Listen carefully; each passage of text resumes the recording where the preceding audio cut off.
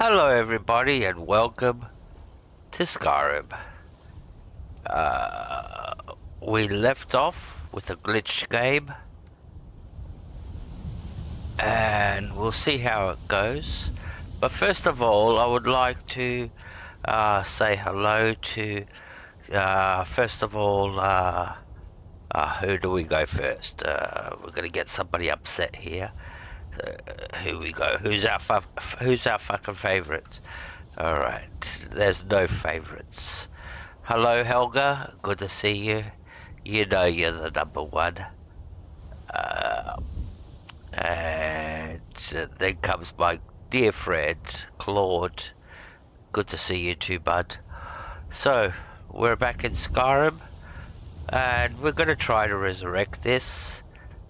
We failed miserably the last time, and but the reason for the title, just to explain the title, I hope you fed the cats some tuna, Helga. I hope they got their tuna today. Those cats deserve some tuna. And Claude's been complaining why you haven't been feeding the cats tuna. just to stir you up. So I'm having some coffee at the moment, and then I'll get on to the beers. But at the moment, why am I sneaking? Alright. Now this guy didn't work the last time we spoke to him. And it looks like it's not working now. So the glitch is definitely the quest is definitely glitched for some funny reason, unless he has to get into a specific spot to talk. But from what we can gather at the moment, the quest is glitched. No treats for the cats? Oh, Helga, you drive a hard bargain with those cats. Remember, those cats are the ones that eat all your fucking rats and all that, so you got no rats. Alright, so it looks like he's glitched. So we're not going to hang around here for long. If he's glitched, fair enough. We're going to move on. And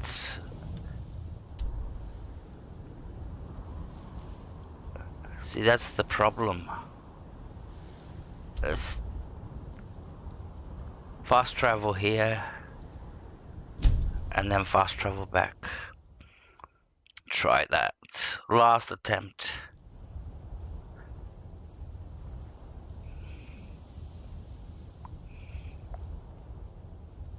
Alright. So this is where we started the quest. Come, help me search for Fenric. He must be here somewhere. Yeah, but Fenric doesn't want to talk to us. That's the problem. So, alright. Let's fast travel back to Fenric now. Where is he? Over here. Oh, we can't fast travel back to there. We have to run back to there. Okay.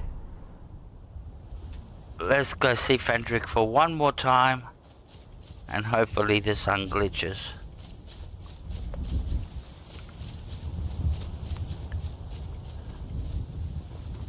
Now we did get killed here doing this the last time. We got killed by something. There's always something that kills here in Skyrim.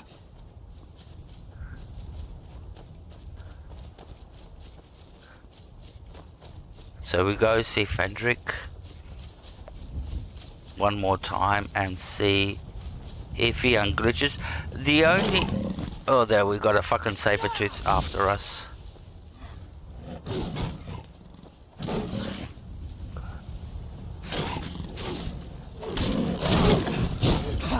Just a scratch!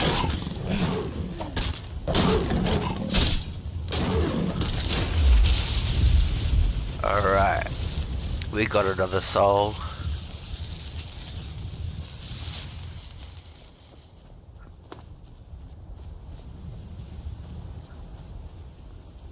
Alright, let's go see Frederick.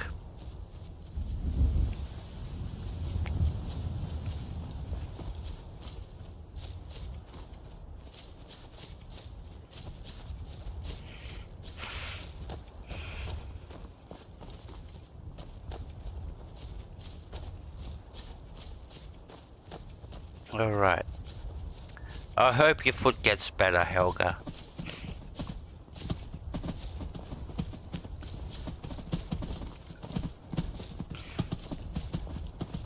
The last thing we need is, you know, a limping moderator. Limping all over the place. Because she's got a bad foot. We love you, Helga. We love you. Just picking on you.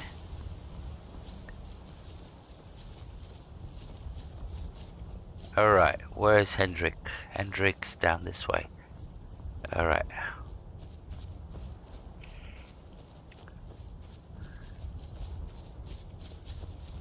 Now, the reason for the title of the stream, in gomerblackmagic's, what's the name of the stream? Fuck, I don't even remember the name of the stream. gomerblackmagic, thank you to gomerblackmagic or something like that, blah blah blah. Oh really, I'm making a mess out of this. But the reason for the stream is I went to gomerblackmagic's channel. He was streaming, and because of him, his shout out, I got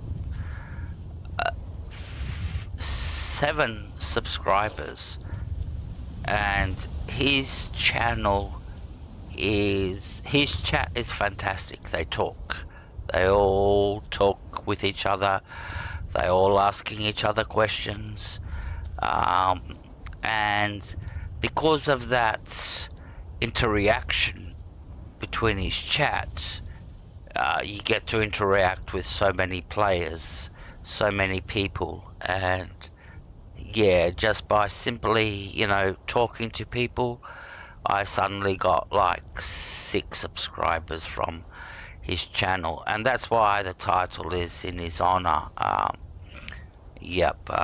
really do. Now, this guy, I met this guy through, the people who know, Claude will know the name, Berba. Berba is a Manchester United supporter.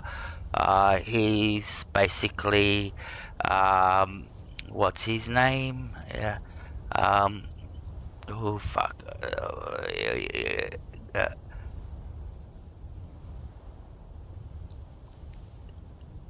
Oh, Jesus Christ. Yeah, well, Berba, Gaming Simp. He's Gaming Simp.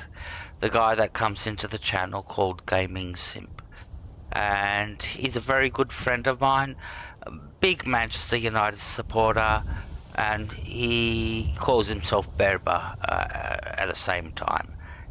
Named after the Manchester United soccer player, football player called Berbatov. And we've been friends from a long time ago, and I met gomerblackmagic through his channel. We became friends, and ever since then he's been shouting me out. I wish I could shout him out too, and do the same to him, but I do not have like the 20 people in the chat to be able to promote people. Like 3 people I have in the chat, the 4 people I have in the chat, they're subscribed to everybody that I tell them to subscribe to. I hope they do, but so the whole thing has been about Gaming Simp, who has been a great supporter and friend of mine, and has helped the channel so much, and I've reached 151 subscribers, It's the highest I've ever been. Now, how many stick around for the next few days? That's a different story. You might get like 5 subscribers and 3-4 of them unsubscribe the next 2-3 days. But like I said, I really do appreciate the help from these guys, and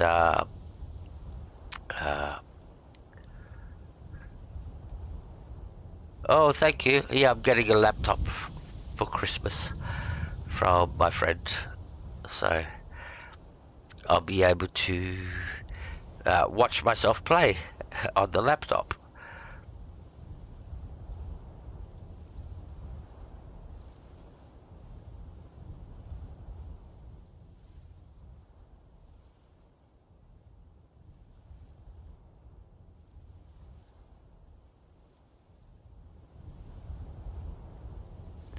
Alright, this guy looks like he's still depressed or glitched, whatever you want to call it.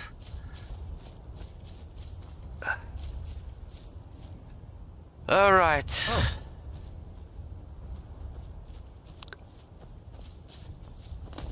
The only bad part about this is that I will lose out. If I can't complete this quest, I will lose out on a good 10% magic resistance, which I really wanted to have on my build. Maybe it'll fix up later, I don't know. But for the meantime, this guy is not talking to me. He's supposed to talk to me. Your wife is looking for you. No, nothing's happening. I'm clicking on the dialogue. Nothing is happening. Enter. Nothing is happening. So it's glitched out. So this quest is glitched, so we can move on to something else. So let's have a look at our what we can do. Book of Love, forget about that. Trouble is, oh, we could go and do this one. This is the Companion's quest line. So we can do this. We go to Halterstein Camp and kill the bandit there, which is not that far away actually. Remove it, which is just over here. Stop putting markers down. Remove it. Yeah, that's better. So we'll come to Lorian's farm and we'll just cut across like that.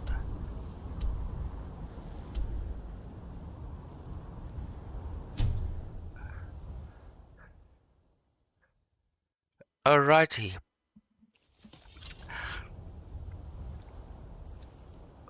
It's still night time. I do not like that it's night time.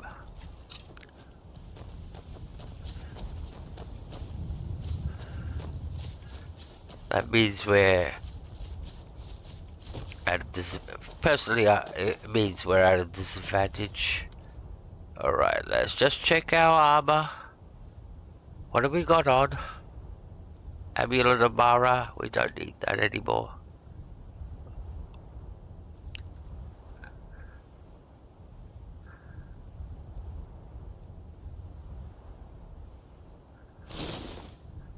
Put our helmet on. That's better. And all this stuff we can enchant later. What have we got for enchanting? The problem is we only got 2 ebony ingots. We need to start making ebony armor. We've already unlocked the perk, but the game hasn't caught up with us. The traders haven't started selling ebony, so that's the problem here. We can actually go mine some, but it's risky. So no, I'm not going to put on the Amulet of Mara.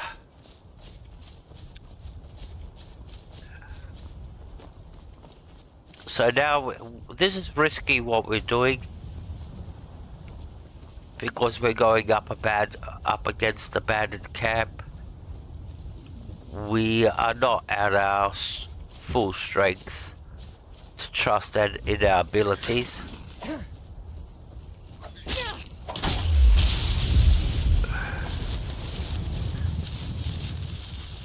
So we have to be very, very careful. There's archers, and the boss is quite hard. The final boss in the camp is quite hard, so we have to be very, very careful. And by the way, Fidel, Still here. need to talk to you for a sec. What do you got on you? I need to know. I need to trade some things. I need to trade some things with you. Yep. What do you want me to carry? Alright, what do you got on you, weapons-wise?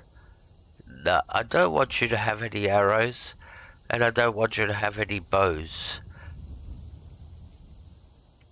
Lead on. Alright, now the thing with the arrows, why did I take the arrows away? Because if he's got arrows, then he's very tempted to pick up a bow in combat. If he finds a dead archer, he will pick up that bow and he will switch back to his default. I'm funny. I don't know why I'm funny, but I try to. Alright, let's go do some combat. Hope we don't get killed. Here we come. Now ain't this a surprise? Ain't this a surprise? Get her.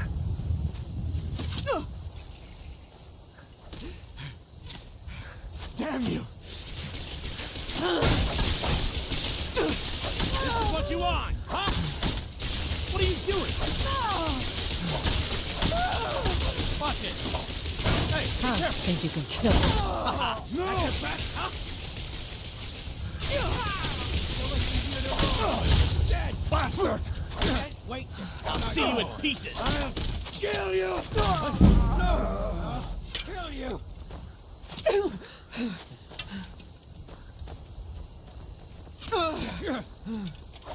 Far East, man. You won't get away with that. You're gonna die for that. This ends now. You're dead. Oh, damn you. Oh, we're rusty, aren't we?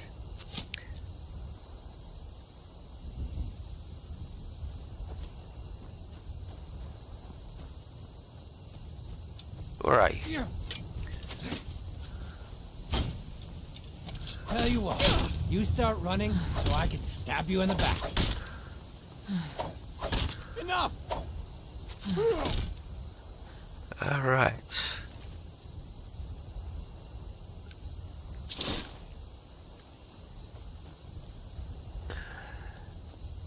So we killed everybody on the outside.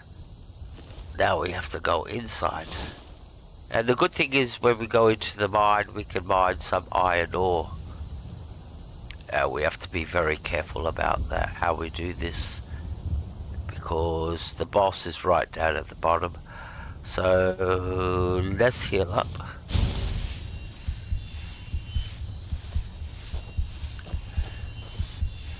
Alrighty.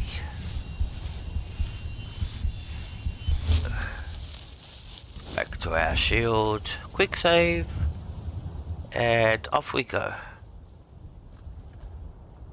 Now there'll be one or two as soon as we walk in guarding the entrance.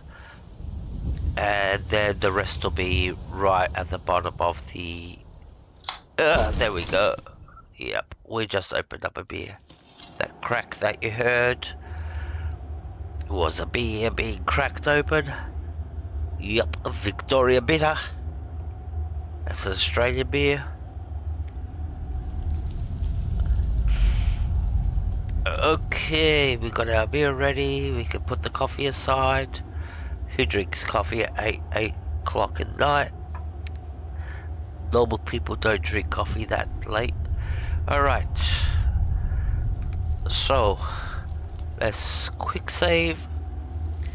Cheers, thank you very much, buddy.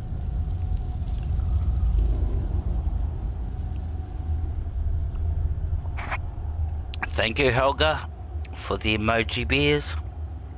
They're coming out of your pay. Alright, there should be an enemy down here.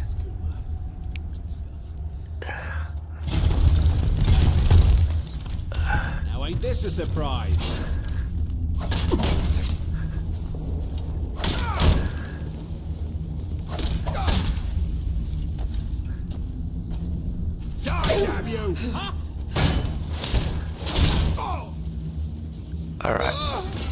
Good, we got him. There was only one, actually.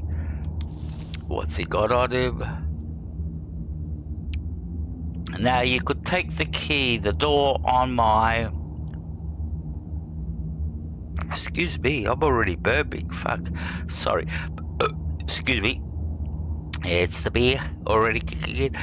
Now the door on my right, I think it is, if I turn right, yep, on my right is locked to the entrance. Now if I take the key I can unlock the door, but I don't want to take the key because if I take the key I can unlock the door right away, but I actually want to do lock picking. If you don't take the key you have to lock pick the door, so we're not going to take the key. That's one of the smart things you can do, and just think about how you get skills like lock door. If I get the key, I unlock the door automatically. If I don't get the key, I have to unlock it using lock picking skills. You get the skill points. So that's how you have to think by gaining psychomedy. Yeah. Psychomedy. Alright, we can do some mining. We've got some iron here. There's lots of iron in this cave.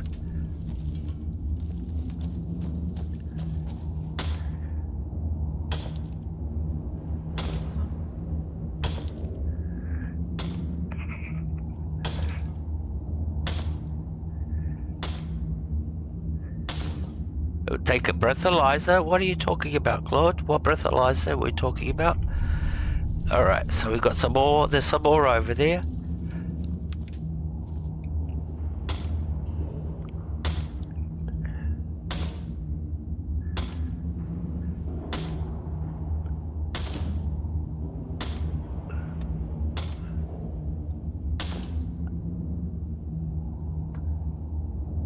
And there should be some more over here. See it?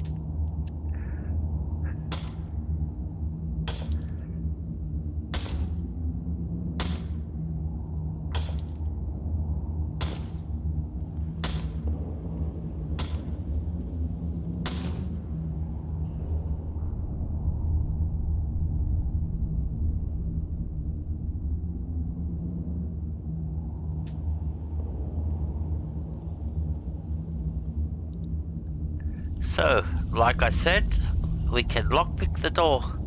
There you go, we're lockpicking the door. And we'll get some skill points for this. It's an easy door to unlock. Not hard or anything. I think it's a Novik door. But you still get skill points for it. Everything you do in the game is by doing skill points, in contrary to Starfield, where you actually have to complete a quest to get the skill points. So how it works in Starfield, you do a quest, you can hand the quest in and you get X amount of XP, where in Skyrim everything you do is XP. You unlock a door, it's XP.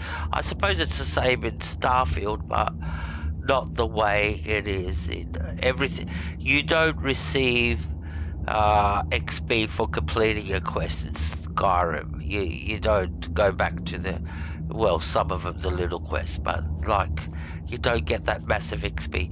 Alright, now there's enemies right down at the bottom, and we want to draw these guys out. So what we're going to do, we're going to switch to our bow. And we're going to fire an arrow down there, and maybe we could hit the torch up there.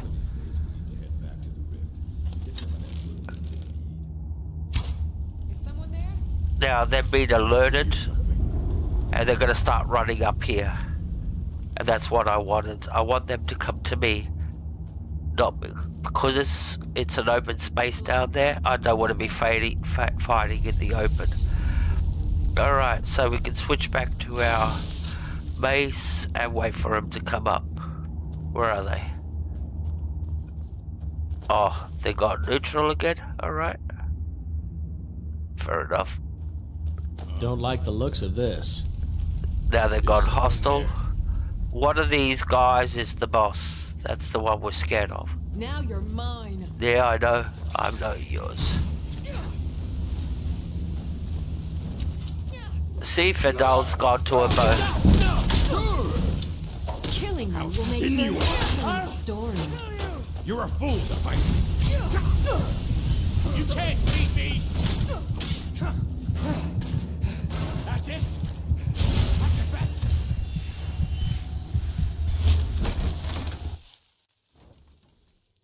See, the problem is Fidal switched to a bow.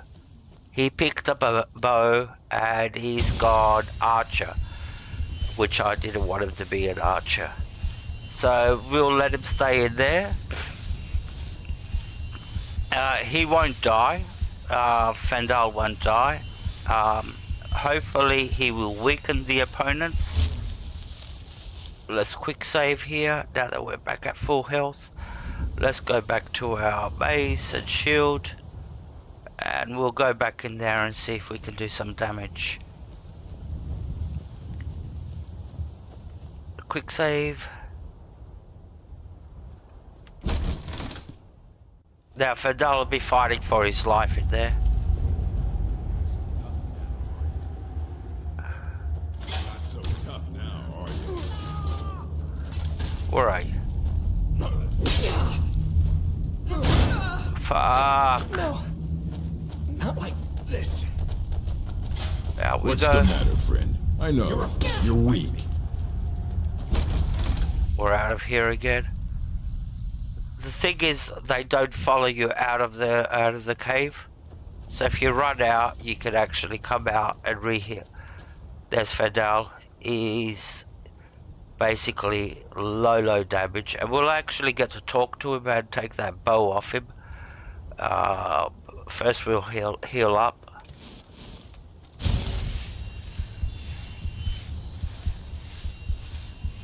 And the problem is that Fidel's not engaging in melee damage.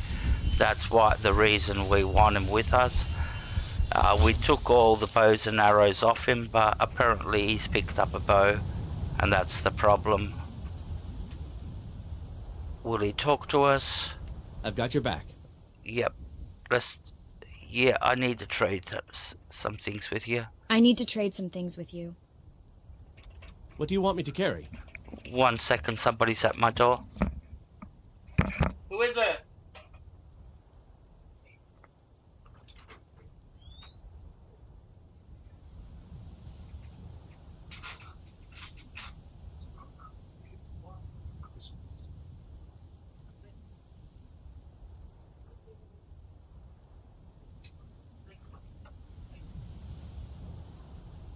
Thank you. Wow. Thank you, Bob.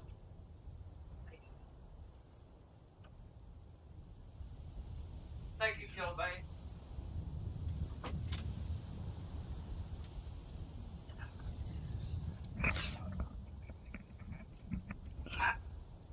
Wow. That was the best knock on the door that I've ever had. That was... Claude will know what I'm talking about. That was Mum. You know who Mum is? She's the Chinese lady that lives next to Steve. And she bought me a case of beer for Christmas and just delivered it to my door and said, Merry Christmas, take a case of beer. So, wow, that's the best present I've had so far. Helga, can you send me a case of emoji beers? That'd be good. If you can put a case of emoji beers into the chat, that'd be real great. I'm really happy now. That's unexpected. I didn't expect that. And that's all because I jumped through her window 3 days ago. She was locked out of her apartment. I jumped through her toilet window, and I basically destroyed my legs in the process by doing it. I've got cuts all over my legs by jumping through that window to jump into her house and unlock the door from the inside. So But yeah, wow, that was something unexpected. So yeah, life can be good when you're least expecting it. So yeah, that was really good.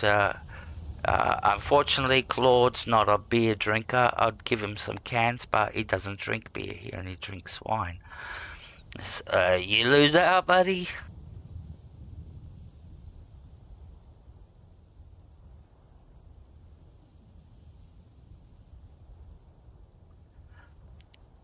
Now, if Santa drops me a lotto ticket, the winning lotto ticket, I'll be very, very happy for Christmas. Yeah, so... there you go. All the beers for me. Thank you. Thank you very much. Alright, what were we doing? Yeah, we have to get this bow off him. Did we take the bow off Fidel? Weapons. Longbow. Take it off him. No, you're not using... And take the arrows off. And we'll give him the mace back. Weapons.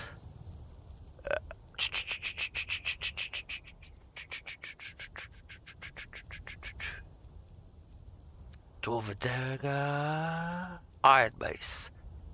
You can have the iron mace. So yeah, Fidel's got an iron mace now and a shield. And that way he will rush in. That's what we want him to do. We don't want him hanging behind us, because that means we are facing the enemies. And this is how you should actually structure your companions. What do you want them to do? Do you want them to be behind you or in front of you? Do you want them to be engaging the enemy in melee? Or do you want them to be sitting behind you firing fire bolts and arrows as an archer? If they're behind you, that means all the enemies will focus on you.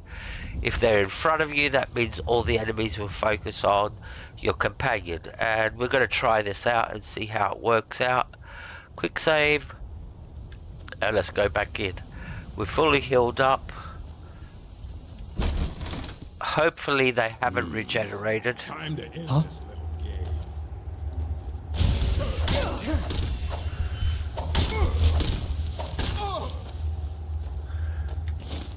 Come on, killing you will make for an excellent story. That's it? That's all you That's got? the boss. I cannot best you. I think it was the boss. Alright.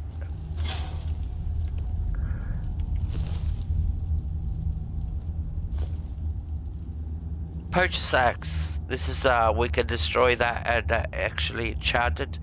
It's a very... I never destroy this axe. I always keep it as my main axe. It chops wood, but at the same time you can use it to do 3 points of extra damage against... Let's say you're chopping some wood and an animal and a wolf attacks you. It will do some extra damage than a normal pickaxe would do. I never destroy this one. I always keep it to the poacher's axe, because really I'm not going to put this enchantment on any of my weapons anyway, so it defeats the purpose of destroying it. So yeah. Alright. Hey sir and everyone, how you been? Hey Adi, good to see you. Thank you very much for dropping in. You were in Rodin's stream. Good to see you. I saw you there. I remember you from there. And thanks for dropping by. I really appreciate it. I really do appreciate it. I just noticed you in the chat. And thank you very much for dropping in. Helga, please put up Adi's Adi77's channel. And yeah, just go and subscribe, everybody. It's, even if you're not going to watch the content, just subscribe to support the people that come in. That's the whole purpose. If you're not going to watch the content, just turn your notifications off so you don't get the notifications that they're streaming and or put up a new video. But just say just go subscribe and just stay subscribed to these people and support them, because everybody's a newcomer. We're all trying to you know, to get to that magical number of 1,000 subscribers. So that's where it means you're really somebody. When you get to that magical number, 1,000 subscribers, now you're a streamer. So thank you very much, Helga. You're the legend. You're the legend. But thank you very much, buddy, for dropping in. I really appreciate it. Alright. So, let's go see if there's any enemies left. I think there's a couple more down at the bottom.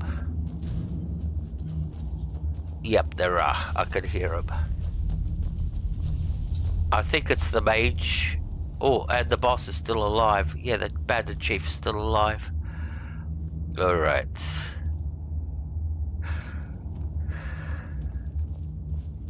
Fidel, do you think? Come on, come on.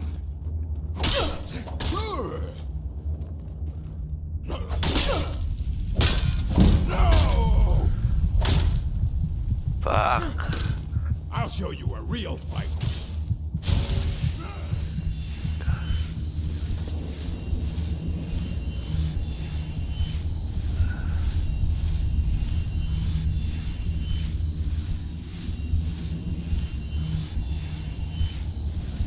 This is how actually weak we are at the moment.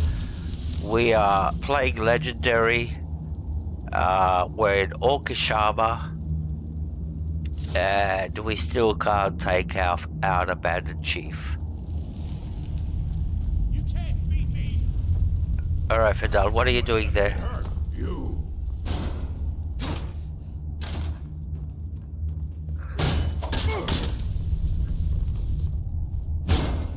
No. Oh, come on! What are you doing? I know I'm hitting the wrong Not a person. chance. You've taken your last breath. Victory is... Alright, that's what we wanted. Alright, we killed the bandit chief. This was the hard part. So what do we got here? Gold, we'll take that. Steel armor.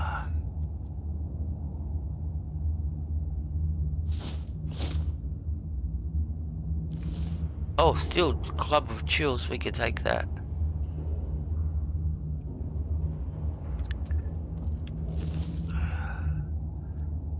Yeah, we'll take that. We're carrying too much. Alright, we get it. Inventory. So this is my darling Sa. And she can talk, actually. Look at all these soul gems that we filled. Alright. Fidel, come here. Why are you wearing a cape? You're not Batman. I'm right behind you. Yes, Batman. I need to trade some things.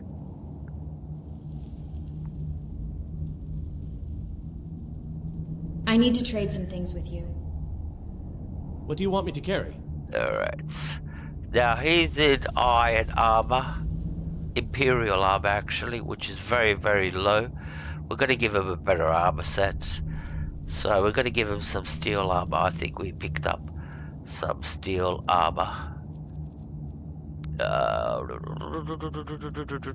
Here we go. Steel armor. Steel Imperial garnets. Steel shin boots.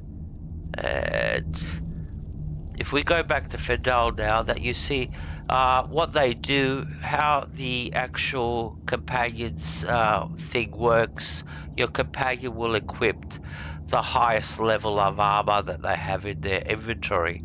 So you saw that he was wearing the Imperial armor just before I gave him the steel armor.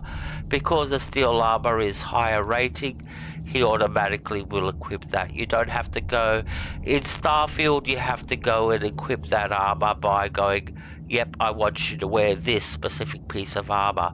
In Skyrim, your companion will equip the highest rating weapon and the highest rating armors that he has in his inventory. So you don't really have to worry. If you give him an ebony armor, he'll put that on. If it's higher than anything that he's got in his inventory, he'll put that on regardless. So, yep. Now he's in steel armor. You look cute now. Lead on. Yeah, we'll lead on. Now let's get rid of some stuff from our inventory, because we are overcovered now. Alright, we don't need hide boots. They're very... Now the thing with your inventory management is value to money. What you carry in your inventory depends upon how much money you will get when you go to sell it. And the way it works, whatever you see the value, like for example these hide boots are like 10 gold pieces. When you actually go to a trader, they will be half price roughly, so they'll be 5 gold pieces, and that's how you calculate the value of what you're carrying. Whatever you see, it's by half, and that's how I calculate it. So if anything, like for example the Imperial armor costs 100, when I go to sell it, it'll be 50. I'll sell it for 50 to the trader. That's how I calculate the value per money and what I'm carrying. So like I don't, it's going to make me 50 credits. We're going to get rid of it. The boots, they're only going to give me 10 credits. We're going to get rid of them. The gloves are going to give me 7 credits. We'll get rid of them. Now this one is a good one. This is going to give you a lot of, plus I can destroy and get the magical enchantment from it, so we're not going to touch that. Studded armors down here, 75. If I sell them, they'll give me 35 credits only. We'll get rid of them. We'll just get rid of them for the sake of the extra carry capacity. And now we're not overcovered anymore, and we've got a lot of space to mine. And now we can mine all the iron ore that is down here, because there's quite a bit of iron ore in this mine.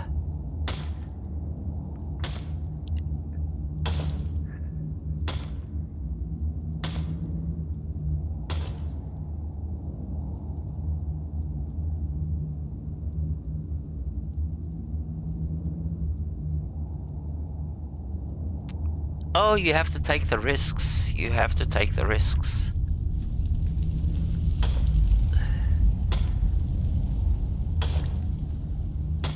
Especially if you're pushing an agenda.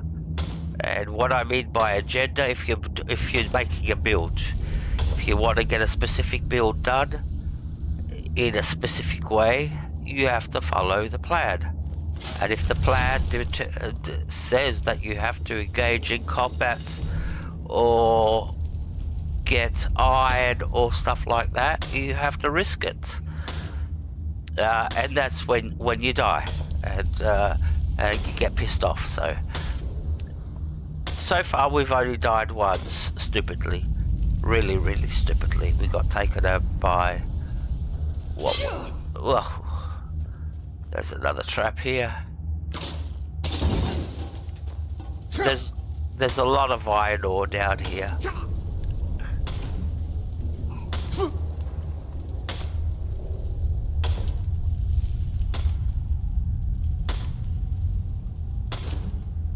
All right.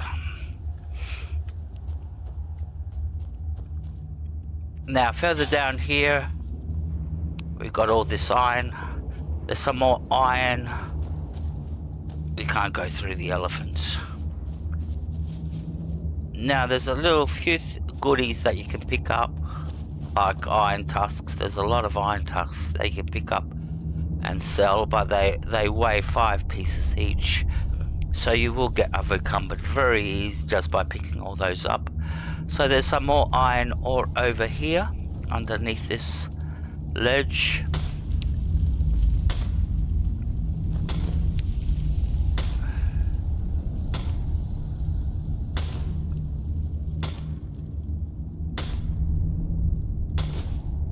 And there's a skill book up here. Oh, this is transmute mineral ore. Alright. So what the skill book does is, if you've got a piece of gold, or, excuse me, if you got a piece of gold and you actually cast this spell, it will turn it into silver, and vice versa. If you got a piece of silver, it will turn it into gold. So that's how that spell works.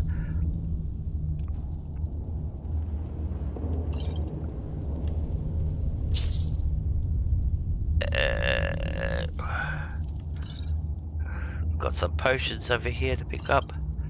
Some ore. There's some conjurum over here on the wall. We'll get that. We can make some silver, some steel ingots.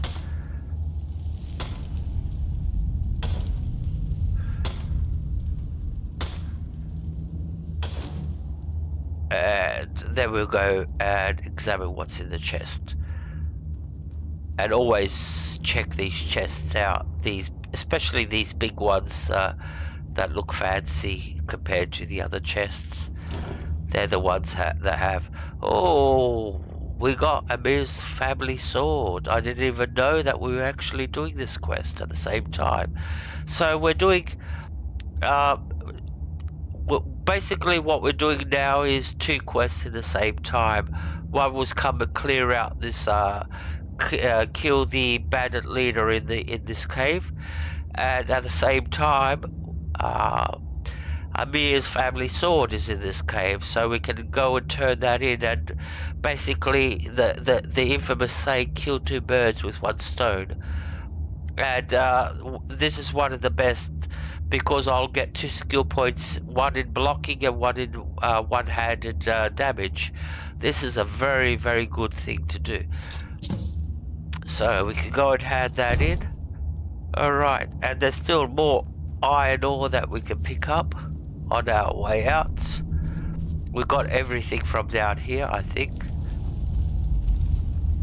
That we dropped that. Now there's still some iron ore. There's more over here. Oh, I'm glad I got that sword. I didn't even know I was doing this quest at the same time.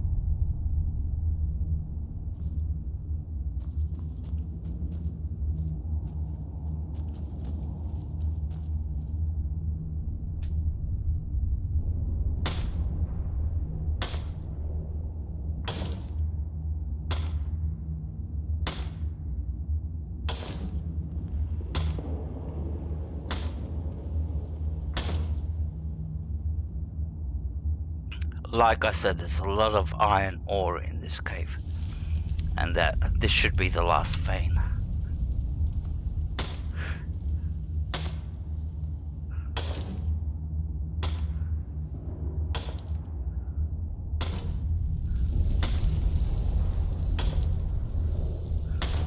Alright, and maybe there might be one more vein right at the top. There it is. I knew there was one more.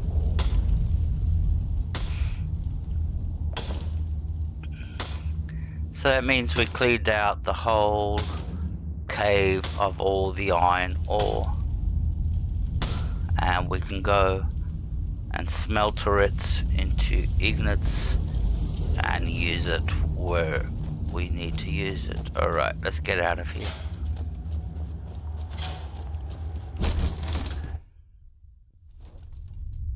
Alright, what time is it? It's daytime, that's good. So we can fast travel back to Whiterun. And we're gonna go and see Amir and hand it that sword, and you'll see the rewards that we'll get. Why did it do that? No. No, don't place marker. Remove marker.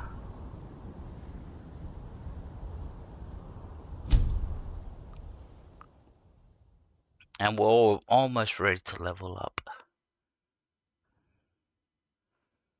Level 26. Alright, Amir should be roaming around the city somewhere. We don't need our helmets anymore, we can take that off. This is a beautiful mod. There you go. Beautiful mod. Hey, Morn! Morn, Morn, Morn, Morn, Morn! Give it up for Morn. And the crowd goes wild. Good to see you, bud. Good to see you. And the crowd just went wild.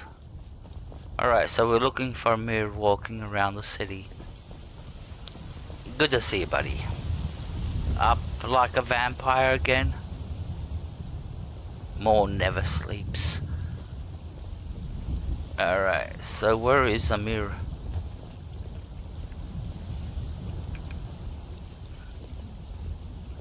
Let's bring up our... what are we bringing up? Our thingy. That's it. Skyrim in trouble. Return to Farkas. Yep, we'll do that. Oh, we're doing 2 quests at the same time. And that's the one.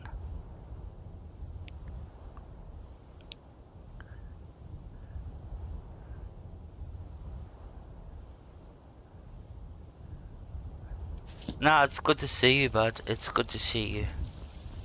And I'm pretty sure everybody here is very happy to see you too. They're all great fans of the great Morn. You're a legend here, mate. So. Alrighty. Just don't let it go to your head. And I'm not gonna lock you in a fucking basement. I'll tell you that. Nah, Morn's basement. Yeah. Alright, so we're looking for Farkas. He should be down at the bottom. Or outside, maybe. Maybe he's outside.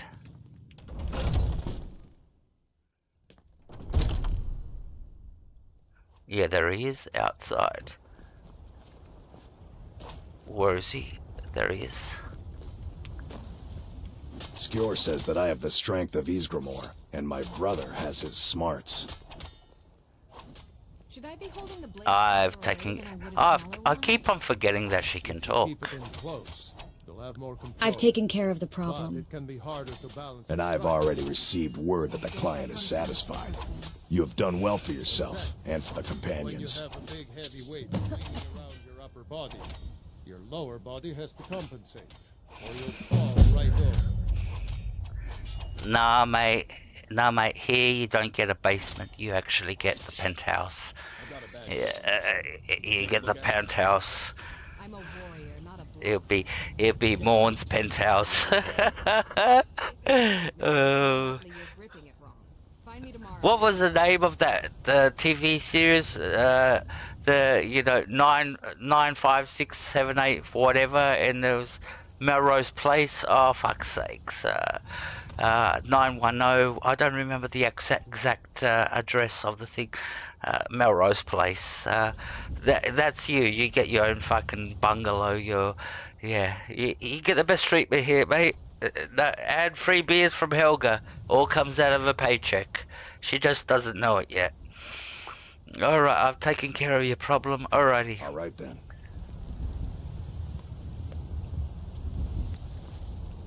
Alright, so we completed that quest. Now we can actually become a member of the companions. Because we completed that quest.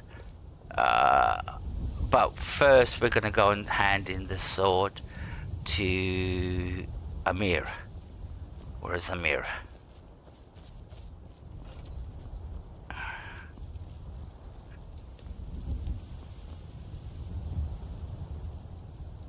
Alrighty, where's Amir? Amir is... not there.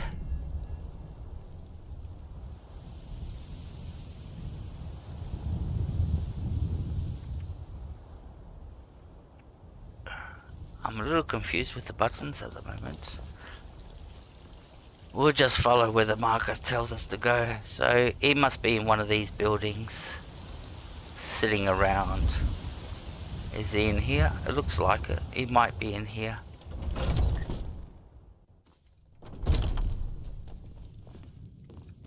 There he is. A mirror. And we got his sword. He lost his sword, his father's sword. I assure you, I'm prepared to make any deal. You tried mercenary work? It might suit you. And the reward that you get from him is real good. You get 2 perks. One in blocking and one in one-handed damage. I have your sword. You found it. I've been looking for that blade for months. You took on all those bandits yourself? Thank you.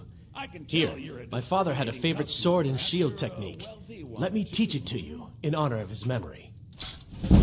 And there you go. That's 1 perk in one-handed and blocking. So we increase 2 skills. And if we want to, Everything's for sale, we my can friend. buy some You skills visit from this no guy. other shops today. Right then. Before we do that, we'll go and sell some things to Bellathor. Bellathor is a real sleazy guy. He would sell his sister if he could. So that's how sleazy this guy is. Please do look around. I'm sure I have something you'll want. Like, yeah, how many people who sell their sisters? That's called child trading or human trafficking. So yeah, Bellathor is into human I can trafficking. tell you're a discriminating customer. Perhaps you're a wealthy one, too. Hmm? Yes, I'm part of the LGBT plus group too. Alright, I am a male, but my pronouns is she, her. There you go, she, her. Look at me, I'm beautiful, but I'm not transgender. I assure you, I'm prepared to make any deal. Sar is a woman, 100%. I've got to say that. There's no questioning genders with Sar. Sar is 100% woman.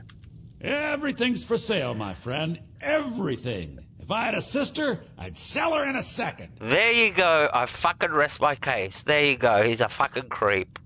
He's a fucking... yeah, should be locked up with Diddy in prison. He's a human trafficker. He sold his sister. What do you got for sale? What have you got for sale? Take a look. Alright. See, the game, I was vindicated. Alrighty, let's sell some shit. We don't need that. We don't need these. We don't need that. Anything without a star or thing next to it, we can get rid of. Nah, Sa never went to any Diddy parties. She was one of the smart ones. She knew there was something suspicious with these Diddy parties. And, yeah, she had a reputation to think of. She didn't want to get filmed in any, let's say, what do they call it? Exposing positions, like bending over with a cucumber up your... No. So, she didn't want to do shit like that, so... Sar's a good girl. She doesn't do shit like that and go to Diddy parties. Yeah. So, yeah. She only goes to, what's the name, to the M parties and participates in the chat.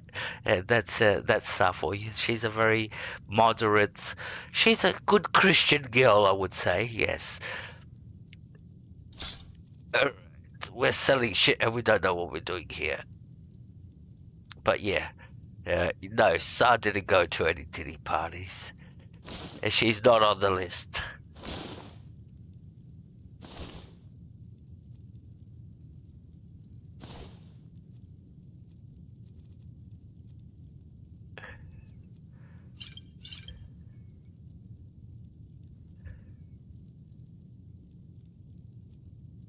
Alright, too many books there. We could get rid of the lantern. And we could go do some enchanting now, actually. What have you got for sale? What have you got for sale? Yeah. Oh, she's gorgeous. Take a look. She's gorgeous, isn't she?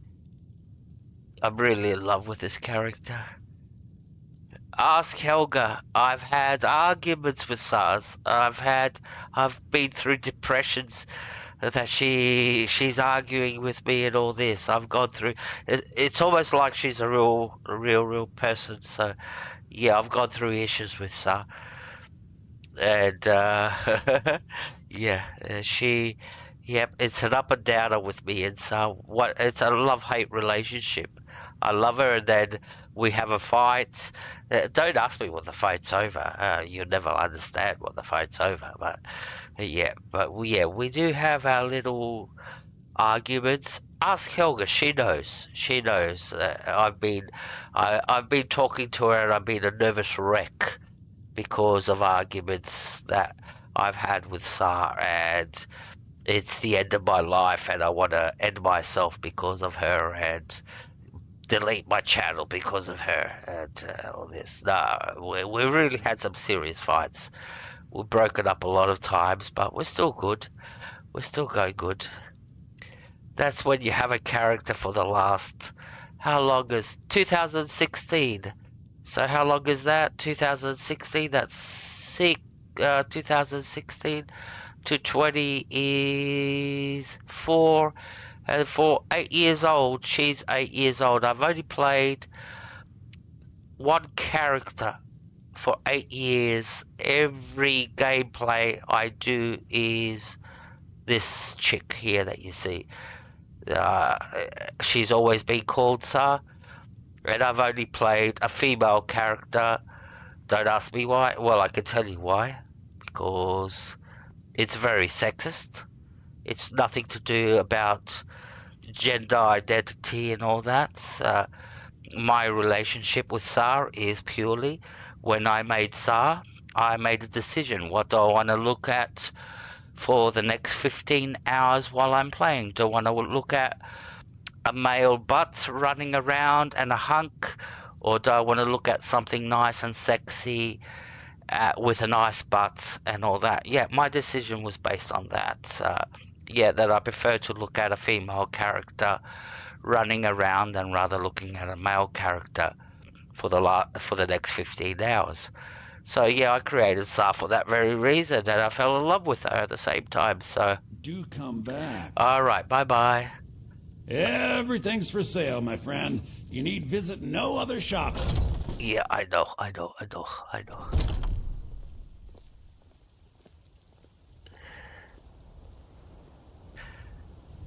Oh, we're already married. There, I know that. Fresh baked loaves, still warm from the oven. asking for much. All right, let's go do some enchanting.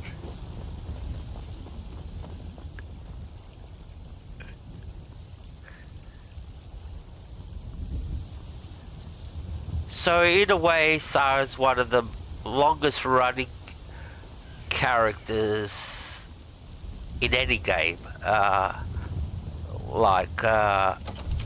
Repeated characters in any game. She's been going for 8 years straight. Not just in this game.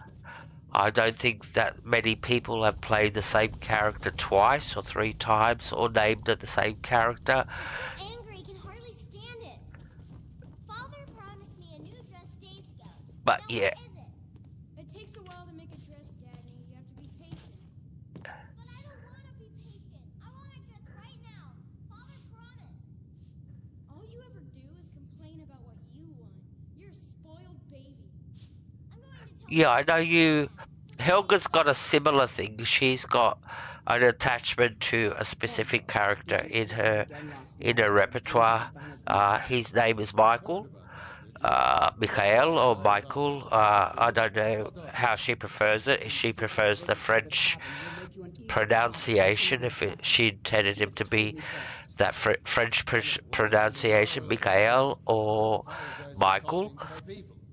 But yeah, Helga plays a male character and always plays the same male character. Well, most of the times, anyway. But yeah, Helga does a similar playthrough style. Alright, so what have we got? We're gonna do some... We've got some rings here, and we can make some... do some enchanting. Water breathing will give you the highest return for money. And then it depends upon what soul gem you will use.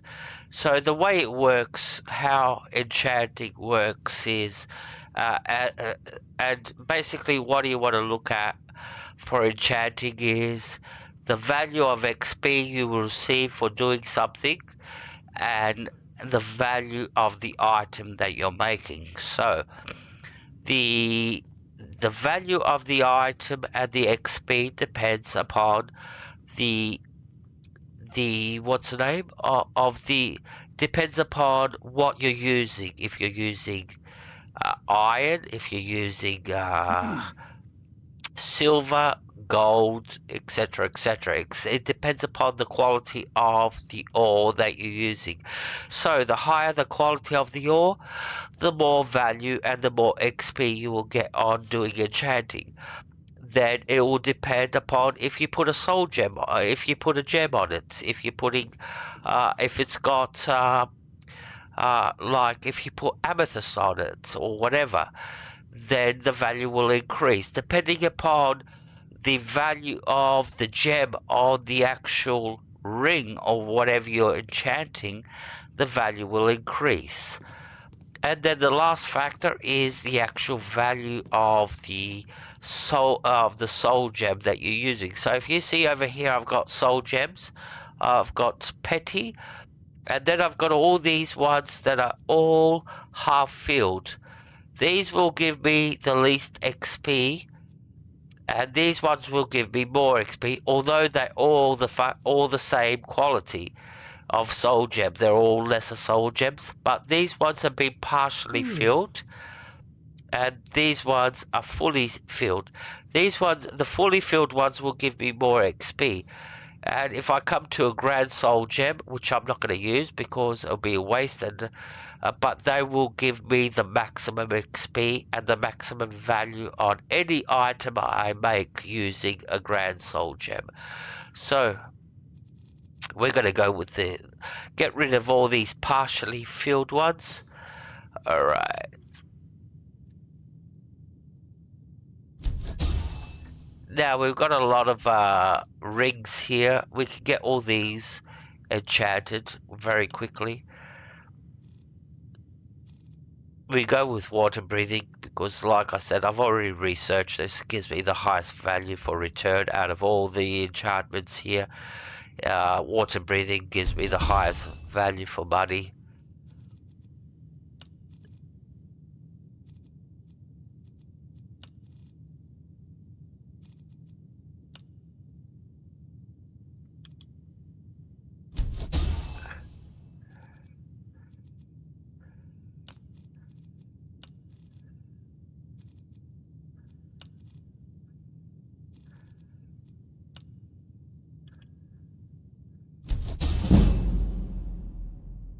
And we just leveled up, which is a great thing.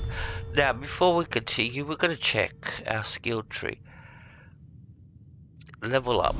Yep. Now, the thing is, when you get a level in Skyrim, when you come to your skill tree and you jump in, you are forced to allocate that skill point. Like, I cannot exit now, and it's not letting me exit until I allocate that skill point.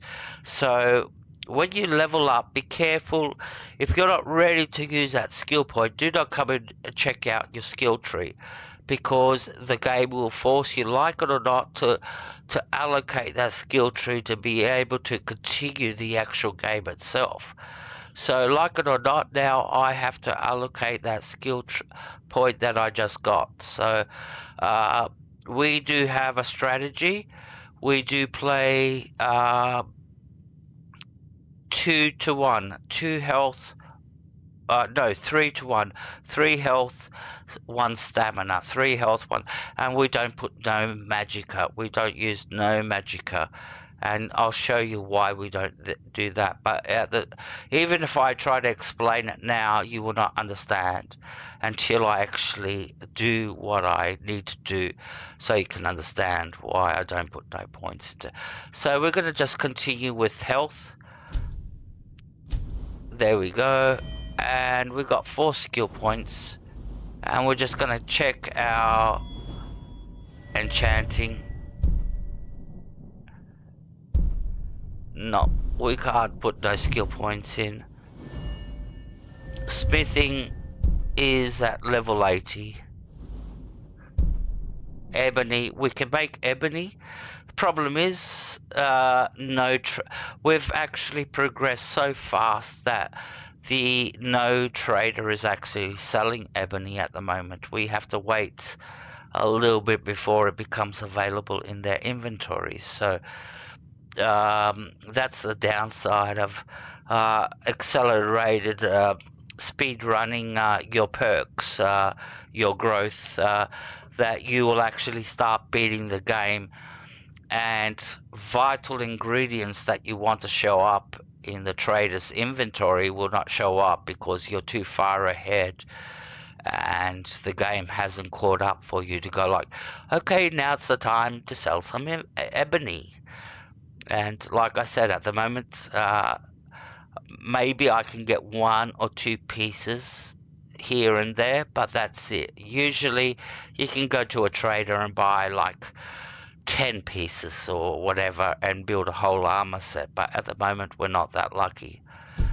Alrighty, so we could do a little bit more and then we'll just carry on after that. I want to destroy this, but not yet. Not yet. Or should we? Should we? This gives us 25%. So if I destroy this, I will get maximum 10-20%. No, it's not worth it at the moment. Alright. Now I'm talking stuff that doesn't make sense, but it makes sense a lot in my head. That 20%, etc, etc. Alright, silver ring. We've got lots of rings, so that's good. We can destroy, make these, and we can go and sell them all, and they're all at a good price too. So 228, that we'll get at least 100 credits for this. Like I said, usually whatever you see there, it's half price at a trader.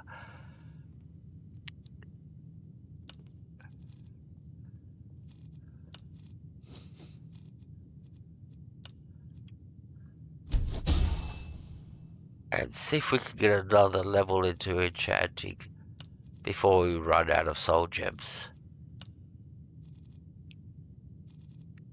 Oh, we won't run out of soul gems that easy, but we've still got a lot of them.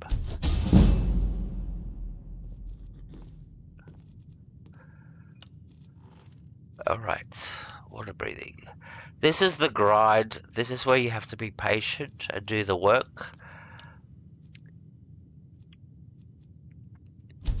Sitting here, and this is where role-playing goes out the window. If you're actually role-playing a character and you're trying at the same time to make a build like I am, where you're going like, I want to get enchanting to level 100, well, when you're doing something like I am doing right now and just making ring after ring after ring and sword and enchanting swords, etc, etc, it breaks the immersion of reality. It's not role-playing anymore. You're actually grinding. You're You could not do this in real life. And that's what you try to achieve with role playing. That something that is realistic and that looks real. That's why they call it playing a role. You want to make it look real, unless you have this rule that you don't care and you can be Superman. But that's a different story. But when it comes to this kind of stuff, enchanting, making, smithing and all that, grinding through alteration and all that, roleplay goes out the window. This doesn't make sense, and you go like, okay, let's go through it. This is where you put it aside, and you go like, all right, let's go through the grind, and we can roleplay when we're finished. If you still want to roleplay. Come on, item. What item do I want to put? Come on. No.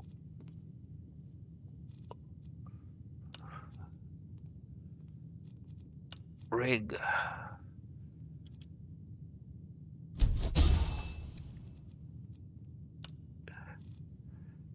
It'll be over, guys, soon. Like I said, it is a grind. And unfortunately, you have to sit and watch me do it.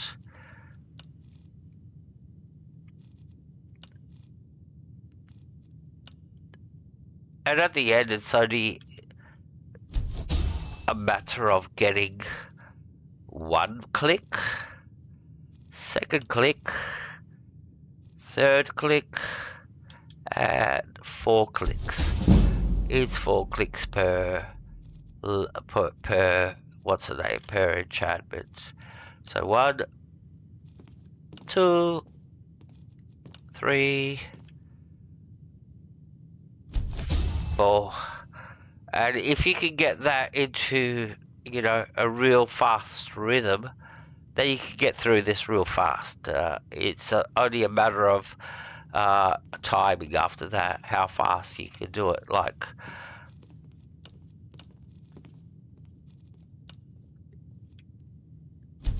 there's no other way unless you start using console commands and you give yourself all the, you cheat and you, what's the name?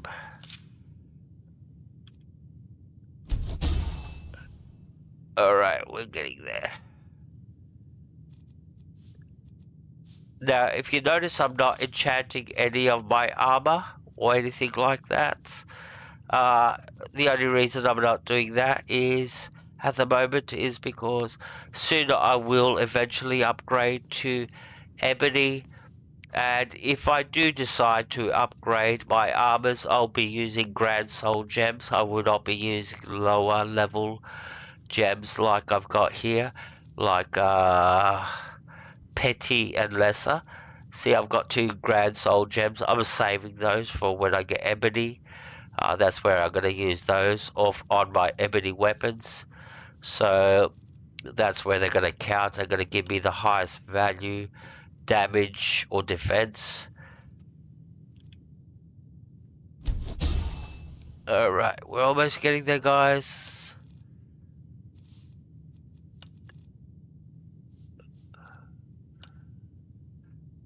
We're running out of soul gems now. And we're only still level 72. Wow. Okay, we've still got a lot of work to do. Common. And this is where our journey stops. We've reached our 2 Grand Soul gems. We're not touching those. We need them. So now what we can do is sell those rings that we enchanted. Oh, I thought you were already on your way to Bleak Falls Barrow. Well, I was, but how's it going? Are you there, Helga? Claude? Somebody? Show some sign of life. What have you got for sale? Take a look. Alright. So let's go to our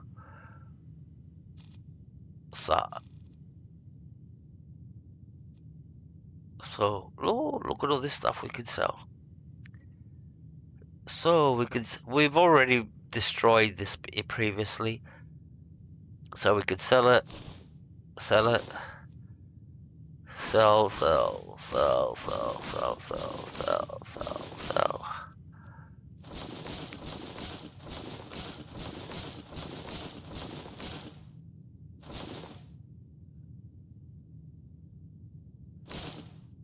So we made a hefty 2,000 credits.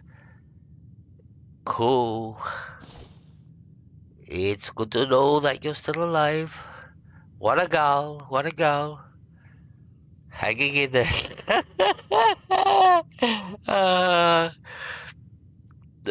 Jesus Christ. I'm going to choke myself at the same time. Alright. So we sold all those. What have we got here? 2 grand. We've still got 7 empty and 3. So let's see what he's got. We can buy some. Oh, we can buy some. A petty. Lesser. All these empty ones. And how much is that? 1,239.93.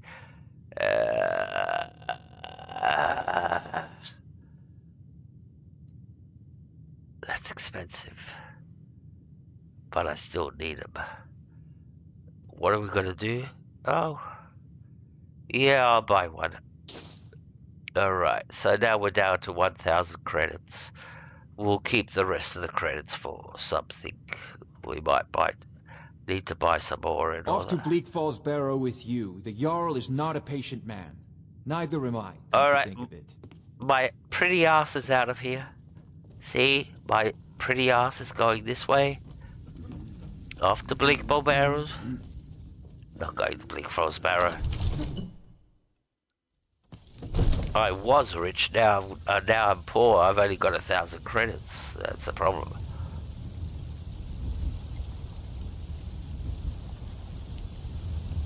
But if you've noticed, if you've followed the stream from level 1 and up to right now, we have juggled money to perfection.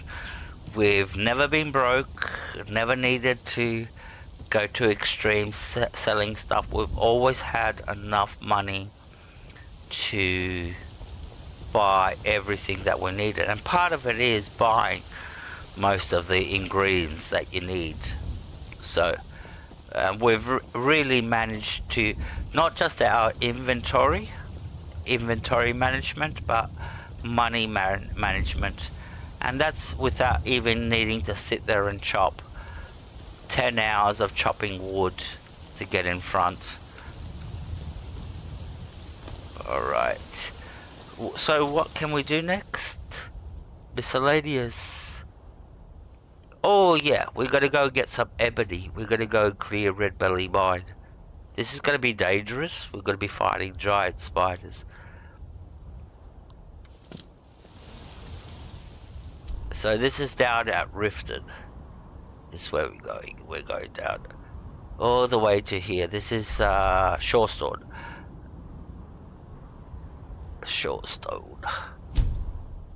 And there's a mine. And if I remember correctly, there's some ebony in there. So we could get some ebony. Now, these mines have been affected by the unofficial Skyrim patch. There's another mine further down that used to be the ebony mine, but it's not the ebony mine anymore because the unofficial Skyrim patch switched the ore around. So I'm not sure what we're going to find inside, if we're going to find ebony or we're going to find iron. So,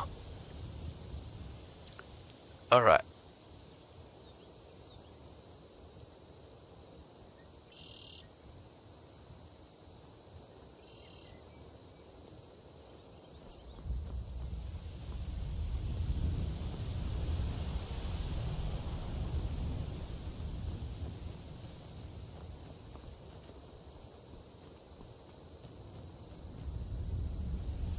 Alright, so this mine is full of spiders.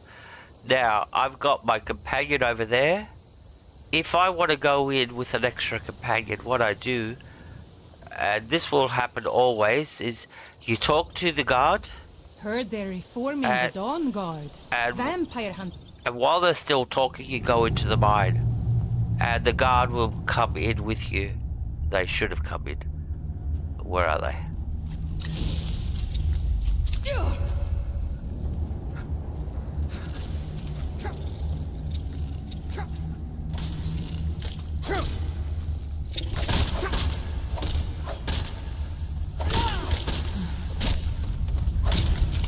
Do your worst. Just a scratch.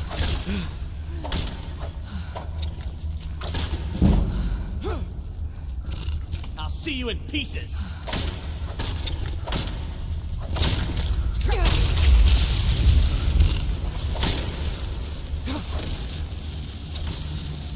This ends now.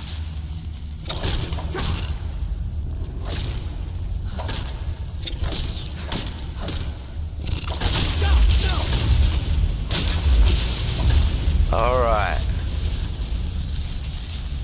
Now there's more spiders down at the bottom.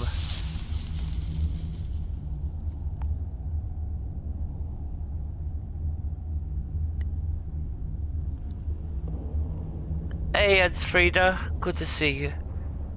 I hope I said your name correctly. Apologies if I didn't. Now there should be some more spiders down at the bottom. So let's go. So what's happening is I'm trying to get Fidel to take on point, occupy the enemy, and I go in and I do the kill. Problem is not fall. If I fall down there, I'm dead. I will not survive. Not currently, with the armor I've got. Come on, come on. It's iron ore, wrong ore. Die, beast!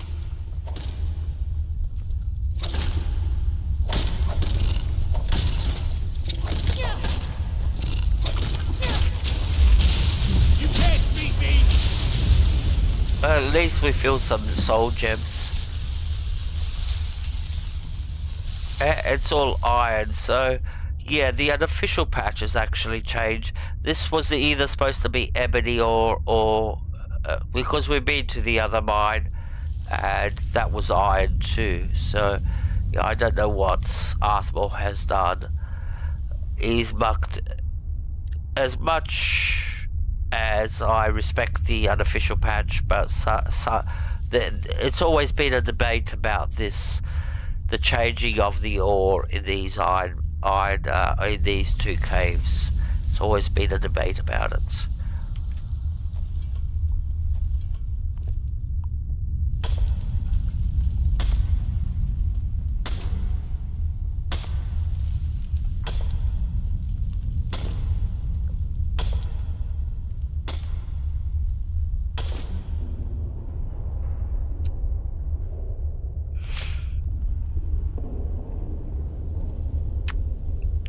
Yep, I've got the unofficial patch on. I always use the unofficial patch with Skyrim. A lot of people don't like the unofficial patch. They reckon it causes more problems than that thing. I've actually had the opposite effects. I put it... see, my attitude is I'll put it on and then I'll forget about that. I've got the unofficial patch and I will not complain about anything that it's the unofficial patch's fault. So a lot of people do blame a lot of the glitches on the unofficial patch. I do believe, I've got to say this, I do believe Arthmore has helped Skyrim and a lot of games tremendously with the work he's done and with his patch team. Skyrim was not playable before he got involved. I've got to say that. Regardless of what everybody says, they like the guy, they don't like it. I think it's just pure, after that, it's just pure politics. You like the guy, you don't like the guy. So, but yeah, if it wasn't for him, Skyrim, especially the early Skyrim, the what's the name, the before it even became, you know, the normal, the first version of Skyrim, the Skyrim version, because after that came Legendary and then came Special Edition.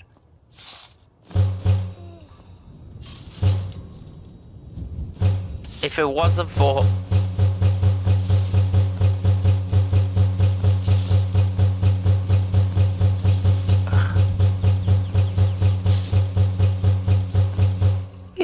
that was a lot of ore. If it wasn't for him, Skyrim would have been unplayable. And he did a lot of work that Bethesda should have Nasty done. little buggers, aren't they? Yes, they are. The spiders put you through the ringer? Not really. They put Fidel through the ringer, but not me. I cleared your mine from the spiders. I'm gonna get a hefty reward now. I've cleared the mine of spiders. Gone? Every one of them? Yeah. Why, that's incredible. Finally, we can reopen the mine and put Shore's stone back on the map. Here, please accept this gift as a token of our gratitude. Alright, so how much we get? I think 1,000 credits. What do you got for sale? What have you got for sale? Blades, helmets, pretty much anything to suit your needs. Alright, what do you got? Iron. We don't need iron. We've got lots of it. Malachite. We don't need. We don't need. We don't need. We don't need.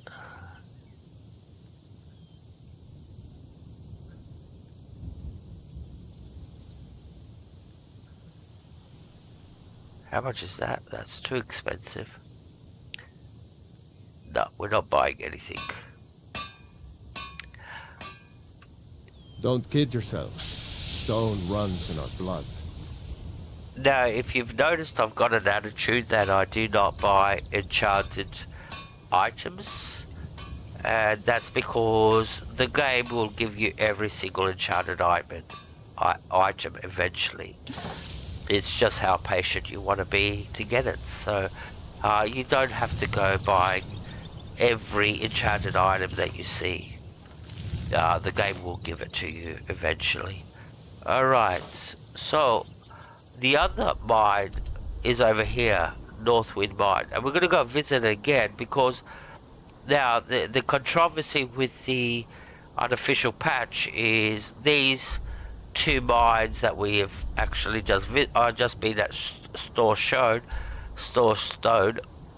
They've been switched around. One was an ebony mine and the other is an iron mine. But now I've got a funny feeling they're both iron mines. So we've got to go and just check for the sake of our sanity and see, because I'm pretty sure we've been here and it was an iron mine. So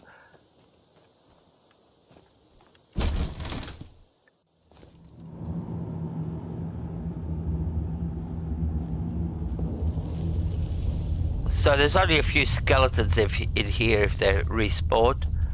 Alright. So, where's the first...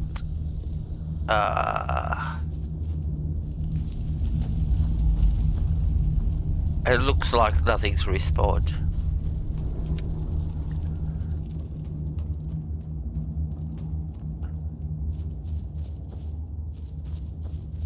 There should be a vein over here.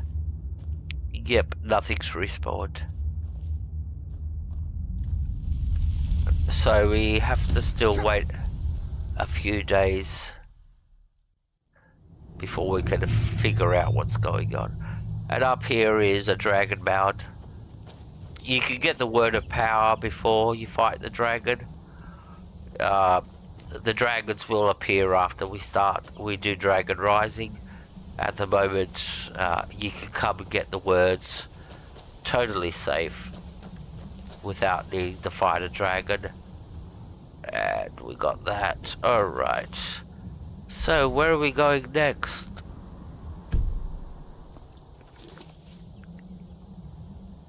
What have we got? We're still trying to get all our levels up. Book of Love, that's glitched at the moment. Mind of Madness, Lights Out. Break of Dawn. We could go and put that away because we've been carrying the beacon on us and it weighs 5 points, so we want to get rid of that. And it's one of those items that you cannot drop. So we'll go and do that. We'll get rid of the beacon. And that's somewhere up here, close to Solitude. So it's over here, Statue Meridia. So we'll go to Solitude, and we can go and get rid of the beacon, because, like I said, it weighs 5 points, and it's one of those items. If you don't go and deposit the beacon, it will weigh 5 points, and it does play a role with your, overall, what's the name? Carry weight. Okay. Let's go. We want to make it daytime, so we have to find where is he? There is Croplius. Welcome to the Winking Skeever, friend. I'd like to rent a room. I'd like to rent a room. Sure thing. It's yours for a day.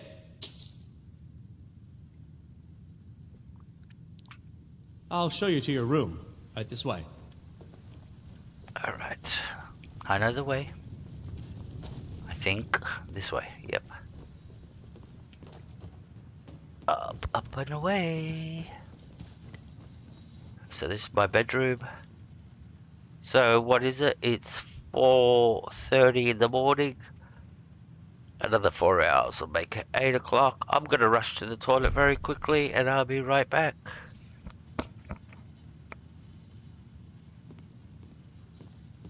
Let me know if there's anything else you need.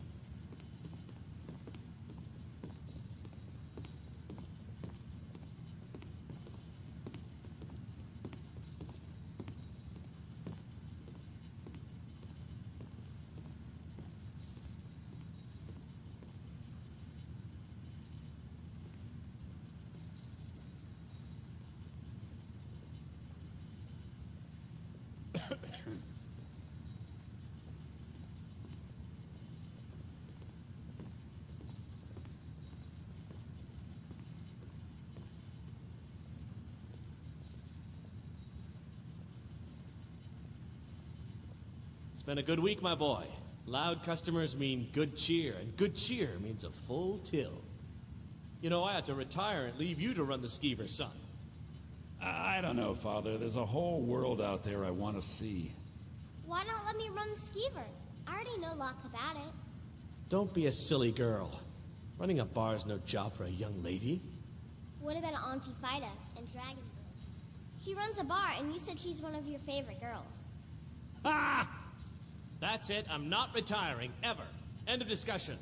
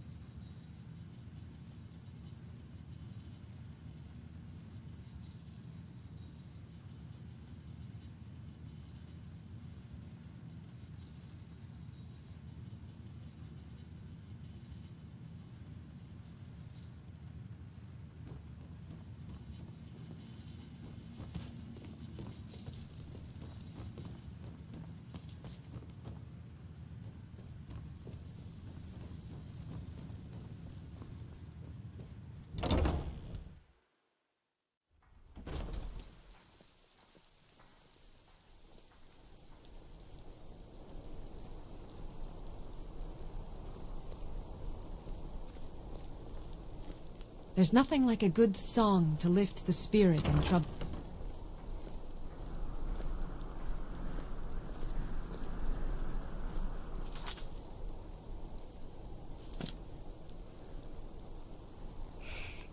That's right, we were gonna go and grab these daffodils over here. So this means everything's respawned in Solitude. These daffodils that before weren't here, now they're here. That means we've passed the time where everything respawns, which is good because later we can come and go to the Hall of the Dead and get all the hanging moss and do some more alchemy, but we'll do that later, not now. Now we're off to do something else. So pretty much getting to... Sorry, I was lost in thought. I'm planning my wedding, you see. So many details to work out. Getting to the Shrine of Meridia is quite safe. It's not a dangerous route. You'll not get mauled by bears and shit like that on the way, hopefully. And always keep that in your mind, hopefully. Or get attacked by bandits, etc. So let's put the... Yep, we've got the farms on the map. That way we can fast travel to the farm if we need to. And we're always collecting blue mountain flowers. That's one of the major ingredients on our list, blue mountain flowers. We only do make a total of 3 major potions. One of them is a potion of slow. The next one is potion of paralysis. And then it's a potion of health damage or something like that. So we use 6 ingredients in total. We use blue mountain flower, hanging moss, that's one combination, one recipe. Then we'll use daffodils and salt. That's another recipe that makes the recipe of slow. And then we'll use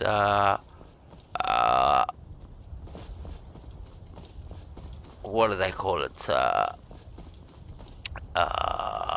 Jesus Christ, my brain's going dub. Imp stalls and canny roots, which will give you a potion of paralysis. That will give you the maximum XP, and it's one of the most lethal potions. Even if you use it and enchant your weapons with it, it's a very, very powerful potion to have in your inventory. And it costs a fortune when you sell it. Oh, there's our friends. I've been waiting for these guys. Now, the interesting thing with these guys is I've been carrying... Where's my inventory? I'll show you my inventory. I've been carrying this honey brew mead, this bottle of honey brew mead from level 1. Because I got it from level 1. Basically, you get it from when you talk to... as soon as you enter Whiterun and you talk to what's her name, sister, you know, the guy that you escaped with, Hanvars, whatever, she'll give you this as a reward. She'll have it in the inventory, and I've been carrying it ever since, and I'll show you why I've been carrying this bottle of honey brew mead with me. And it's because of these 3 revelers. Have 2 bottles of mead than 2 wenches, friend. Hi guys. That? Hail, friend. It's good to see another merry soul enjoying this fine day. Ah, but you look tired. Come, share a bottle of honey brew mead with me. Now these guys love the honey brew mead, and there is one option in your dialogue options. You can say honey brew mead and nothing will happen. Then you could say I love to share a drink with a friend. Nothing will happen. But if you have this bottle on you and you say I've got a bottle and I want to share it with you and let's have some more, watch what happens. Why only have one bottle when you can have two?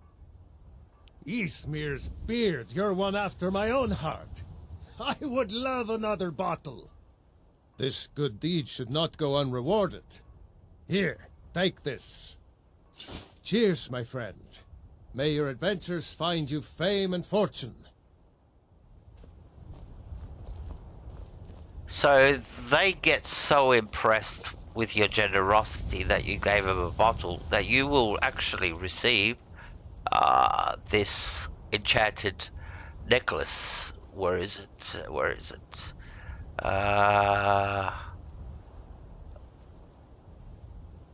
Where is it?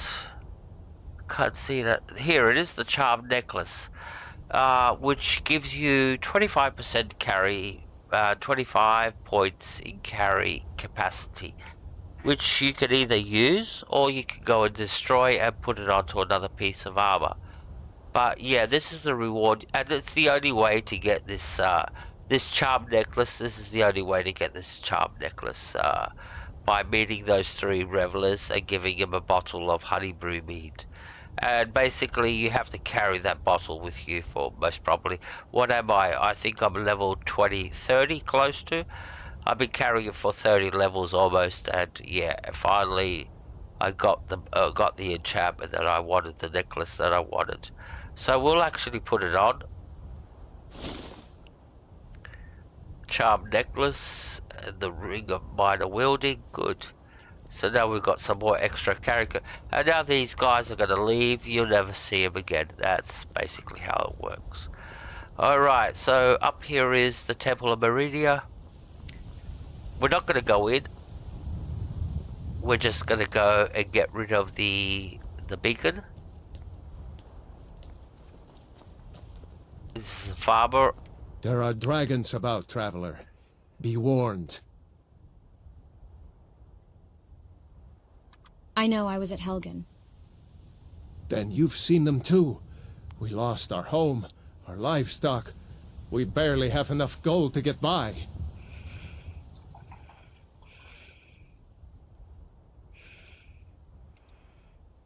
Here you go. Thank you, traveler. Be safe, and don't forget to keep an eye on the sky. It's always a wise thing to give charity in Skyrim, and I'll show you why. Let me bring up my skill tree. I just gave charity now to these guys, and what charity does, if I'm not going to be... No, I didn't do it with this. But when you give charity to a peasant and all that, it will give you an extra 10 points on your speech. So, oh, look at that, it's almost ready to go up. Lockpicking's ready to go up. Sneak.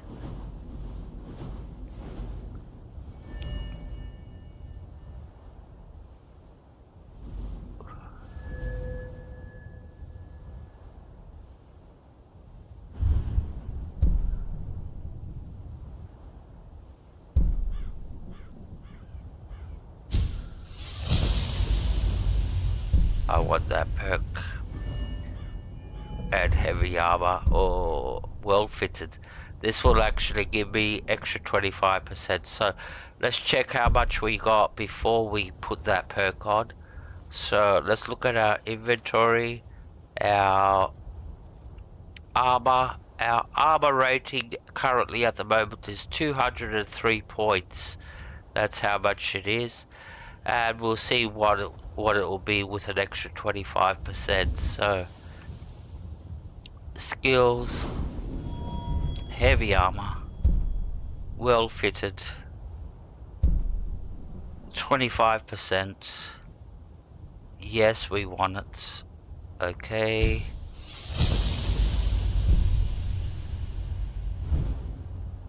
we're not going to go for Fist of Steel just yet. We will do this path, but right at the very end. It's not something that is priority. But yeah, we will be finishing off Fist of Steel, conditioning, and what was the other one?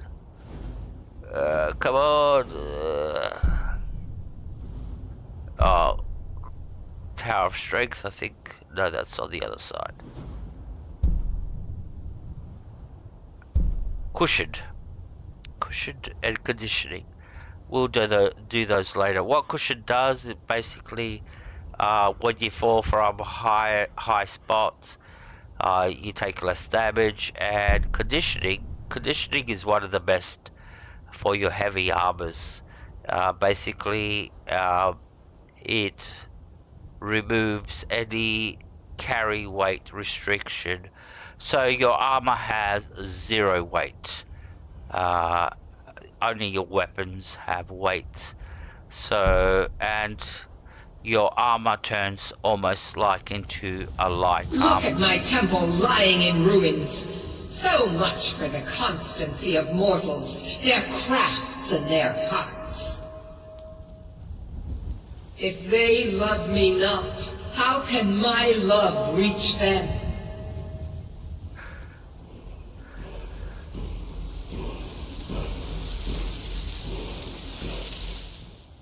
Now this is another word power that you can get for free. There's no dragon here at all. Even if the dragons are released. Restore to me my beacon, that I might guide you toward your destiny.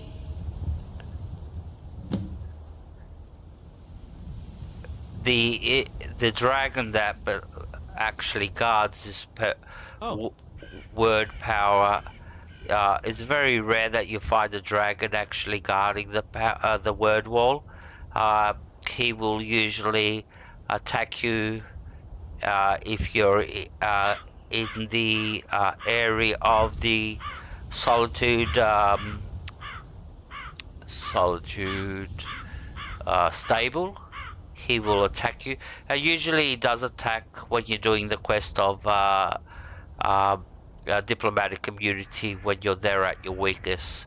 You've already handed over your best weapons to Malborn, and you're on your way to get your party dress, and suddenly the dragon attacks and you're fucked. So it doesn't really matter if you're playing on easy or that, but when you're playing legendary, you're really stuffed. Alright, I'll save here because it's glitched on me where I actually go up into the sky and then I come down falling to my death. So let's see if that happens.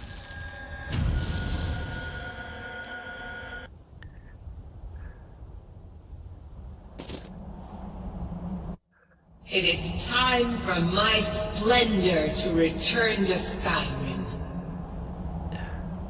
But the token of my truth lies buried in the ruins of my once great temple, now tainted by a profane darkness skittering within.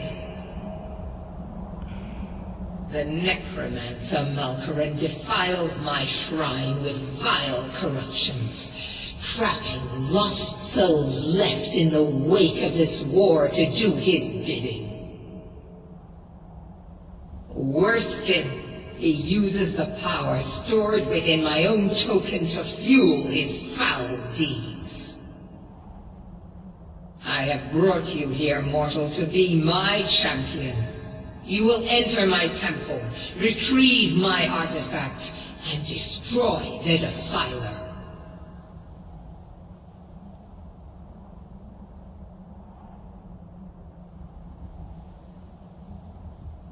I've got a funny feeling I'm gonna fall to my death because this doesn't look normal. This is... I shouldn't be talking in third person. I'll do it. Let's see what happens. I'll do it. Of course you will. I have commanded it. Go now. The artifact must be reclaimed, and Malkaran destroyed. Malkaran has forced the doors shut. But this is my temple, and it responds to my decree. Please I will don't. send down a ray of light. Guide this light through my temple, and its doors will open. Please don't kill me. Please, please, please, please, please, please. Don't let me fall to my death. Oh, thank God. I made it down alive. Alright. No, because the last time I did this, when you're up there and it says Malkrith, I'll send a light down and guide you through. I just fell to my death from up there, like I just went splat. So this is finally like the glitch didn't, the bad thing didn't happen. Alright, so we got rid of that. That's another chore done.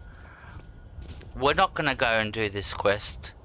It's at the moment a suicide. If we go in there, we're going to get annihilated. And that's what we have to keep on thinking, that most of the things can still kill us until we get into Ebony, and that's the major thing to do, is get into Ebony armor. So let's go back to Solitude and see if this blacksmith has some ebony on him, or somebody has some ebony that we can buy, and at least make an ebony mace. Once we make an ebony mace, that means we can do some considerable damage, but until then, yeah, we're stuffed. So let's go see what the blacksmith's got. You know you can afford a septim or two.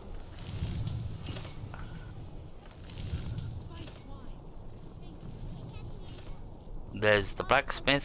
What do you got, buddy? Wanderer like you. Seems there's no end to the needs of the Imperials. But what can I help you with? You got any ebony? What have you got for sale?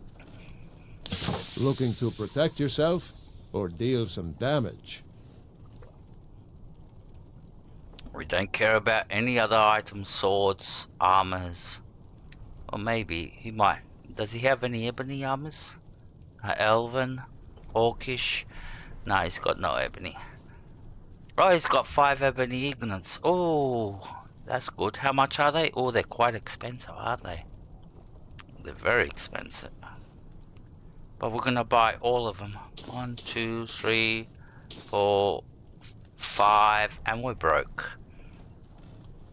We just spent all our money on that. Alright, so what can we sell?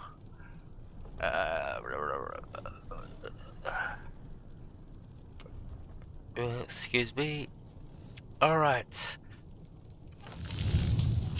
Return anytime you need arms or armor.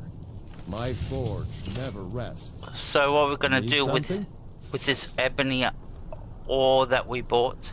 So now we should have 7 pieces. That's enough to make an armor and a mace, hopefully. So let's have a look. What can we make? Ebony mace requires 3. How much does an ebony armor? 5 ebony. We're 1 short to make both. Alright, so what we can do, but the thing is we won't be able to upgrade any of the pieces. So we're gonna go ebony mace. Fresh fish, straight from the fjord. That's it. And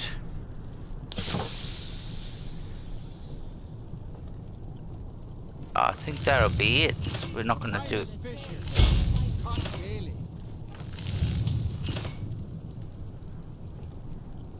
Alright, inventory. Ebony mace, that's our new weapon now. And let's go upgrade it. Watch what you're doing. Oh, shut up. Ebony mace. Epic.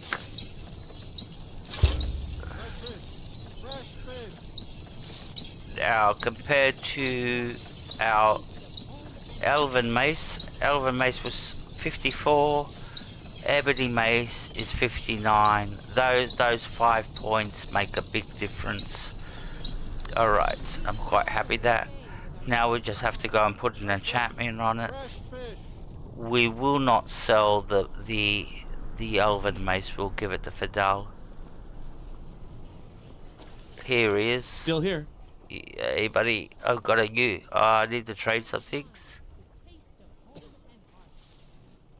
I need to trade some things with you. So What do you want me to carry? So like I said, your companion will equip the highest levels. At the moment he's got an Iron Mace equipped and Steel Armor.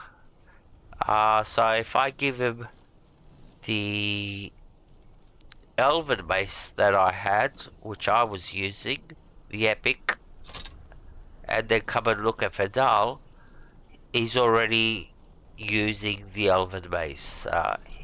Your companions will always equip the highest level rating weapon or armor that you put into their inventory. You don't have to go and assign it to him. Like like I said, in Starfield, and I think in Fallout 4, you actually have to put the armor in and say, click on a button and say wear this, where in Skyrim it sort of like works automatic, which I think this is the best system. Highest rating armor, highest rating weapon, that's what they use. And now we can take this off him and can sell it. Alright, so now what's the name can do some more damage. Now will he feel soul gems? No, he will not, unless I give him some soul gems, but I do not think he feels soul gems by killing stuff like bears, wolves and all that, if he's got empty soul gems on him. Lead on. Alright, let's go. Next stop. There's something I saw that I want to do. We still got 2 points. Break of Dawn. We're not doing that quest. Book of Love. Blah blah blah. Lights Out. Dangerous Best Friend.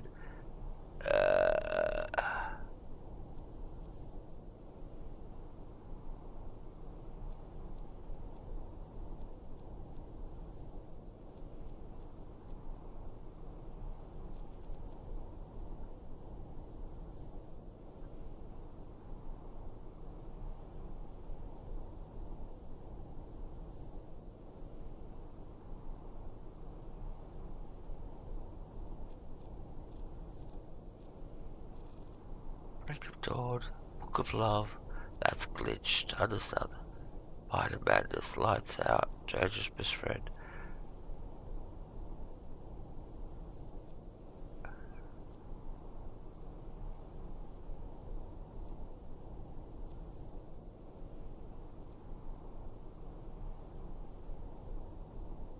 Oh, we can start this. And basically start the Assassin's Guild.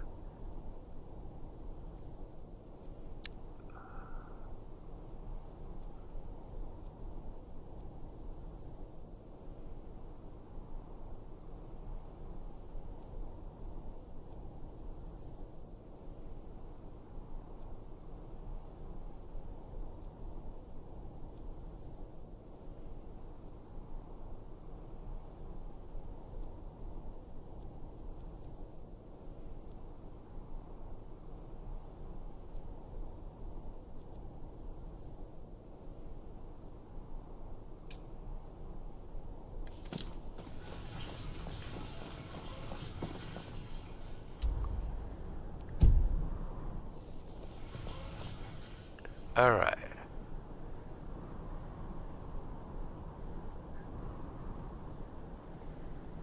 We're off to Riften.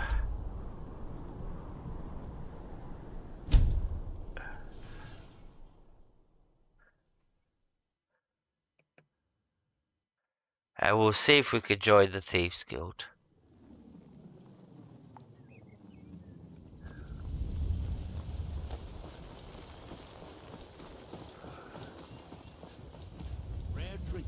finest oddities Make from love Morrowind. like a saber cat, or crush your enemies to dust like a giant.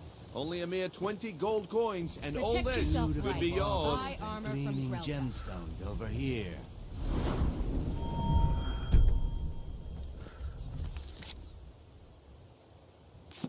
Alright, let's return the sample ore, get our reward, and then we'll try to join the Thieves Guild.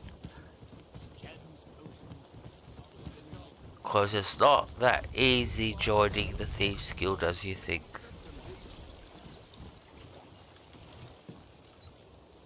The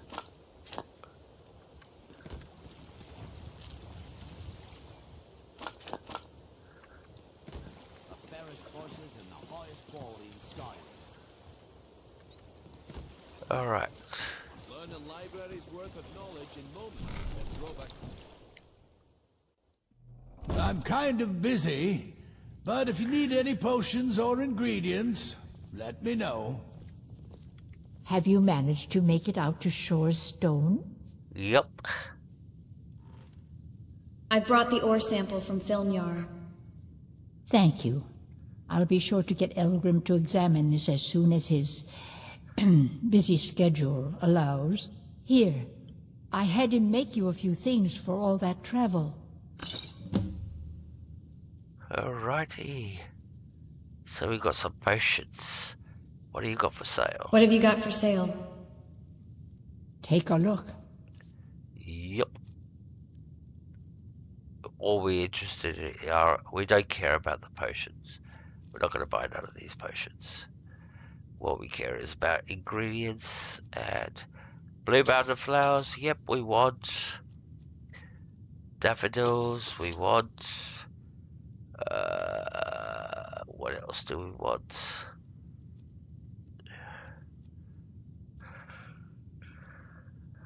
River battery, Betty, salt pies. Yep. And that's pretty much it that we're gonna buy.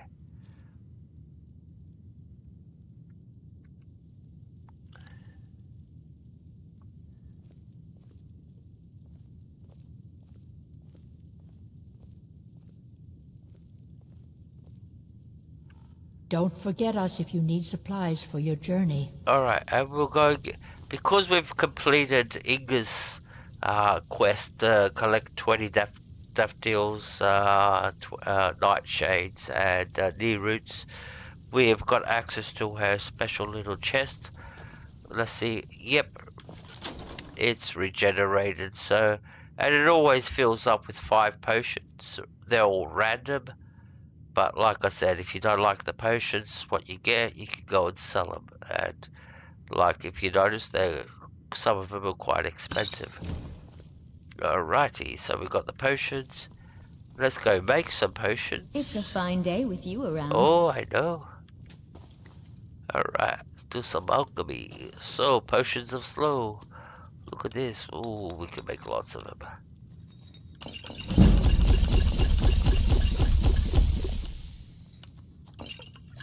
And then we got fortified health. This is the hanging moss blue mountain flower.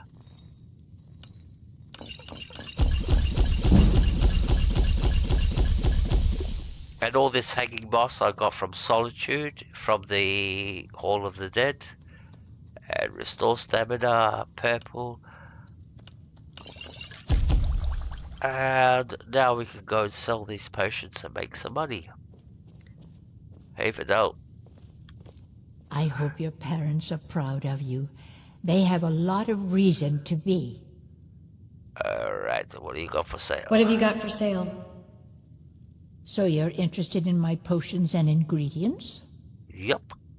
And what? We've got lots of potions to sell. Look at all these potions. So what's this?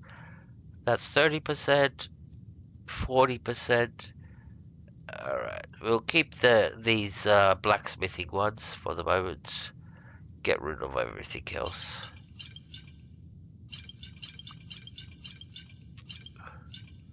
And you can make a fair bit of money from selling potions.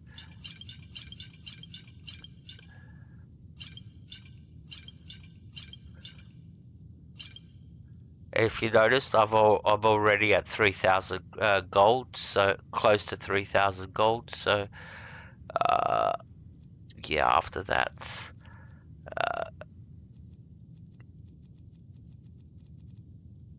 we've got 3 Draconic cards. We can go and get another 2.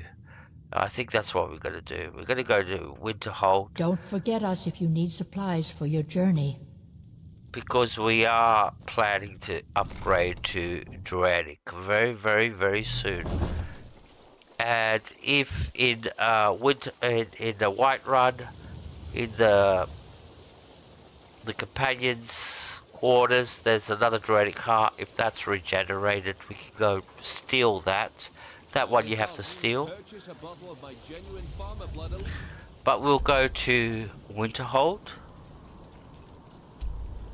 College, remember, we've done the initiation. We got through the gates, so we can go there and we can talk to Inther. He's now this trader is weird because at the beginning he has one type of inventory, and when you actually get into the Thieves Guild quest line and you do the quest with Carlia, his inventory, he will become a fence.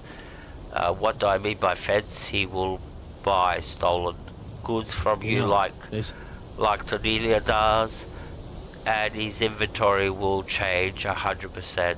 So what you get from him now, you get from him now. After that, once he becomes a fence, you will lose the Black Soul Gems, and you will lose the Draconic cards that he sells.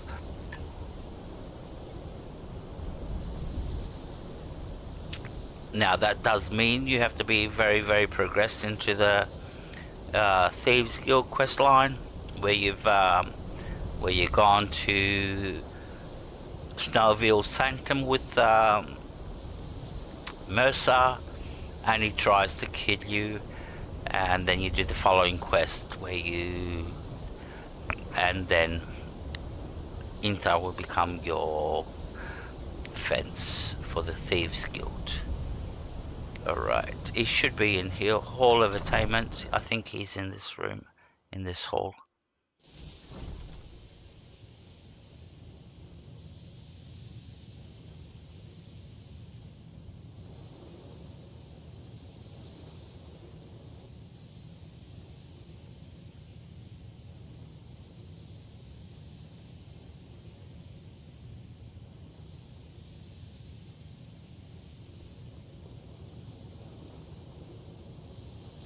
I think Vidal was a little too surprised about that hug.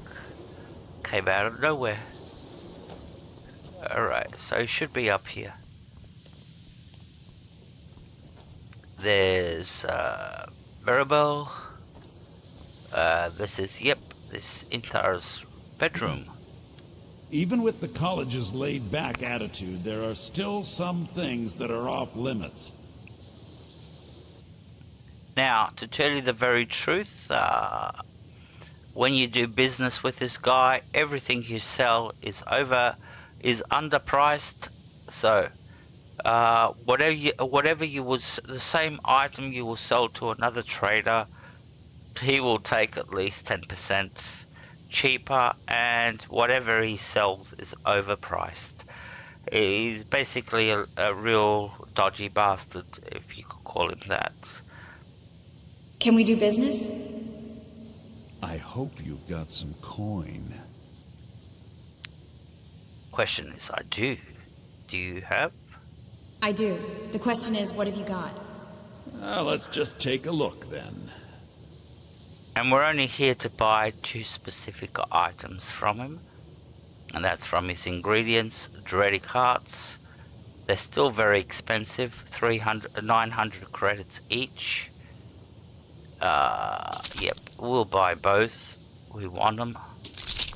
Because that way, 5 Draconic hearts will give us armor, helmets, gloves, boots, and a mace.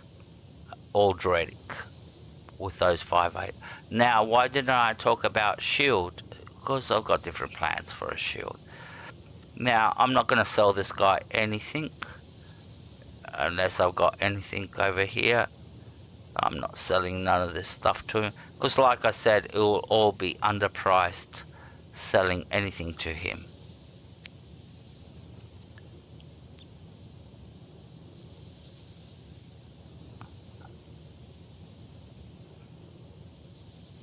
I'll get rid of the mace.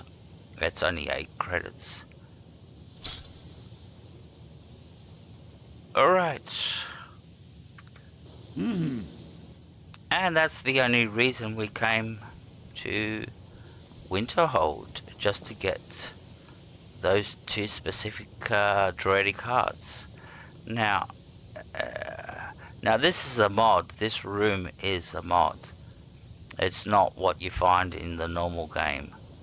So it's a matter of figuring out what you can take and what you can't take, because it's all new items, and most of them are just cosmetic.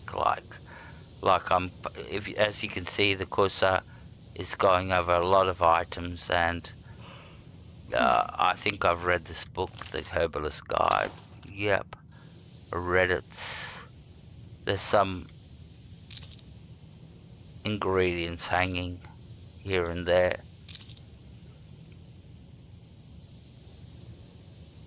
Like these jars, you can't pick these jars up, they're all cosmetic.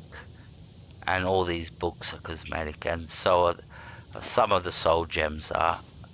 These ones aren't. I can pick them up. Soul fragments, it's a waste of time of picking soul fragments up, because you can't do nothing with them.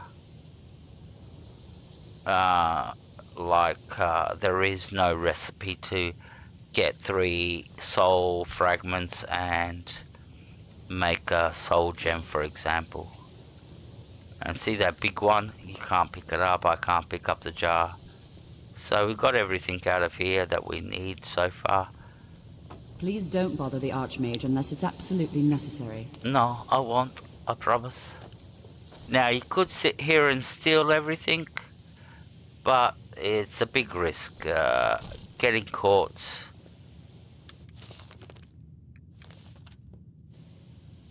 Then the mages go wild on you, and once they go hostile, the only way to escape their wrath is to flee the college, literally run away from. When you do something bad in a city, you've got the option of putting your weapon away, and the guards will go, alright, we're going to take you to jail. But no. Here, they will go hostile on you until they kill you. So, alright, so we've done that. What else can we do? We're killing time at the moment, because we reached a point where we're sort of like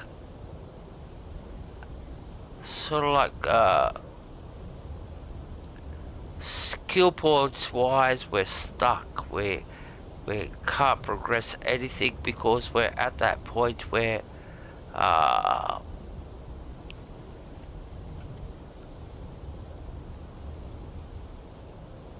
we're not strong enough, or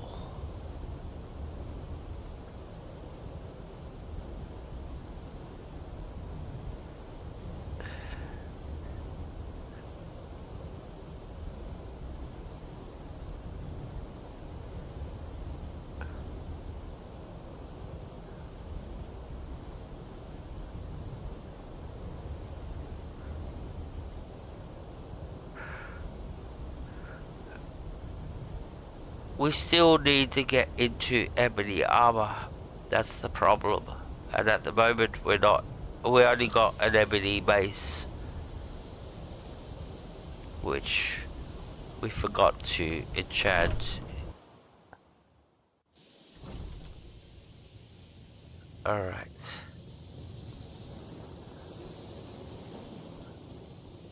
Let's enchant this base.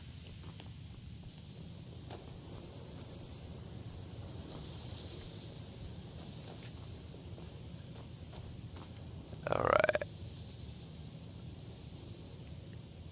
Ebony Base. Soul Trap.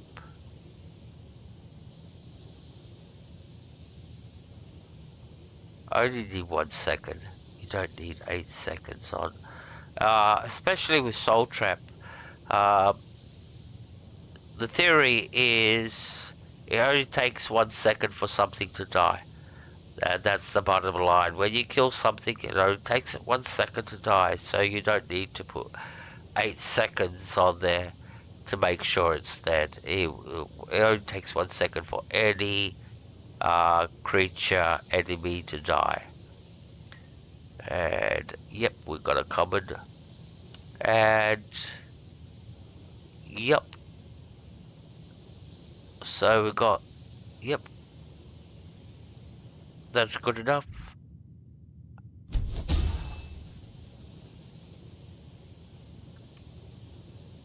So we enchanted our base. Now we're ready to go again. I just want to see how many empty.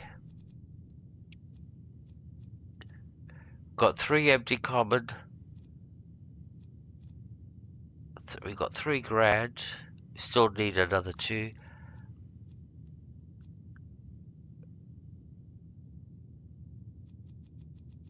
We've got 4 empty petty. Alright.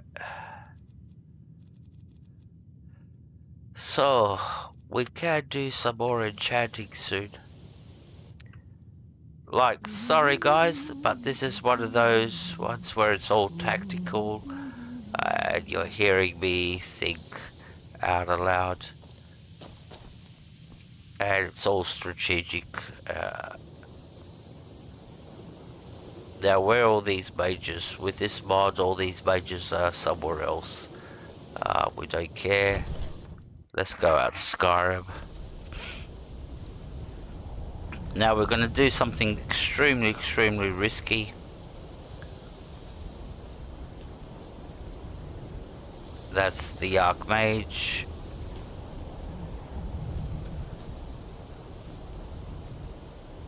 How do we get out of this place? There's the exit, yep.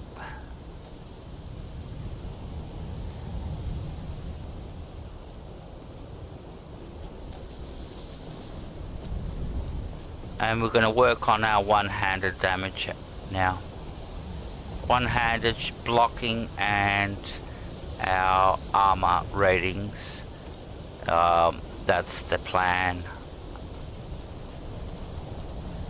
And how you do that is by actually engaging in combat. The way you get your armor ratings up is if you get hits, if you take damage. How you get your weapon ratings up is if you do damage. And how do you get your blocking up is if you block shit. So that's what we're going to go and do now. And at the moment we can anybody hear me, or am I just talking to myself? Like nobody's saying anything. Like I could be muted and just been talking to myself for the last half an hour. Alright, so we got the iron ore from there. Just Helga, just am I mute? Can you hear me talking, or am I just mumbling to myself? That's what I want to know, because nobody's saying anything. It's so quiet. Feels like it doesn't even feel like I'm online. So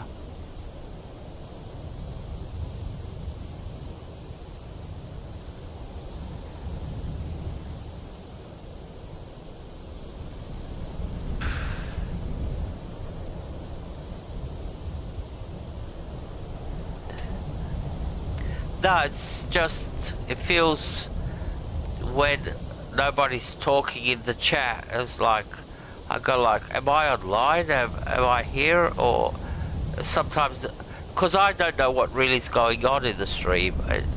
You guys are the ones who give me indications that, yeah, I'm online. You know, if you don't talk, then I feel like I'm not online, you know what I mean?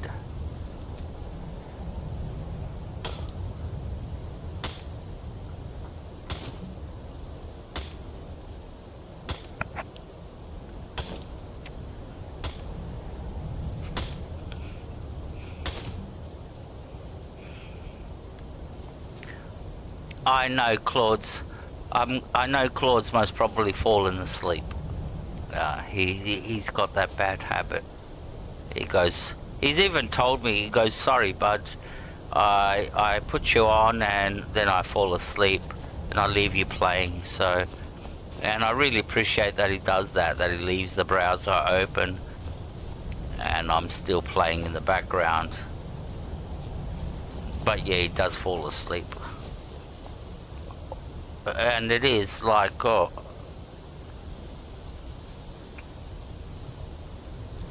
no, it's not. You're talking to me, Helga. It's not the talk pointing to.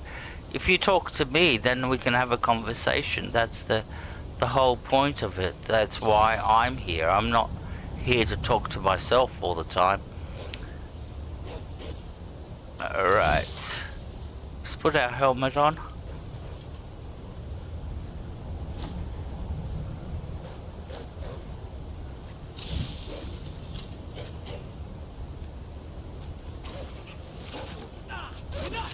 This ends now. You can't beat me.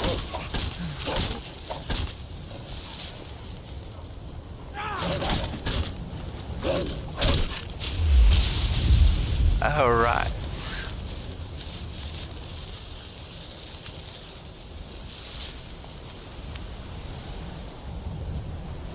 Of course I do. I've always wanted conversation. I've always encouraged conversation.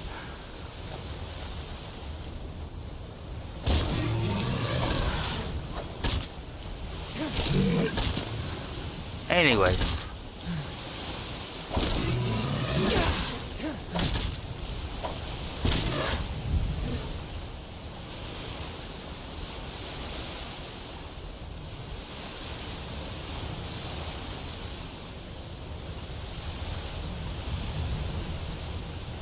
Alright, Helga, I'm not gonna get into an argument with you. Alright, let's chill out.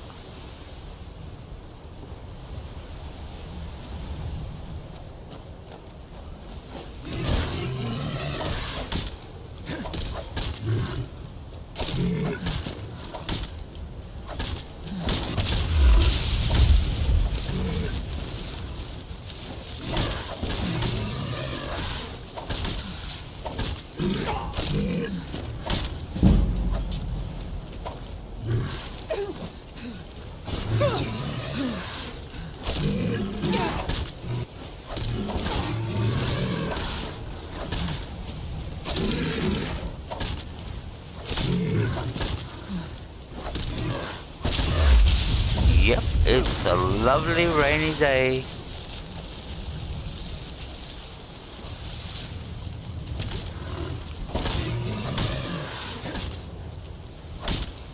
How's the weather there, where you are? You must be going into winter if I'm correct. Like, should be getting cold for you over there.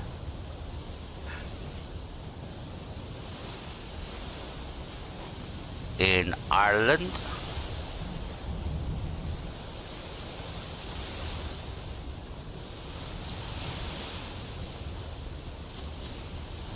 Tell me, do the cats have little blankets to sleep?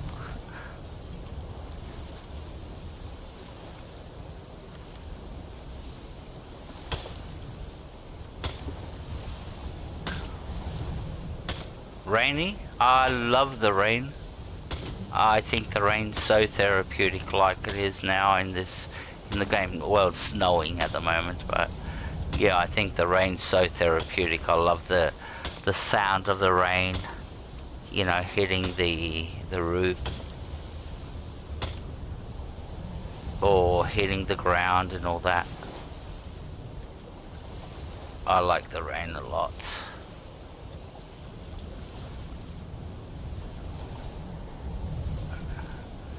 at the moment here we're very hot. We're hitting like 35 to 40 degrees hot, which is not pleasant at all. Especially at night when you want to go to sleep.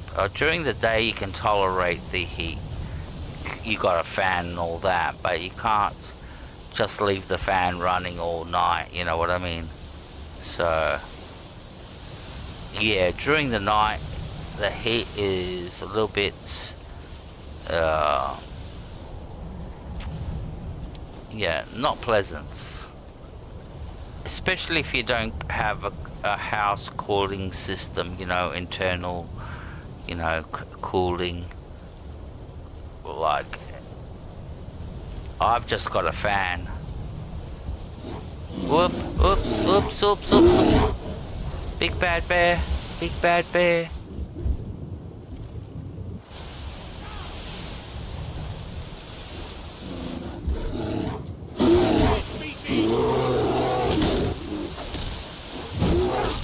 See, we're doing jack shit damage to the bear.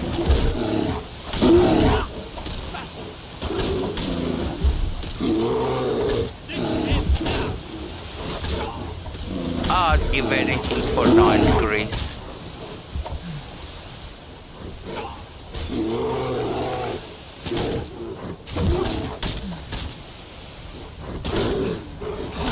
Just a scratch. That's all you got?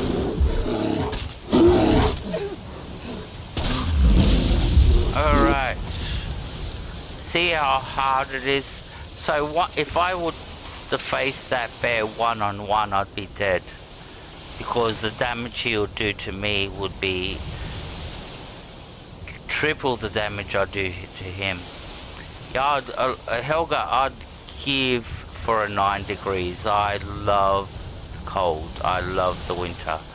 I love snuggling up under my blankets and all that.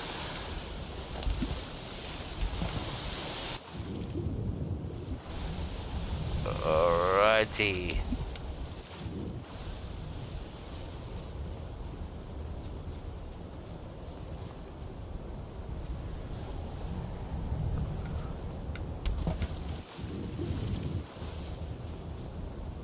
Why is this boat here?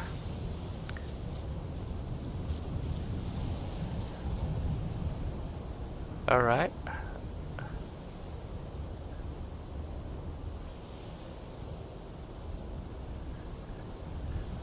Where are we?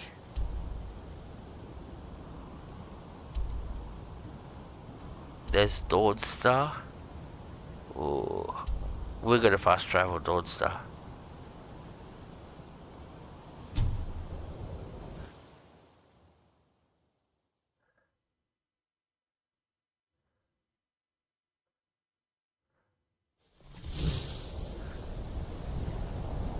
All right.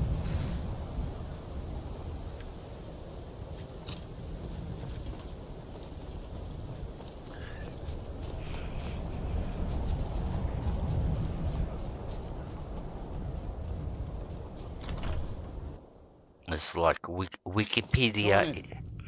We got warm food, warm drinks, and warm beds. What do they call it? What's the name of this? Where are we? Map. Wind Peak Inn. I call it Wikipedia Inn. It sounds better. Wikipedia Inn. Alright. We want to rent a room. Need a room? Don't worry. Nightmares don't seem to happen for travelers. I'd like to rent a I'd room. like to rent a room. I keep on forgetting. Sure thing. It's yours for a day. She can talk.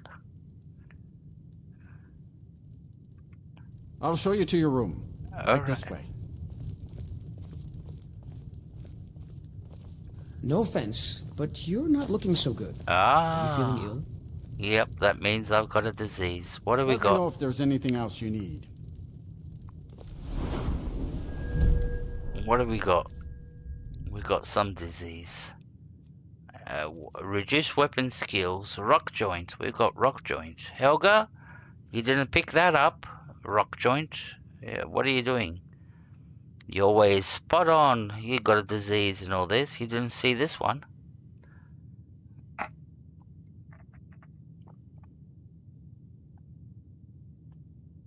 So that means we have to find a shrine and heal ourselves. Oh, that's going to be hard around here. Where's the shrine in Dawnstar?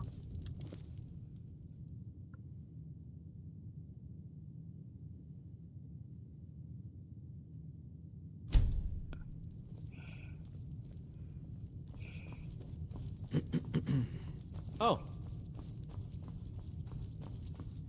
Come on, why do NPCs want to stand in front of the door? I don't get it. They do it in every single game. Fallout, Skyrim. For some funny reason, NPCs love to stand in doorways. Alright, where can we find a shrine? Where's the shrine in Dawnstar? We have to get healed. Either that, or we have to do everything with 25% minus damage. No, we're not doing that. So, map, location, solitude, yes. We go to solitude, go to a shrine. There's a shrine there. Lots of shrines in solitude. And then we'll go back. At the moment we're just grinding, we're just doing silly stuff until we can get into ebony armor. Once we get into ebony, we'll be good. But until now, we're still in orcish armor, which is very strong, but as you saw in combat, not strong enough. So,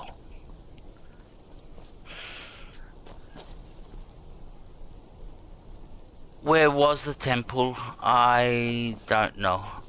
That's like my mind went blank where the temple was in Dawnstar. That's why I came to Solitude, so easy access, fast travel, bang. Yeah, but I'd love to know where the temple was for the next time I'm in Dawnstar. Alright, we'll go with extra health is always good.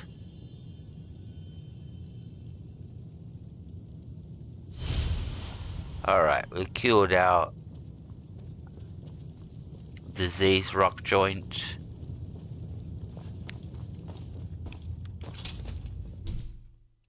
Alright, so we're back to Dawnstar and we're gonna do some combat. We're gonna be fighting our way from Dawnstar to Solitude, so we're gonna go along the coast and kill every single thing that we find in our path, and the pure reason is to increase three skills, one-handed, our armor and our blocking. So, and it's the only way to do it is to actually engage in combat. So yes.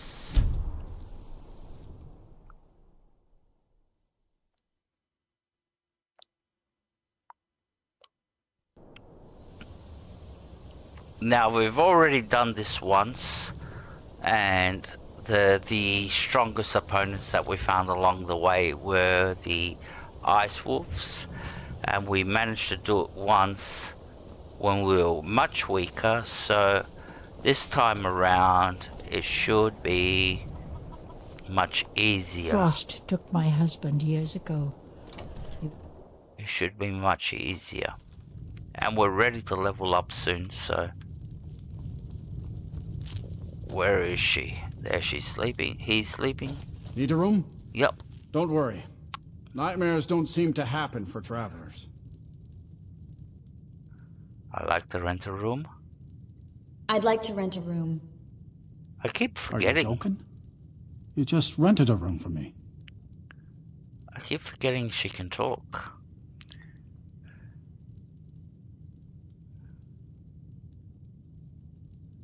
I'm looking for work. Got any leads? Here, take a look at this. Some of the Jarl's men came by and left us bounty litter.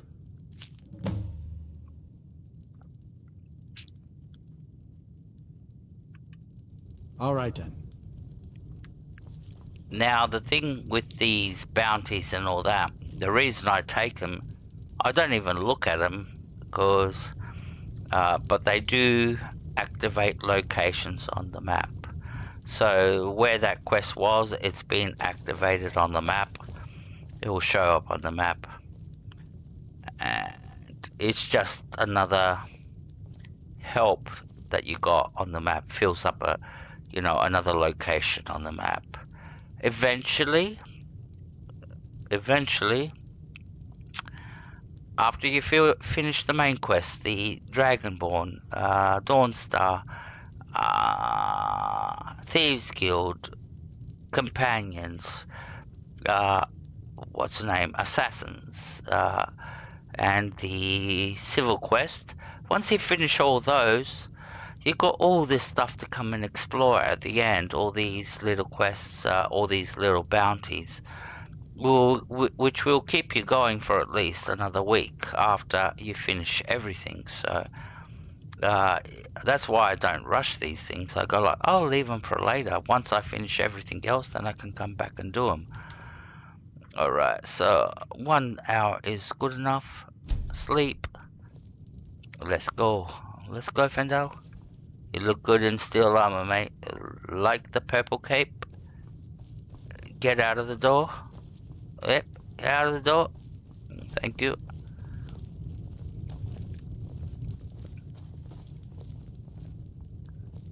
Yeah, Fidel is a little bit alphabets. He's into the alphabet thing, you know. He would have done the purple hairstyle, but I didn't let him. I go like, no, you're not doing a purple hairstyle in my game. Who do you think you are? You want to shave your head and do a purple mohawk? Oh, pussycat people, hello. These are Khajiits. Hello, pussycat people. I like these guys. Goods and wares of all kinds, and all can be yours. So many refuse to talk to us. They call us thieves and smugglers. I am glad to see that you are not such a one. You want some catnip? What do you got for sale? What have you got for sale? Take a look. I like these pussycat people. You got anything good? We'll take all your empty gems.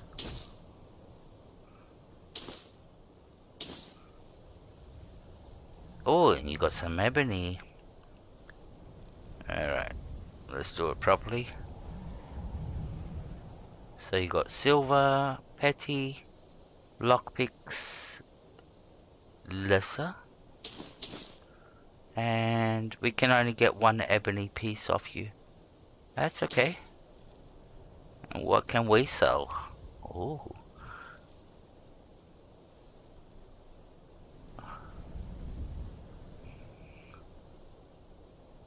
Is that an emoji with a cat in a box?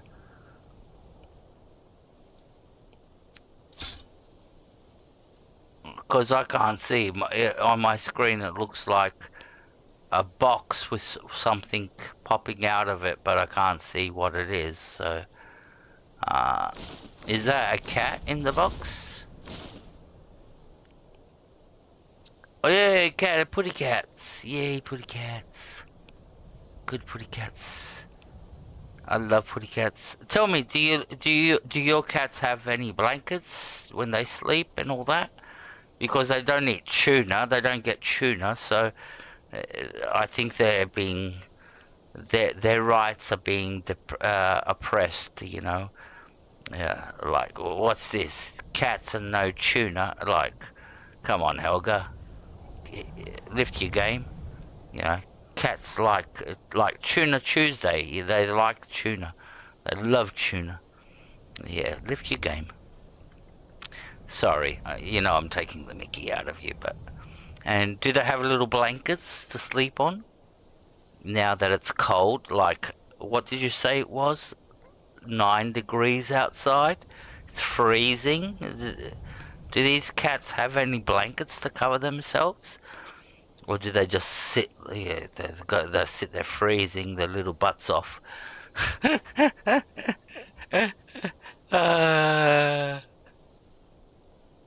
You know what they do? They've got the perfect system. They all cuddle up together. They make a blanket of bodies and share their heat together. That's what they do. And you know, you go like, oh, cats like to fight, but when it comes to the cold, they all snuggle up, and yeah, they're all nice. The road lead you to warm sands. The problem is the ones that are in the middle are the lucky ones. The ones that are out on the outside sort of like getting, all right, a little bit cold. All right, let's go. So it spoke to the pussycat people. I call them the pussycat people. I don't call them Khajiits.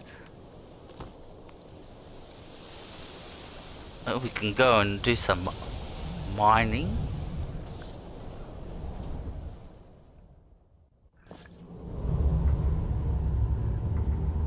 Yep, that's what they do. They cuddle up together. And believe it or not, even birds do that. Like, as much as you go like birds, they just perch anywhere and all. When it comes to cold and all that, they all cuddle up into a huddle and all that, and they all share their body heat. They understand the concept of sharing body heat. Not just birds, but a lot of species of animals will do that. Unfortunately for us humans that cuddle up together, we used to do it in the old days, you know, when we were nomadic and tribal and all that and blah blah blah. Now it's like, all right, you got electric blankets, you got when you got an electric blanket, you're kicking your partner, go get the fuck away from me, you're making it place too hot, you know, you're kicking him away. We've lost the spirit of nature and cuddling up to share body heat. Now it's like you got so much heat coming from technological, you know, devices where you're actually kicking your partner, get away from me, you know, you're too hot, you know, you're making, and it's so funny. Like, yeah, we've lost our connection to nature, I think. As humans, we depend, like even on mundane things like that, like, you know, in the bed, you know, you're supposed to share the body heat together and keep warm and under the blankets and all that as a couple. Yeah, you don't do that anymore because you got an electric blanket, and then you go, oof, it's too hot, you know, move to the bed, move to the side, you know, you're using up my space, you're cramping my space. Alright, there, that was your lesson in social behavior.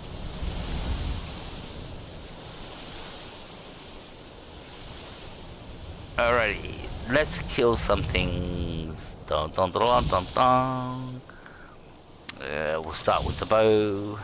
Sneak attack.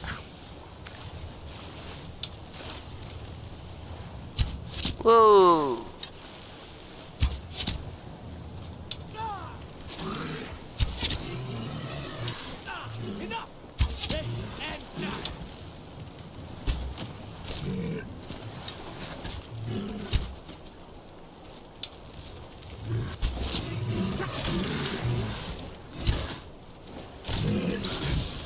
Alrighty. Damn you!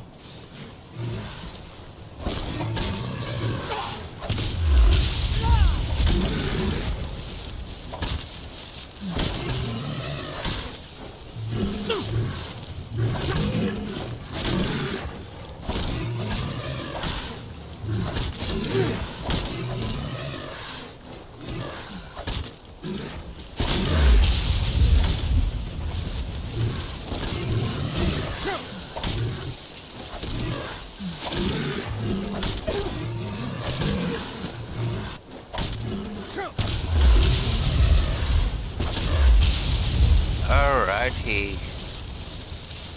That went good.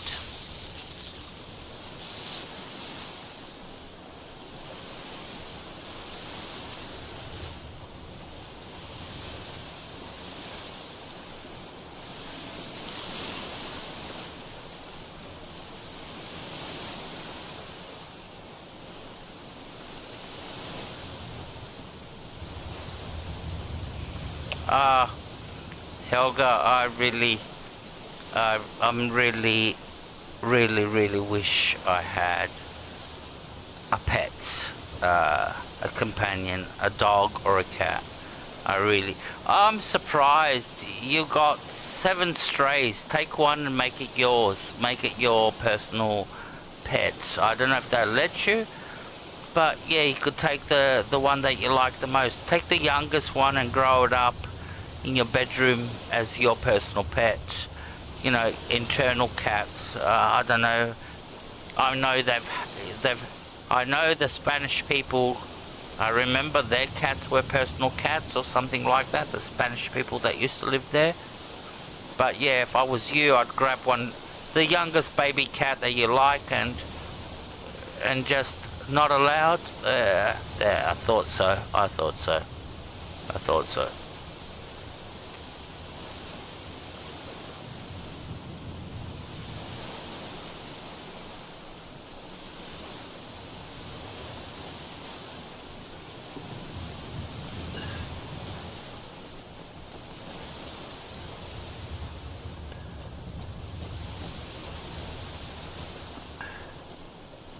I've been thinking of getting a baby kitten.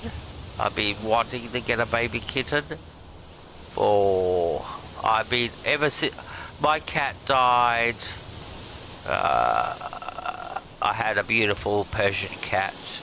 He died 5-6 years ago. He died in my arms, to tell you the truth. That was how he died. Old age, and his last breath was in my arms. And when that happened, I promised myself that I'll never get another cat. I'll never get another animal because of the pain that I went through. But lately, I've just been watching too many animal videos, too many cat videos, too many pet videos. You can see how I'm posting them in your channel. And oh, we got an Ebonignet. Good. See, the game starts giving me, now the game's starting to catch up with me. And yeah, I've been seeing all these videos, you know, with cats, you know, funny cat videos, all this. And I really want to get a cat, a baby kitten, and, you know, grow him or slash her up. But my problem is my neighbor. My neighbor has a 5-year-old daughter, and she's a little horror. I see the way she treats my neighbor's dog. She'll not that she does bad things to the animals. She will just annoy the animal to shit. Like Hector, that's the name of the dog, Hector. she will just hound Ecta. Ecta, come here. Ecta, do this. Ecta, Ecta, Ecta, Ecta, Ecta, Ecta. And all you can see Ecta trying to do is get away from the kid. And she's after him and just hounding him and just driving the fucking dog crazy. And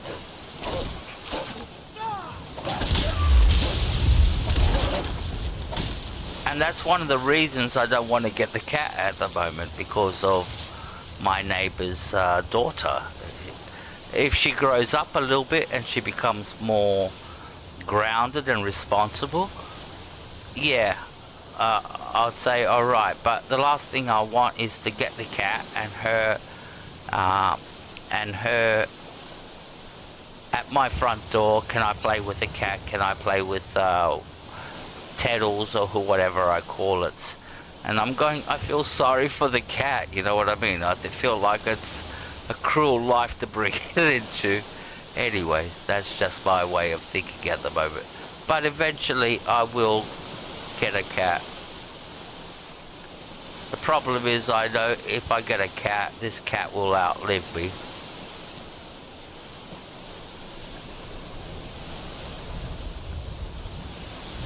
Here, Woofy, Woofy. Here, puppy, puppy.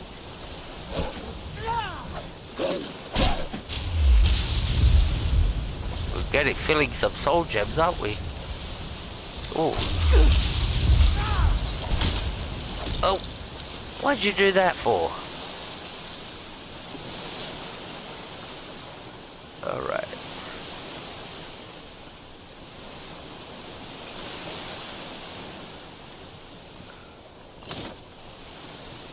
Alright, was that a skill book?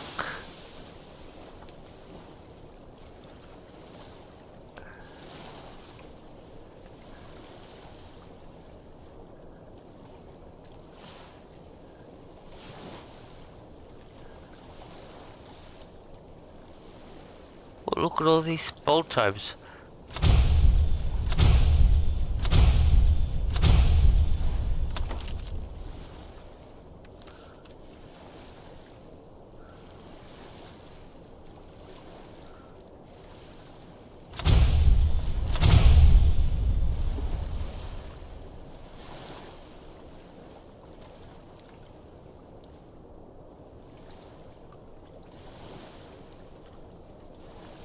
Now the way you can tell which ones are skill books or not is okay by the icon, but by the price. Anything that's like 60, 70, 50 compared to these ones that don't have a price, or like 4, or they're just like treasure maps, or but yeah, the skill books are the ones that are high priced, and that's the way you go. Like I've already read that. I've read that, read that. Alright. Let's keep going.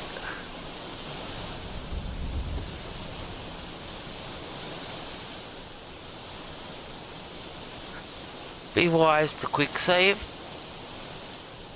This is a Bethesda game after all.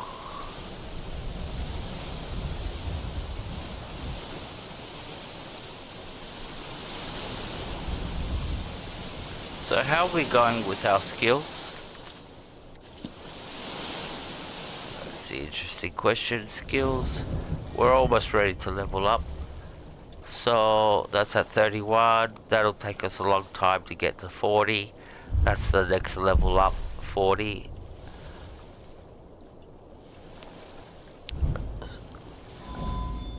That'll take us a long time to level up to get to 40. One-handed, on the other hand, is only 3 away from 60. So, yep, I reckon we can maybe get this done today, in this run, and get this to 60. I don't think we'll get to 60. I think we'll get to 28, 29.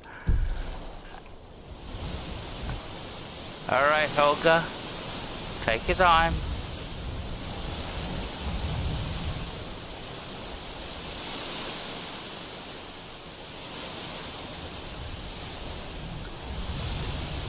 Now there should be some wolves over here. can't see any. So we can get into our sneaking stance, get our bow.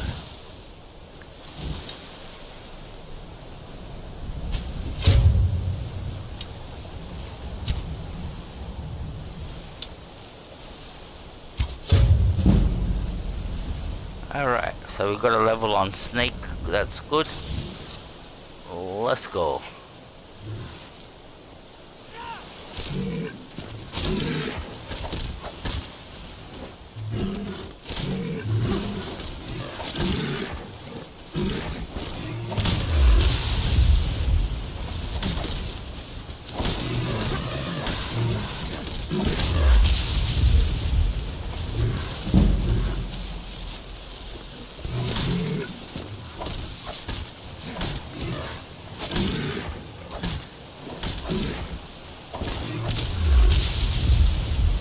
Okay. Quick heal.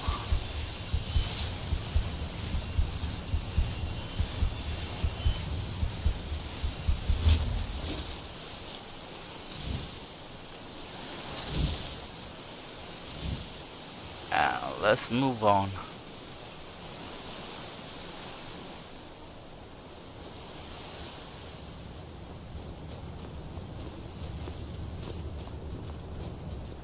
So over here are some mud crabs.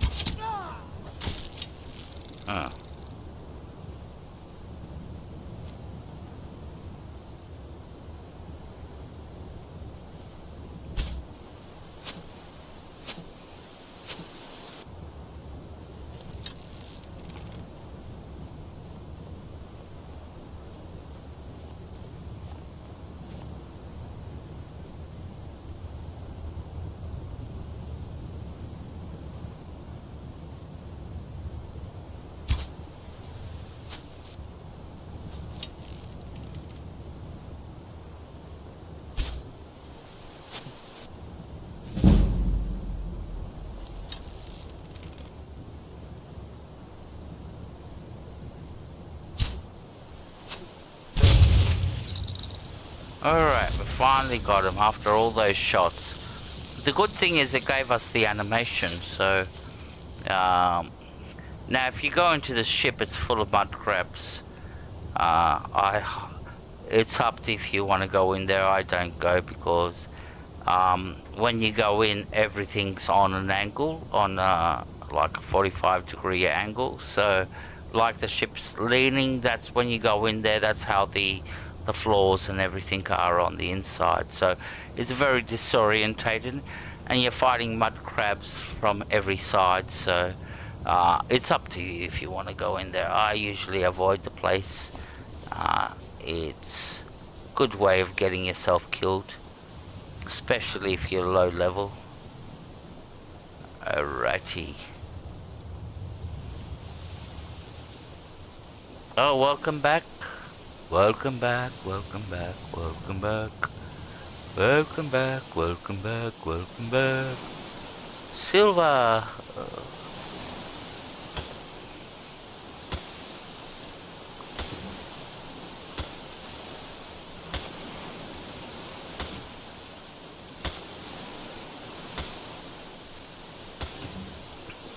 Now I remember where I want to go, because before, if you noticed, I was looking through my quest log. I was looking for something specific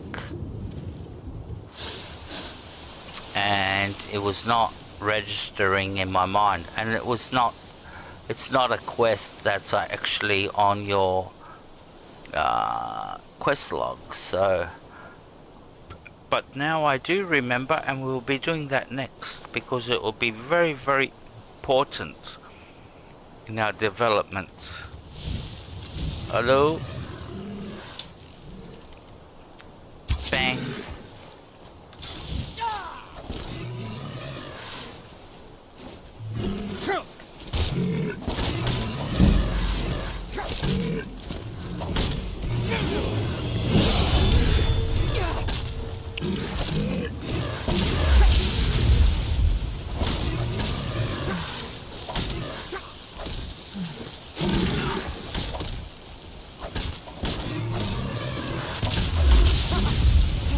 Like the bite of a flea.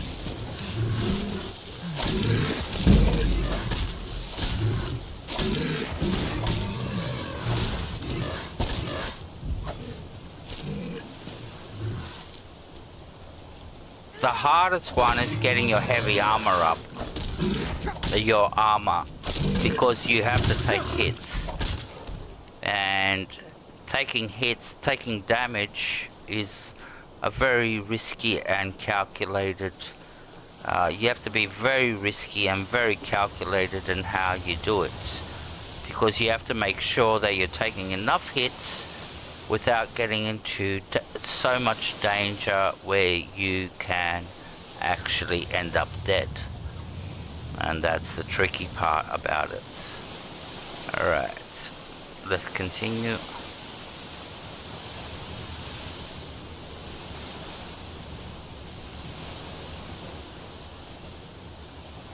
Now we can fast travel out of this place anytime we want to now.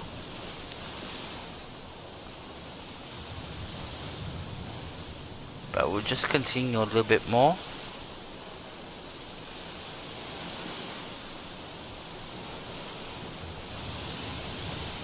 And I'll take you to that. What have we got here? Some wolves.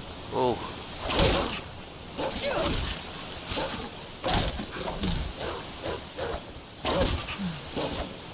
Oh, that's rare. That's 3 of them. That's 3 ice wolves. I wasn't expecting 3. I was expecting 2, maybe 1. But not 3 of them at the same time. Alright. Let's quickly... This ends now. Yep, do something. Just don't say this ends now. Oh, now we've got a hawker. I'll see you in pieces. Yeah, do something.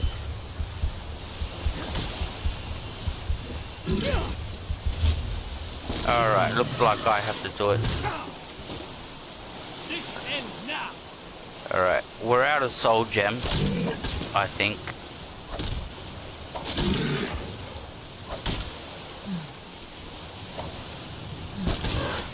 I'll see you in pieces. Now we have to draw out. See, there's 1 wolf over there, 1 over, and 2 of them over there. We have to make sure we don't get swamped by all 3 of them. So we have to sort of like, what are you fighting? Is that a fishy thing? Slaughterfish, yep. Where is he? I'll see you in pieces. Any more? Die, beast.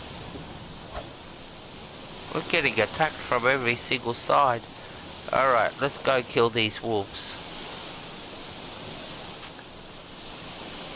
He looks like the most isolated wolf. So we'll try to focus on 1 wolf at a time. I haven't got this little island to be able to retreat to, that's good. So the other 2 wolves over there, good. Alright, let's attack this guy.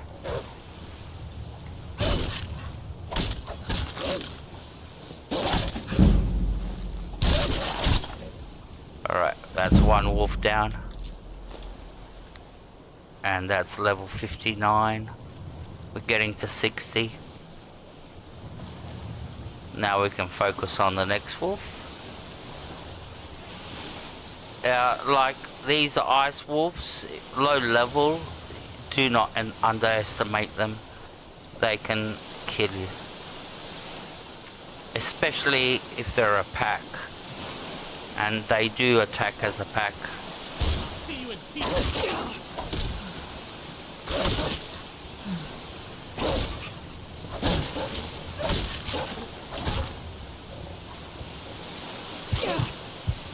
See, I almost died.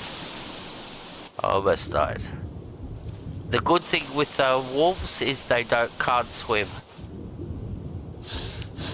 So if you duck into the water, and Fidel's acting like an idiot over there, I'll end you and all this shit. He hasn't done nothing, he's just standing here on the little island, acting like an idiot. Alright, let's heal up.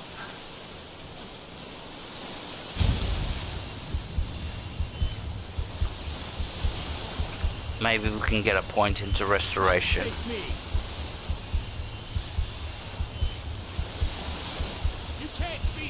Yeah. Do something.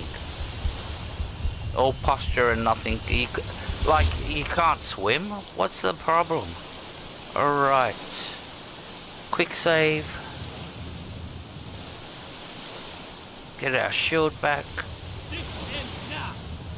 And let's go kill this wolf.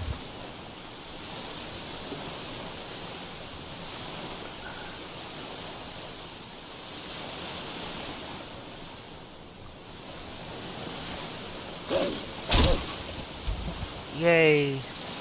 Problem is we got no soul gems anymore. We used them all up. We filled them all up, so we're not filling up any more soul gems.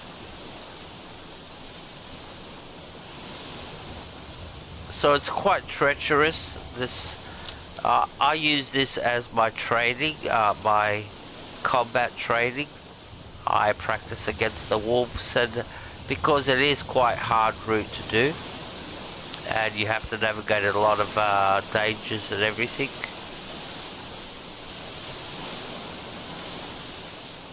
Alright.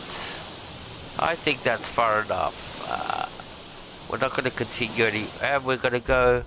Before I forget... We're going to go and do something very, very interesting. We're going to go to Windhelm. Yep. Fast travel, Windhelm.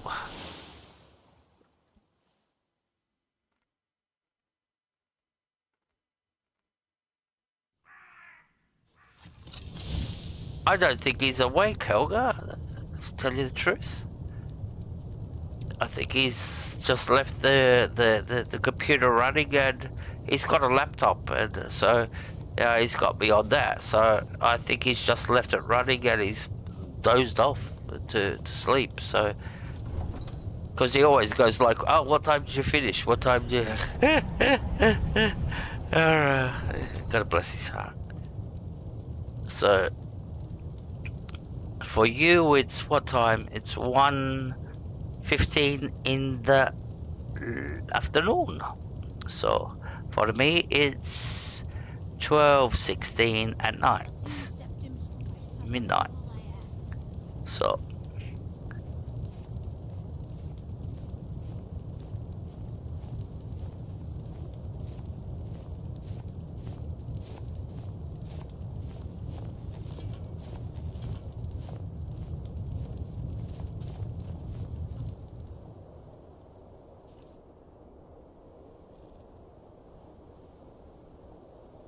only for a little charity.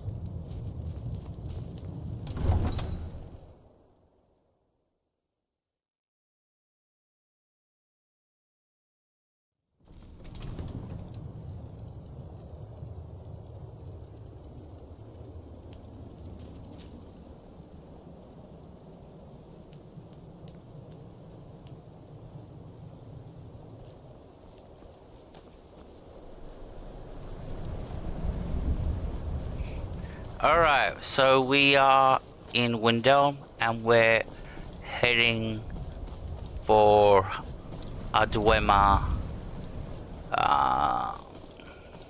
storeroom, which has a lot of Dwemer ore in it. Now there is that storeroom, I'll show you where it is, and you can get a lot of Dwemer ore and ingredients and scrap metal and stuff like that. And basically the route is relatively safe,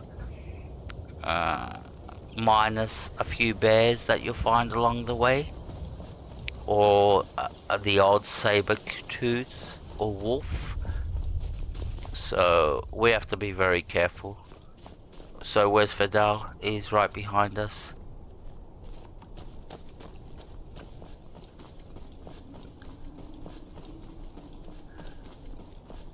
Now going down to the banks of the river, you're inviting yourself to trouble with bears.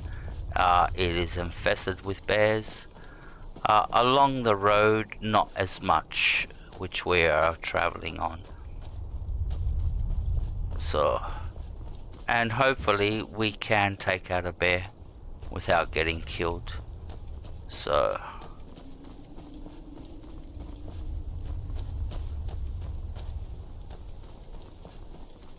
alright, let's quick save about here. Some blue mountain flowers.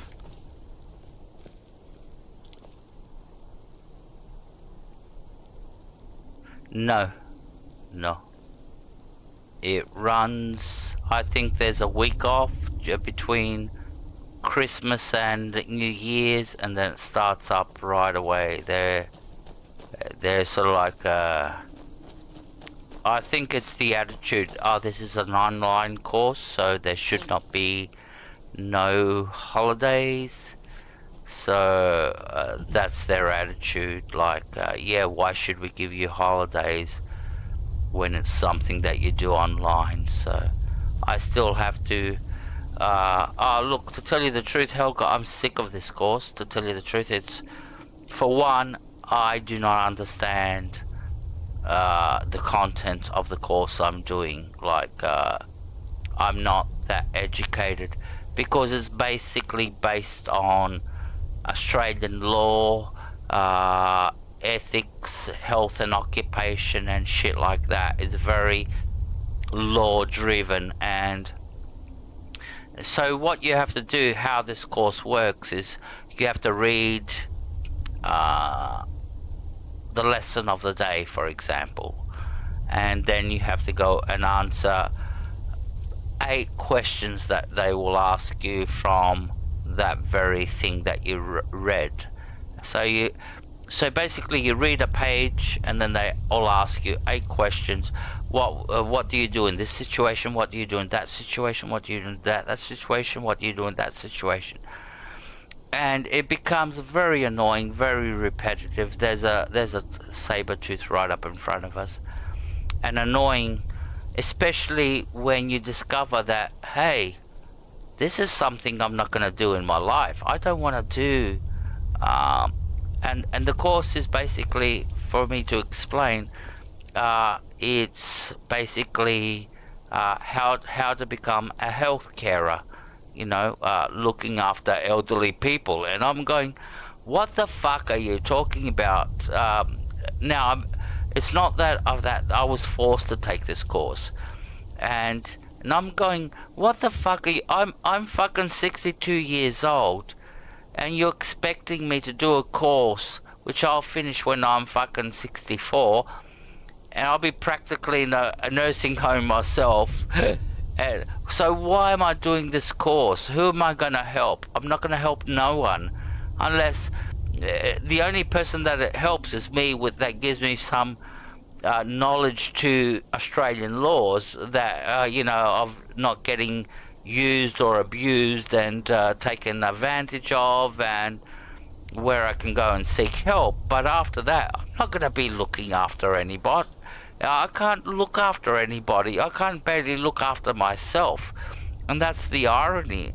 And I've said it to them, like, guys, why are you making me do this? I can't barely look after myself. You know, I need a partner to be able to look after, you know, make sure I'm, you know, being looked after and all that. You know, it's just the stage in my life that I realize that. And here they want me to do a course where I'll be looking after older people than me, where I can't look after my health. So if I can't look after my health, how can I look after them? How can I show them care and that when I can't even look after my health and I need help myself? You know what I mean? And I say, and I'm not talking about, yeah, I'm disabled. I'm not disabled. I'm very, yeah, I do have my health problems, but at the same time, yeah, I know the limitations of my body. I'm not like I was 10 years ago. 10 years ago, I was working as a removalist at the age of 50. So, and I could carry fridges up 5 flights of stairs. You know what I mean? Now, ask me to carry something up 5 flights of stairs. I can't even walk up the 5 flights of stairs without, you know, and talk about carrying something up 5 flights of stairs. I'm a very realist. Like, I know my limitations now. Alright, that saber-tooth got wiped out. We have to be careful not to trigger off these mammoths. Last thing we want to do is fight a giant and a mammoth. The giant's quite friendly, he will not attack you. But if you get too close to the mammoths, they will get hostile. They will go. So you just sort of like have to cut around them. Now there is another giant camp down here. What's that, saber-tooth?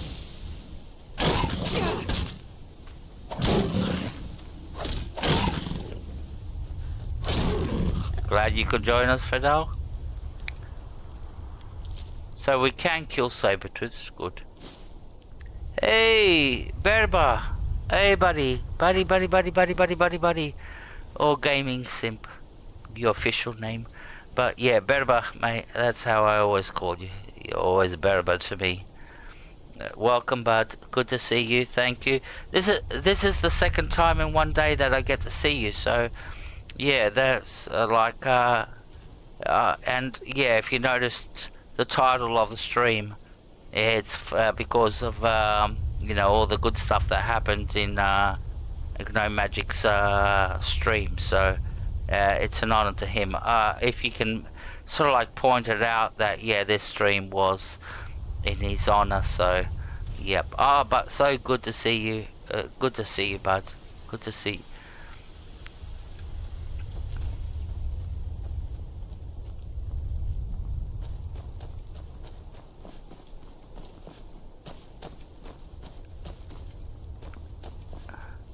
So up here there is we're actually going to go there because at the moment there's no dragon. All we have to do is avoid.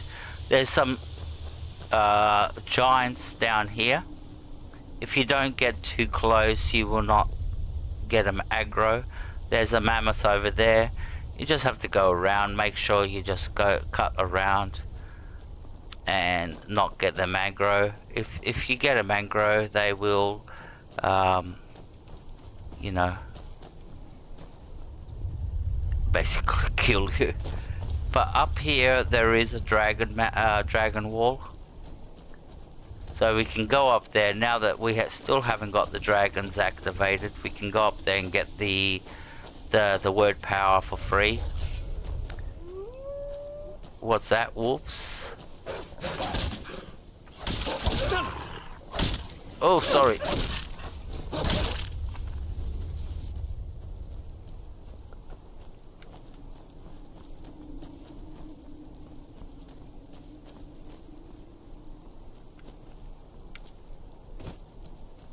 Some ore over here.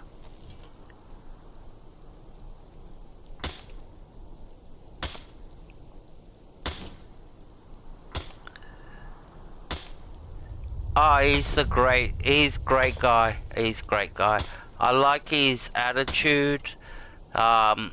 He's not one of those gamers that have a chip on their shoulder, and that's what I like about you. You don't have a chip on your shoulder. You don't, very grounded, very friendly with everybody, willing to help everybody, and yeah, he's just a great guy. And so I bet you he's sleeping now. I don't know.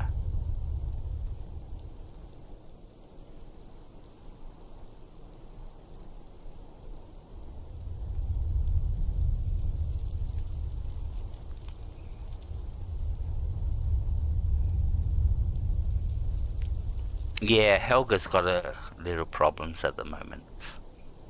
And she's not feeding the cats tuna. Oh, I'll never let that go.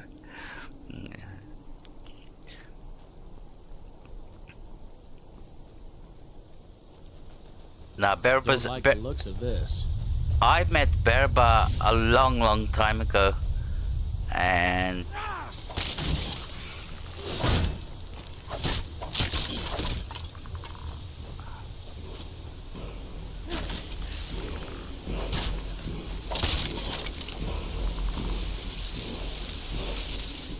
You can't beat me. Who are you fighting? Skeleton.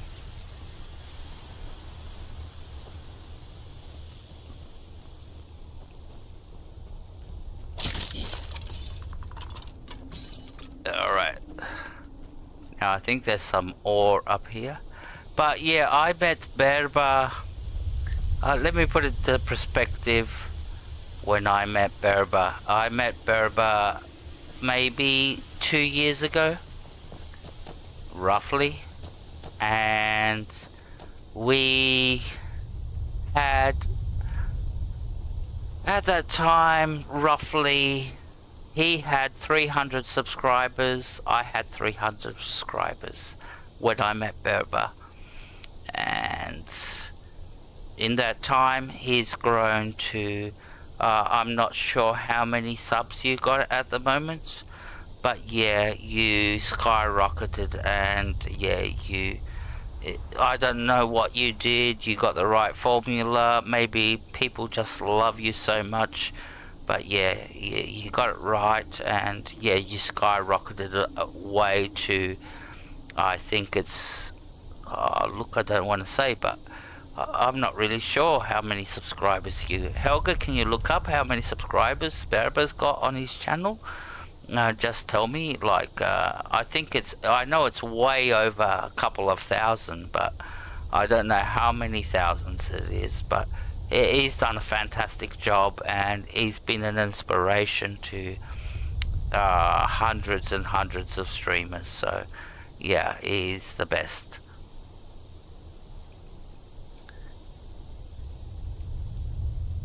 Doing shorts. Yeah, I've come across a lot of your shorts, so you know that. I've been commenting on them and all that, so maybe not your latest ones, but I've been commented on quite a lot of your shorts. Alright, let's go.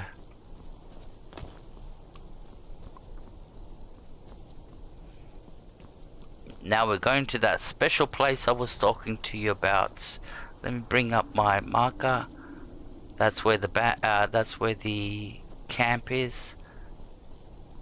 Make sure, now we have to be careful, there's bears and saber-toothed tigers around here. 11,000 subs, fuck me, bravo. Like, I knew you when you were knee high as a grasshopper. There you go. I can do the, you know, remember Master Kung Fu? Knee high as a grasshopper. Yeah, that's when I knew you from. So you've done great for yourself. So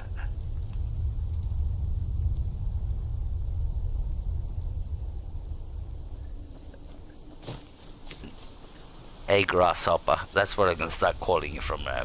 Instead of bearbug, go grasshopper.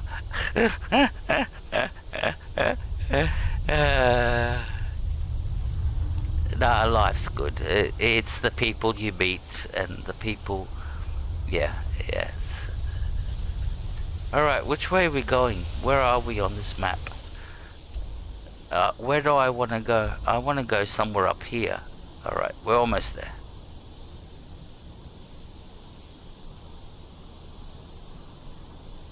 Yeah, that's true. That's true. That's true.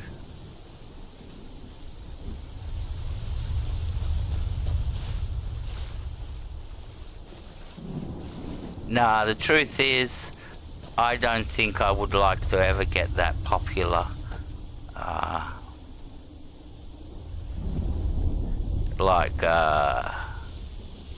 Like, my goal is get to 1,000 subs and that's it, you know, and, you know, just linger in the, you know, get 1,000 plus subs. That's my goal. I don't want to get popular like 100,000 subs or 1 million subs or something like that. That would be... What the fuck's going on here? Oh, we come the wrong way.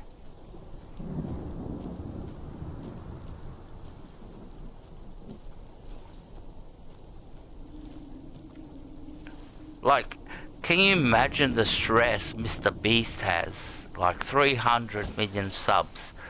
The stress he has to keep those 300 million subs happy.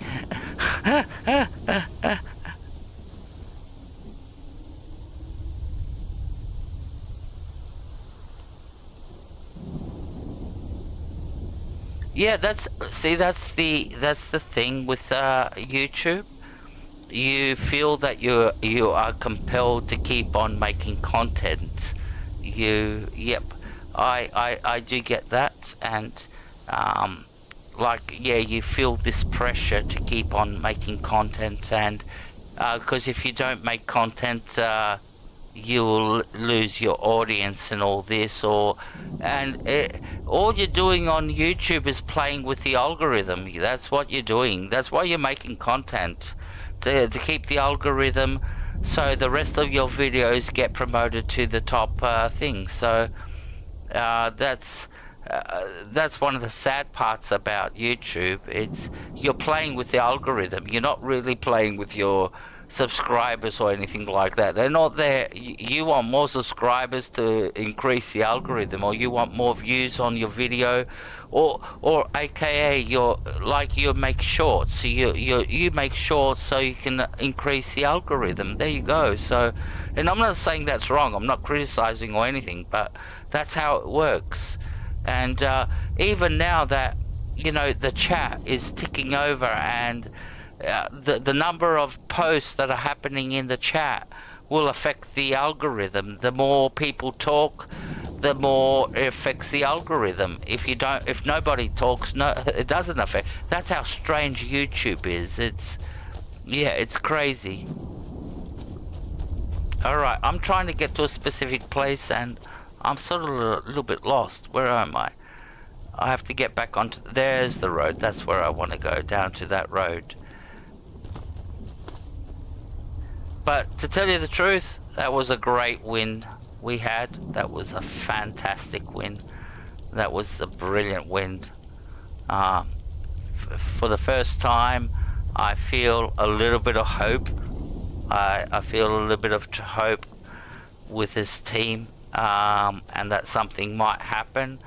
Let's hope we don't do the next what Manchester United does. We beat Manchester City and then we go lose to Bournemouth. So yeah, but I do feel a little bit of hope with this new coach, with Amarin, and his attitude. And yeah, let's see where this goes. Yeah, as a Manchester United supporter, I do feel a lot of, you know, I'm not talking about winning the Premier League, but not yet. It will take us a long time to win the Premier League. Maybe next year?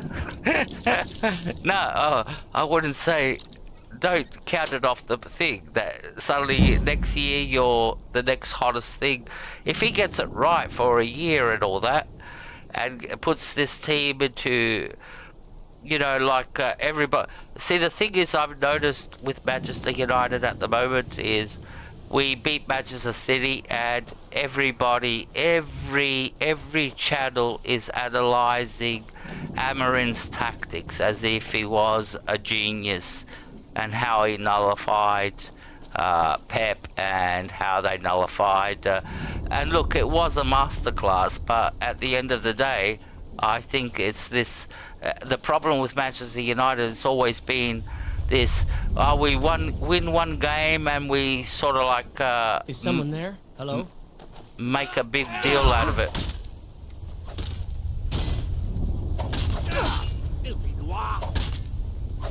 What? Is he French? You'll regret crossing me. This you ends sweat. now. No.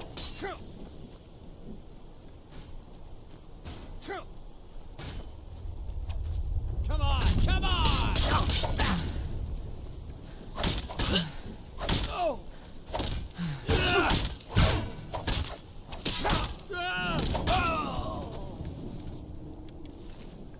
All right. Yep.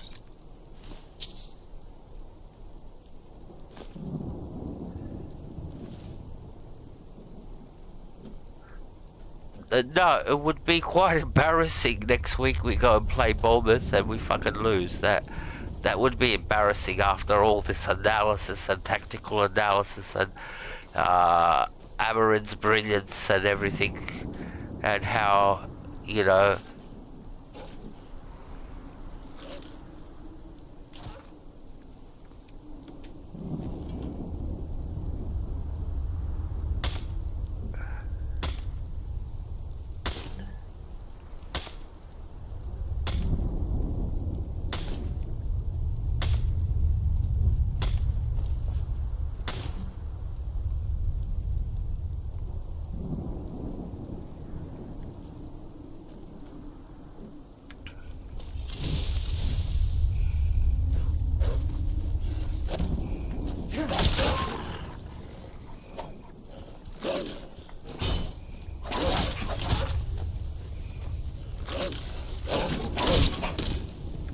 alright, we got rid of all the opposition and we finally reached our destination.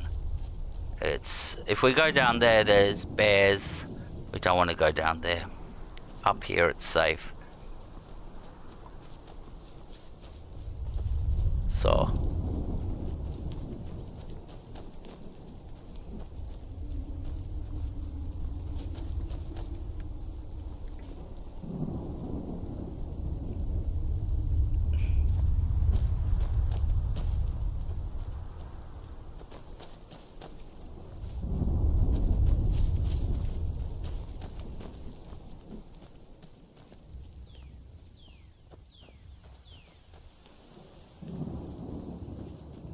alright, so this is where we wanted to come all along. So up here is a Dwemer ruin, Mazulf. But we're not going to go in there yet because this is actually part of, this is part of, I think the,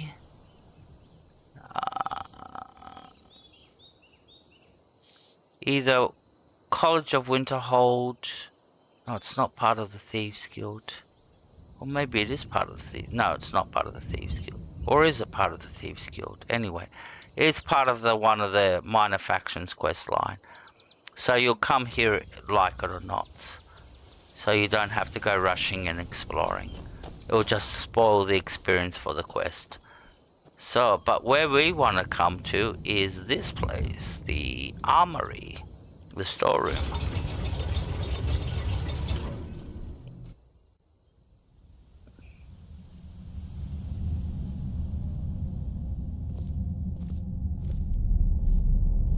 Alrighty.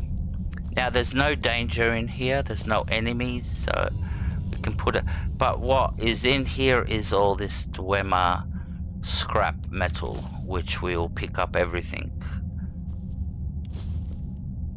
And there's quite a fair bit of it.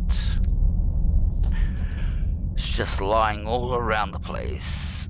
There's a scrap metal up there on the ledge. You sort of like have to jump up to get it. Which I'm not able to do at the moment. Yeah, I got it. Then there's more stuff over here. We're collecting all this stuff. You don't want the lever. Then you got a few doors to unlock, which is good and handy for your lock-picking skills. So by unlocking these, you'll get some XP in that specific skill, like lockpicking. There we go. Open. Now we're in. Now there's a lot of stuff to collect here. Starting from this metal plate, these Dwemer metal, solid Dwemers thingies. And we're overcumbered already. But we don't care about that. We're gonna correct that. And then there's all these ignits over here. So we'll take all of them. This is the reason we came here. To get all this. Because now we can go and continue our smithing.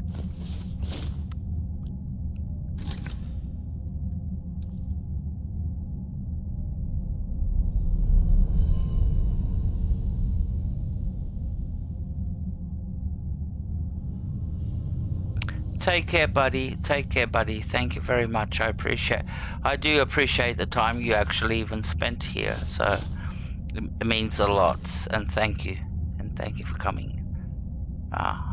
If I read the messages correctly that you're leaving. So, but really thank you very much for spending time here. That's twice in one day. Wow. It must be a sign. Alright, let's unlock this door.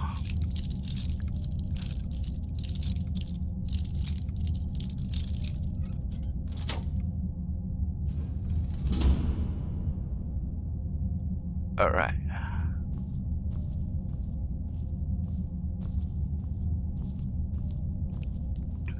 Now, this is part. There are 4 of these that you'll find across Skyrim, these crystal shards, and they're part of a quest, and you'll find 4 of them, scattered all across Skyrim. Now you don't have to pick them up. They will always be here, so you can always come and pick it up later, because there is a quest that you do need to do to collect these 4 shards. So now the thing is, when you pick one up, you cannot drop it from your inventory, so you're carrying it in your inventory forever. So if you pick up all 4 and you don't start the quest, you basically got an extra, 1 point, over a point, 1.5 points in carry weight. So like I said, they're always here. You can always come, if you remember where you saw it, come and pick it up later. But we're not here for these. So we're here for all the ore and the scrap metal.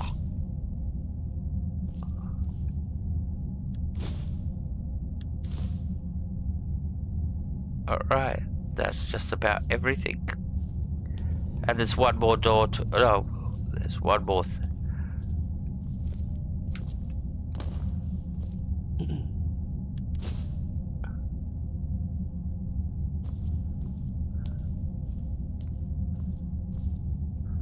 Yeah, it's a quest. I don't remember which quest it is, but it all ends up in Riften, outside of Riften, and when you place all 4 pieces of the shards, a tower comes out of the ground, and then you go down and do this quest down in the depths of this tower. So I don't remember which quest it is and how. Let me think. Maybe I won't think because I use brain cells if I do.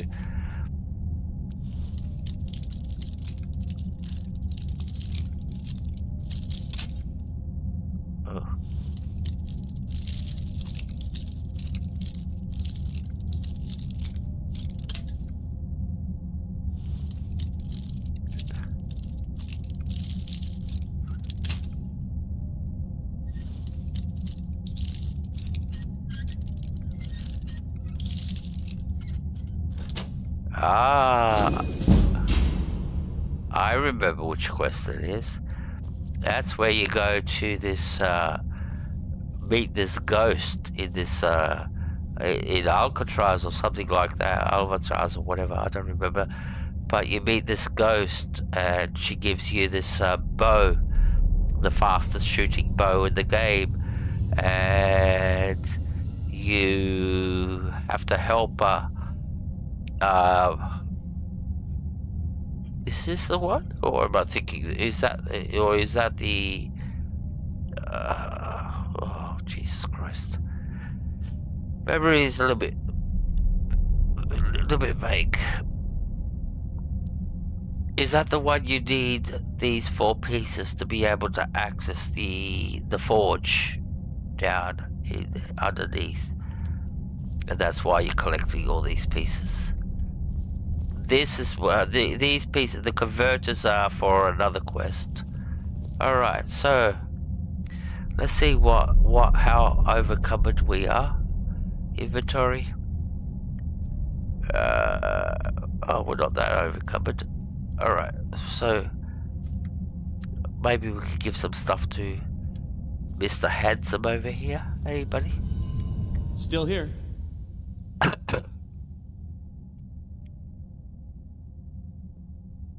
I need to trade some things with you. What do you want me to carry?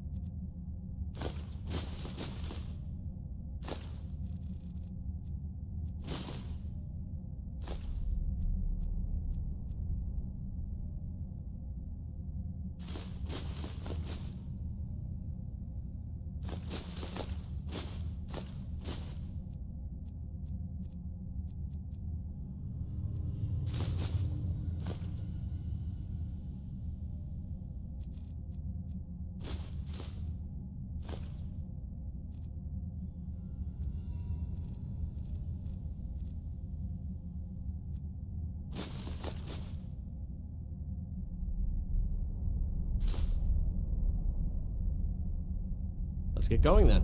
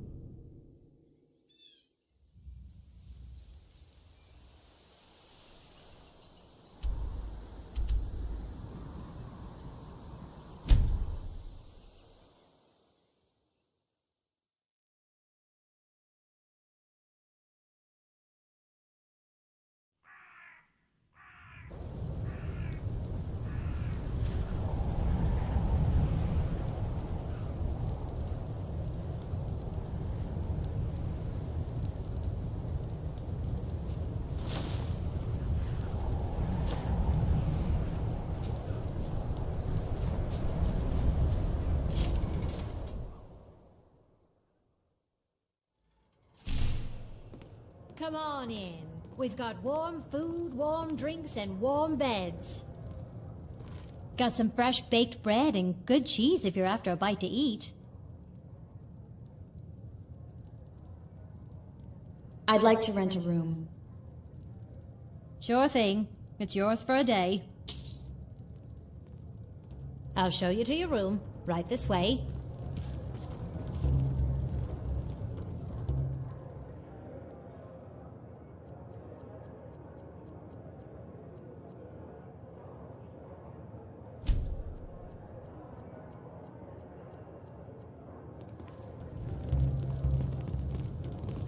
Let me know if there's anything else you need.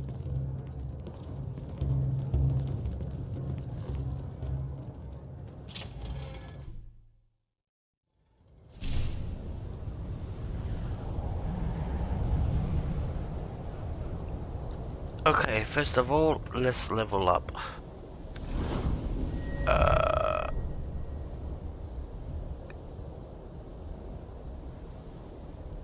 We'll put this one into stamina. Okay.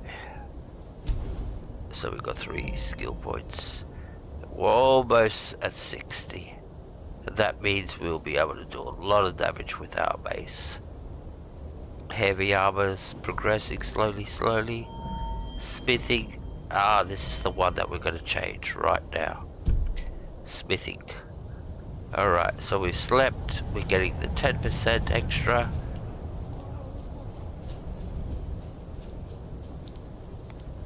So, first job. Leather. Wolf pellets. Saber cat. First job done. We don't care about being overcommitted right now.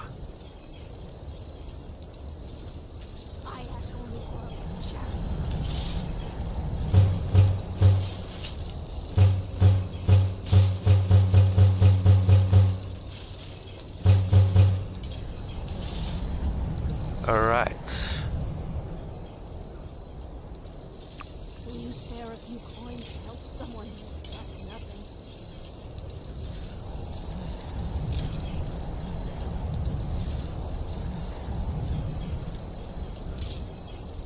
It all depends what he's got in his inventory now. Everyone says Yorland Greymane is the best smith in Skyrim.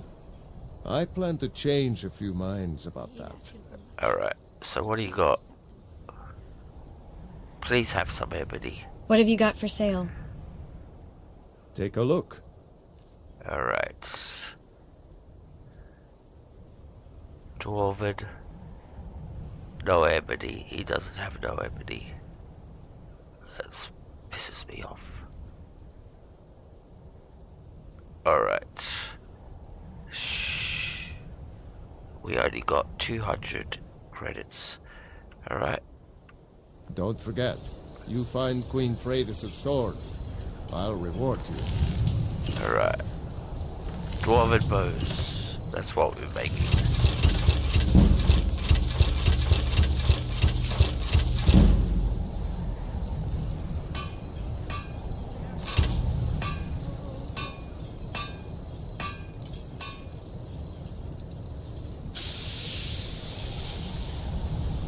Come and browse my fine selection. Everything's fresh and delicious. A few septums so far as Need some metal hammered?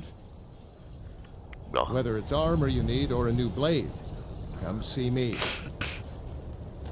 And you should get into the practice of, if you make something, you make a weapon or a piece of armor, you make sure that you put an enchantment on it. Because the third phase is you will sell that item. And you will get the maximum. So what can we destroy? Alright, we're gonna get rid of this.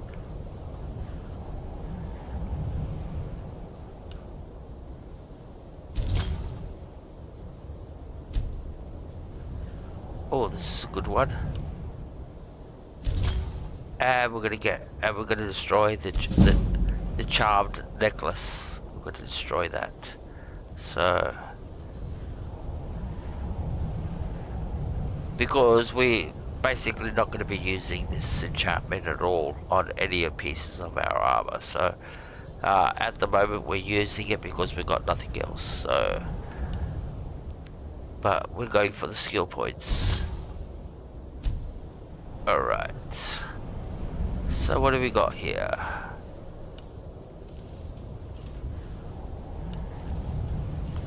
Oh, look at all these gems we can use to make.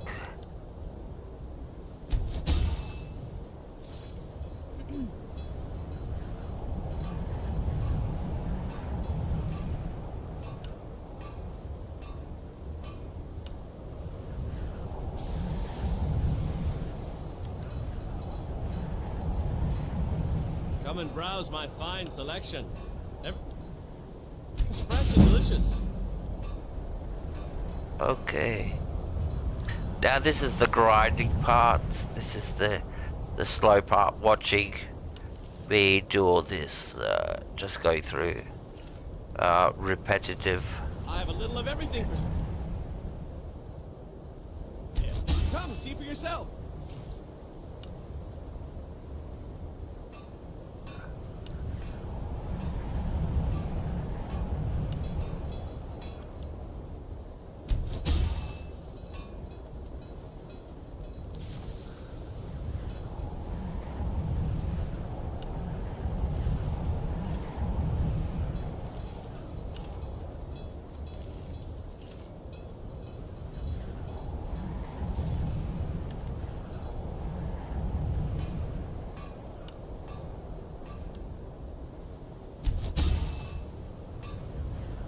What are the most slowest skills? Well, besides alchemy, which takes you forever, but this one, if you try to grind it, it feels like at a point where you're just going nowhere, that you're not accomplishing nothing. And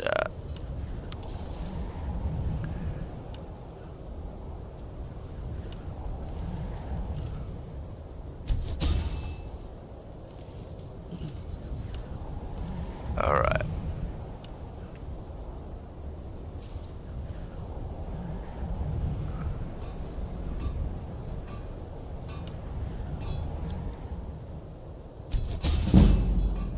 Went up another level, 75. Alright, we're getting somewhere. I don't think we'll get to level 80. My fine selection. Everything's fresh and delicious. I don't think we'll get to level 80.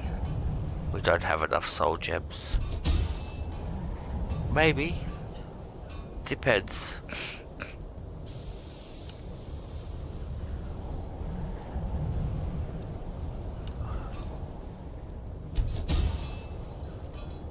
I have a little of everything for sale. Come, see for yourself.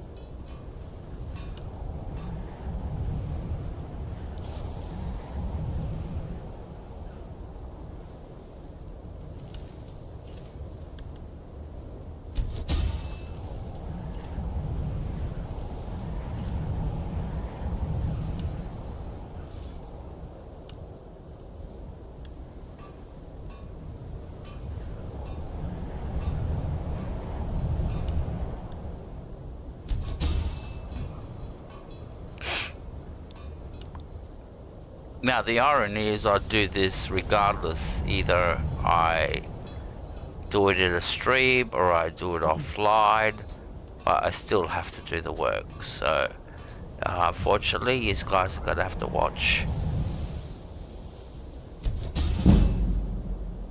We're almost ready to level up, which is good. That's what I want. I need another level.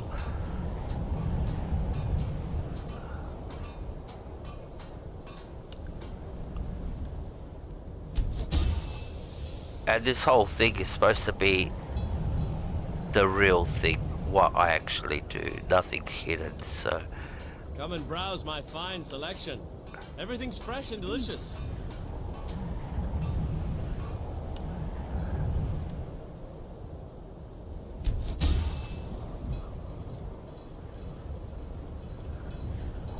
Oh yeah, speaking of, I'll just rush and get myself a beer.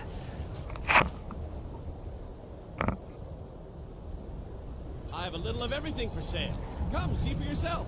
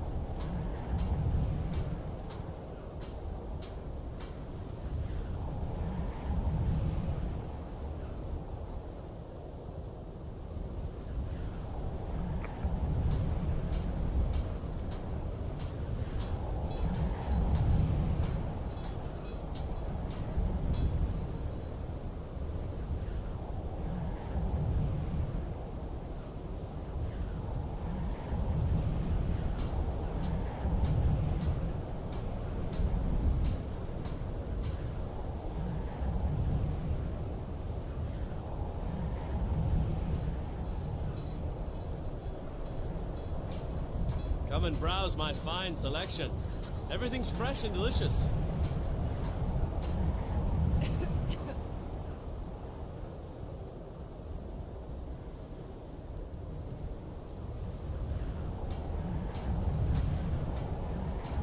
I have a little of everything for sale. Come, see for yourself.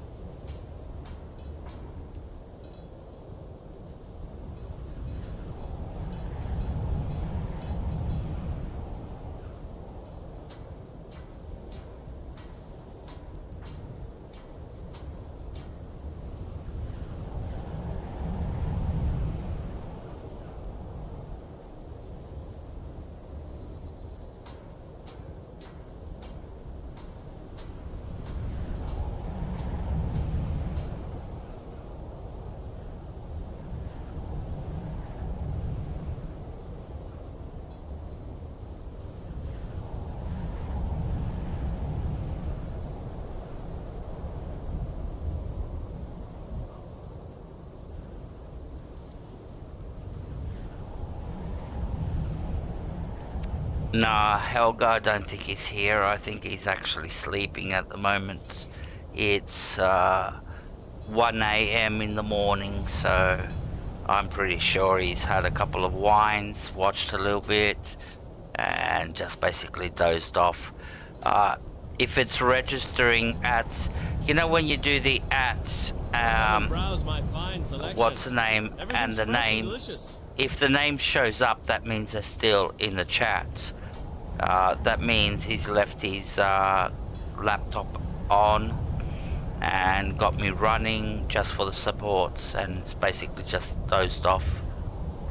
No, he's not here. Alright, that means he's actually gone. Alright. I have a little of everything for sale. Come, see for yourself. But yeah, like I said, it's 1 o'clock in the morning here, so I don't know how long I'll go for, so we'll see. Alright, so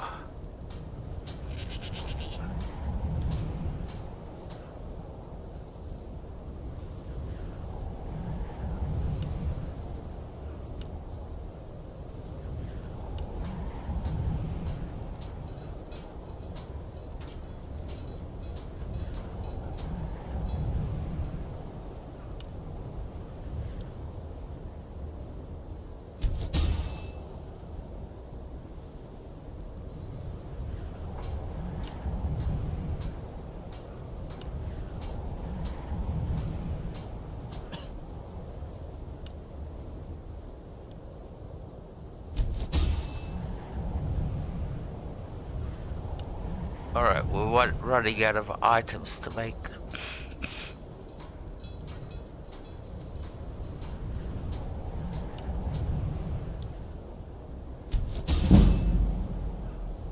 And we leveled up. Goodie! That's another level. Good. That's what we want. We want levels. Come No, and I'm not browse my tired. fine selection. Everything's fresh and delicious. I've actually been going through these, I'm actually using, my insomnia to play, so I have a little of everything for sale. Come, see for yourself. lately I've been getting into bed and just tossing and turning. I don't know what it is, but it's not like I'm thinking of anything, where you go like, okay, you know, you're thinking too much and you can't lower your brain wave. Lately I've just been getting in bed and just been too restless to sleep. I don't know if that's the right word. I've been getting to sleep roughly around 4 or 5 o'clock in the morning where the sun's coming up. Feels like I'm a vampire, like during the night I have to sleep, and I know I'm not getting the right amount of sleep. I'm only sleeping like 4 or 5 hours a day, so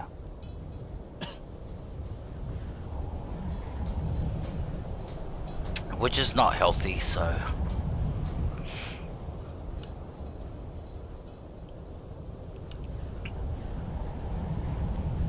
but as they say, use something to your advantage. If you can't sleep, My fine selection.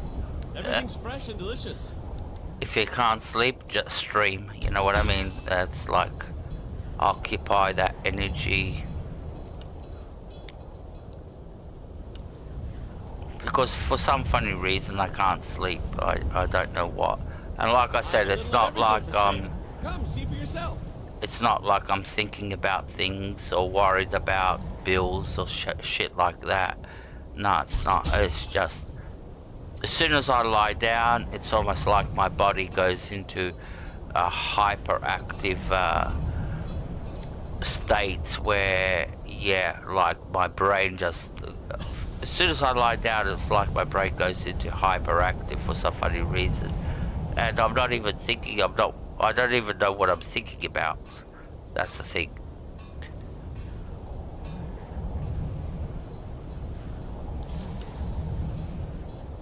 Anyways.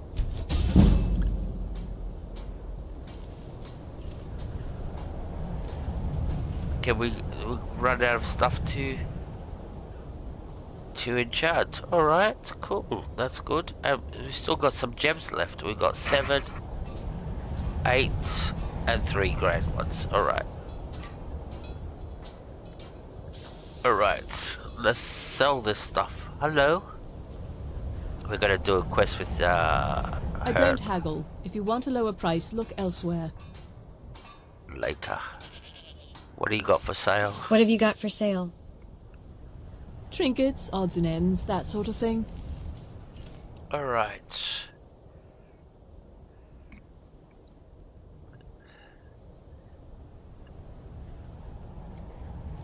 Let's sell some stuff.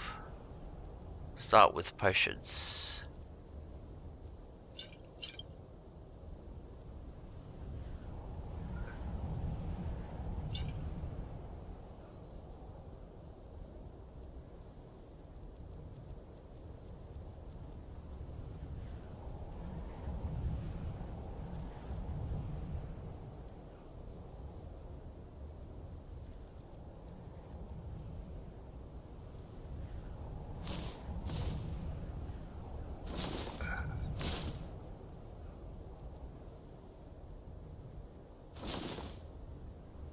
Alright.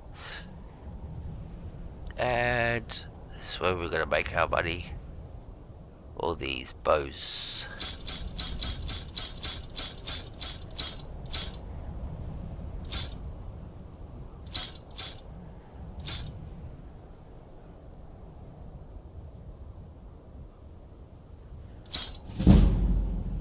Alright.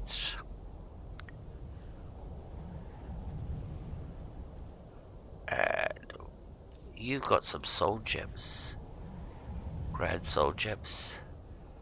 We'll buy these two. Or at least one. We'll buy the second one too. And the lockpick. And these 3 penny ones.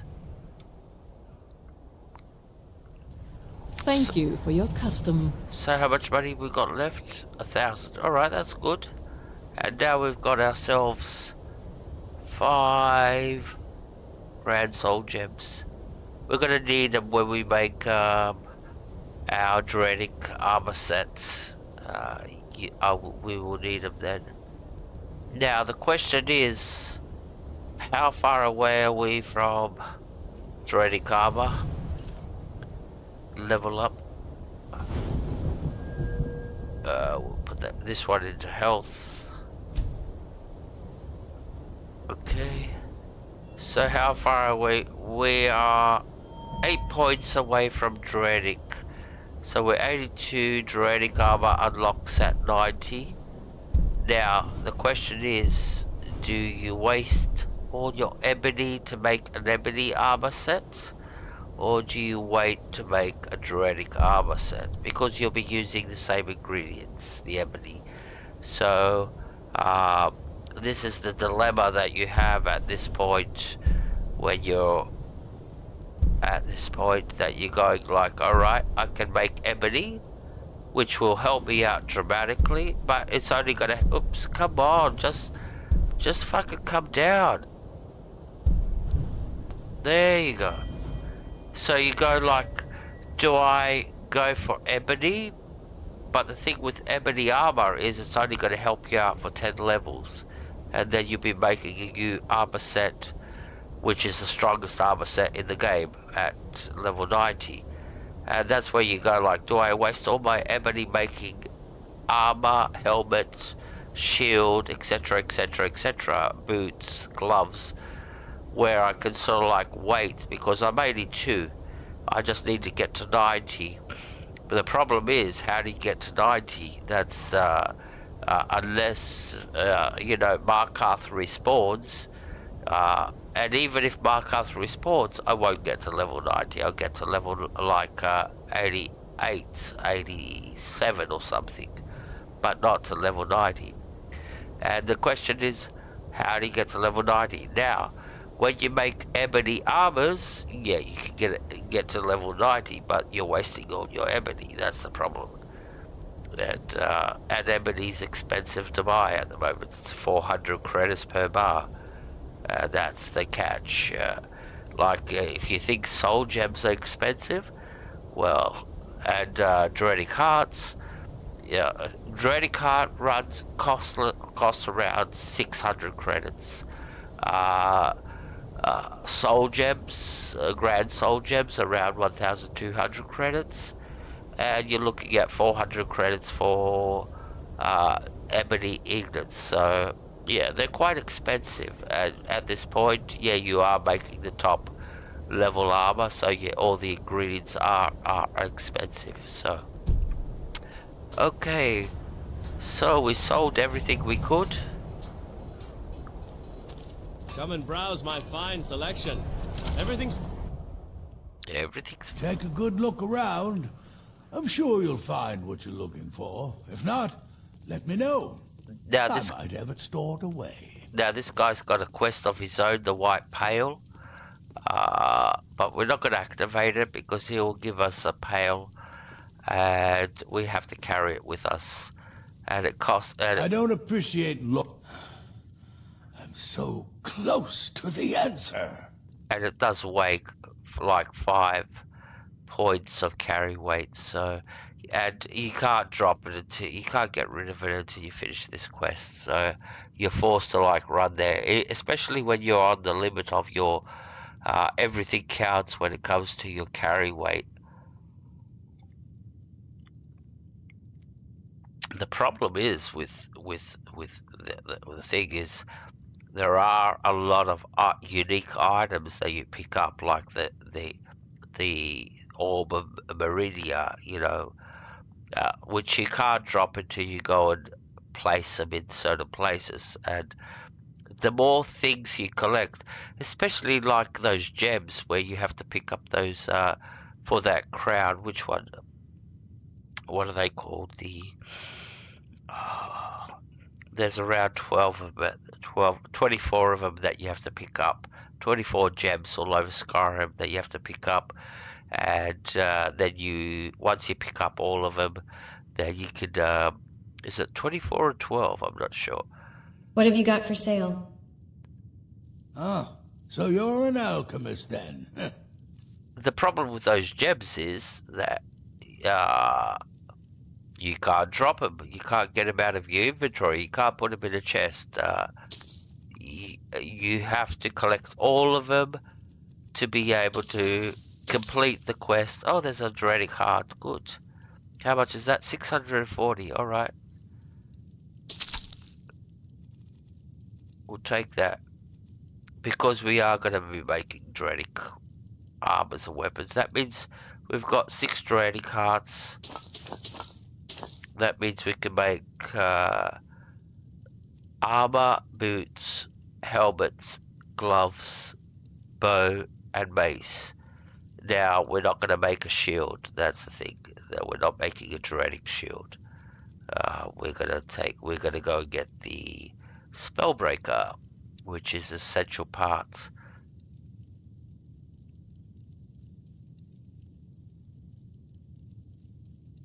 What time's cat feeding time? It's too early for the cats to be fed. What are you talking about, Helga? Unless they have afternoon tea. They'd be lucky cats if they do.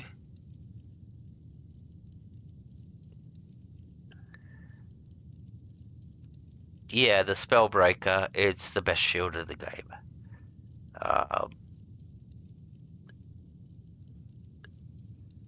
And I think it's the best enchanted item in the game. I do not use any armors, any other thing like enchanted weapons that you find in the game and all that. Shield breaker, can't live without the shield breaker. Like I said, it's the best thing that blocks everything, especially with dragons. Oh my god, it's magnificent with dragons. That's why I get it. I know why I use Spellbreaker. It's 50% of my attack and defense, so in both ways. So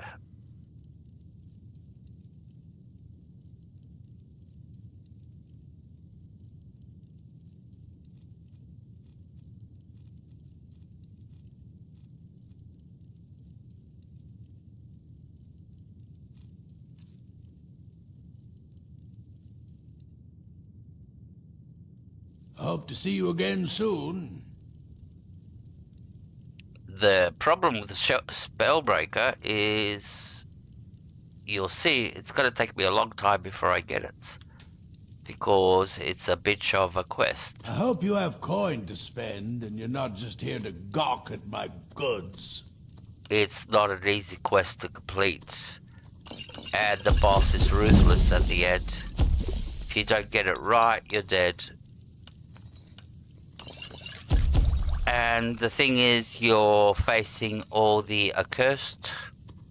Is it the cursed or the something, or the rejected, or whatever they call them, which have this, they spit out poison, and it's like fighting Falmers, but human Falmers.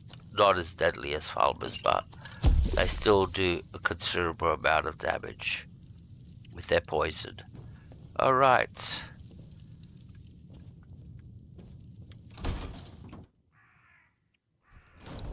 How about we make a trip to Markarth? See what's going on there at Markarth. See, hopefully everything's regenerated in Markarth. Because if it has, we'll be closer to our Draconic armor.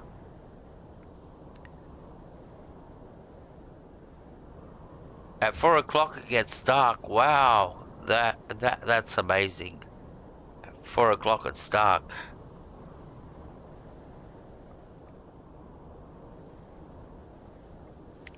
Like in winter in Australia, even with daylight savings, the latest it will get dark is 6 o'clock at night. Not before. Not 4 o'clock is sort of, is like if it would get dark here at 4 o'clock, everybody be going saying it's the apocalypse happening. Sorry, but that's how it is here in Australia. It gets dark 7 o'clock, between 4 and 7, 6 and 7 o'clock.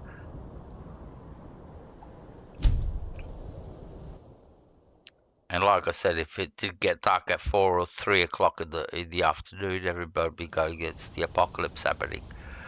Alrighty.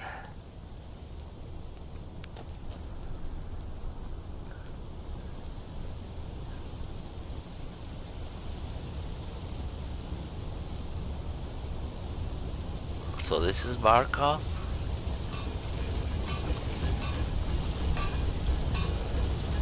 May your weapons be sharp and your prey fresh.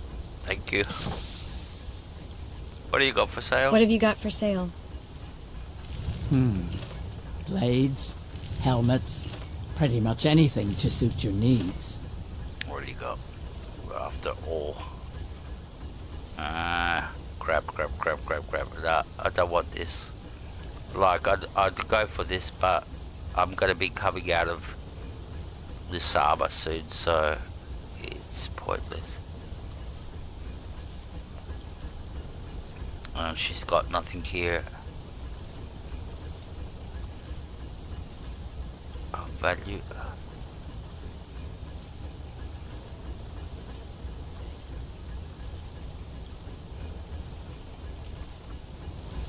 Fight well. Well.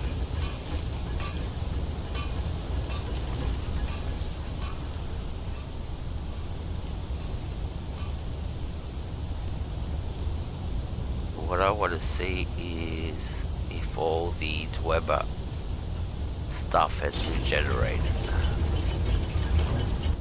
If it has, good. If it hasn't, then there's a very risky quest we could do to get some more, but alright, let's go see.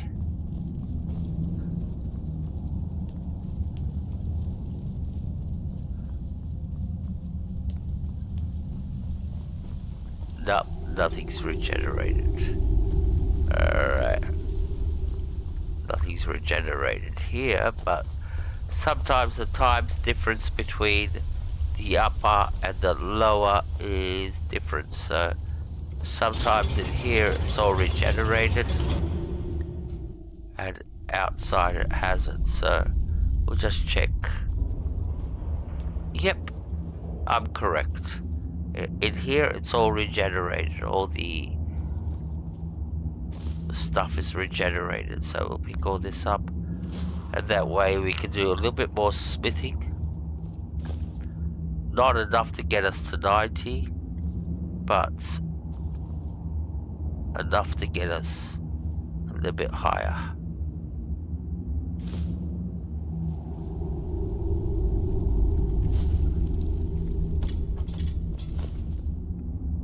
Alright, so that's everything here. Now there is a chest up here.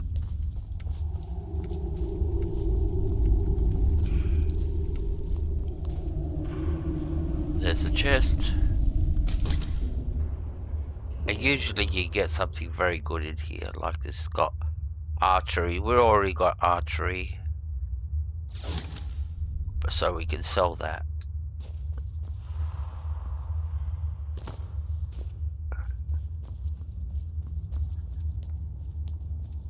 Now this is the point where we're not that afraid. When we've been here at least 2 times, and every time that we've been here we've been terrified of the spiders. This time it's a different story. We're stronger and we can kill a spider.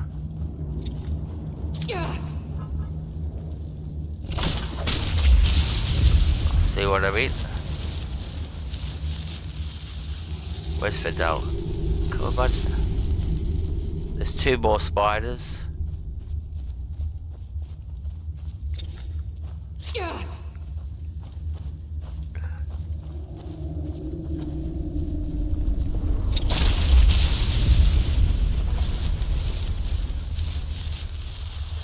This ends now.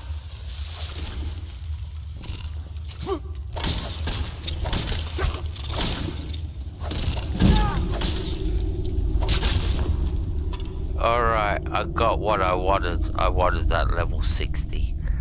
That makes a big difference, and you'll see why. Let me bring up my inventory. Weapons, ebony mace, damage 60%. I can do damage 60. Now, if I activate the perk, skills.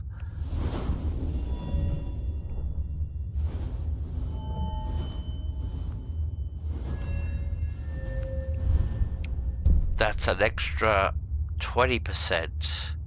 So let's activate that.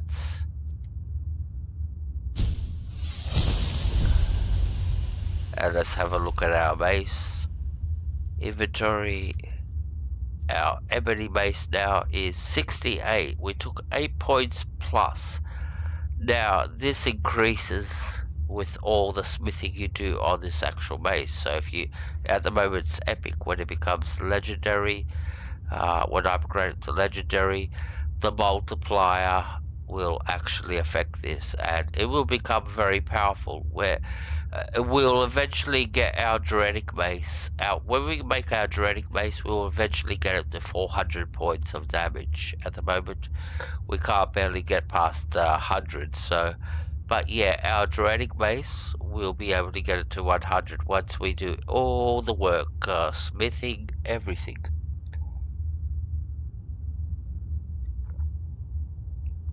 Okay. Now we feel a little bit more confident in combat with this. Those 8 points, you go like, oh, it's just 8 points.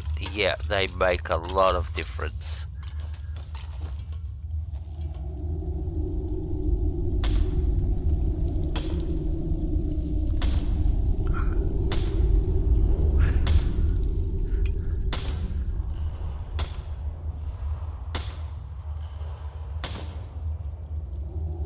See, the way everything works in Skyrim is on mathematical equations.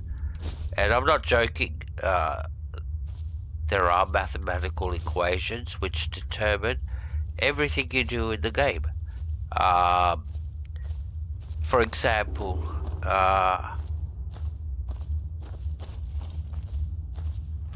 hey Garrett, good to see you. Good to see you. Thank you for dropping in. So, for example, if you're getting into combat and you're about to try to kill something, there is a mathematical equation which takes into account your level, your damage output, your perks. Everything comes into play to give you the final number of what damage you will do. And the same applies to when it comes to armors. There is a mathematical equation of how much damage you will receive, and it's all based on your level, your armor ratings, your perks, where they're allocated, how they affect the game. So yeah.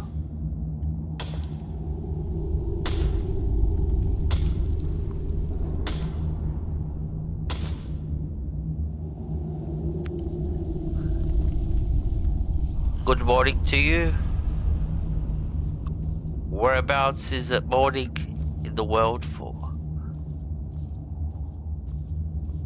You must be waking, either America or something like that. You must be waking up, because I know it's like early morning there. Like I know in EST it's around 9:30 in the morning.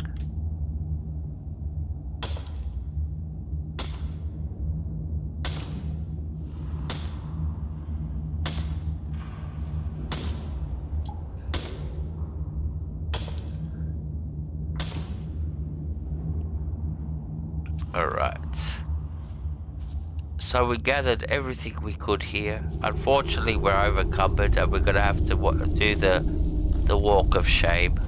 The slow walk of shame to the smelter and then make all the weapons after that. But yeah, unfortunately. And I do have to remember to take all the stuff off my companion, because I did load him up before.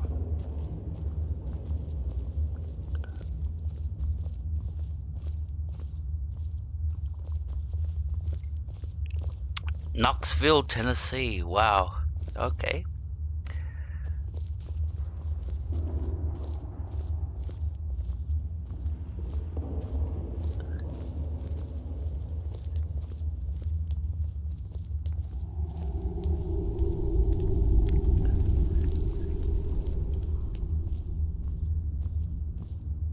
Well, Helga, give the man a coffee.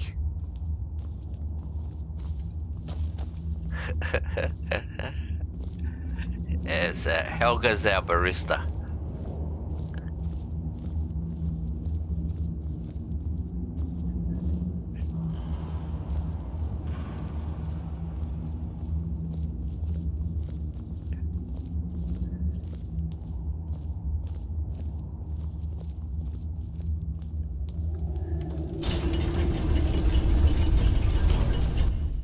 Alrighty.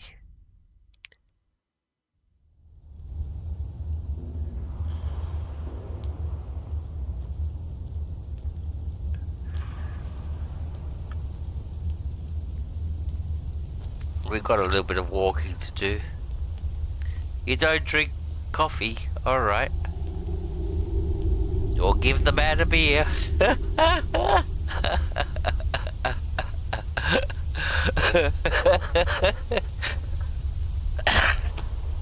Sorry.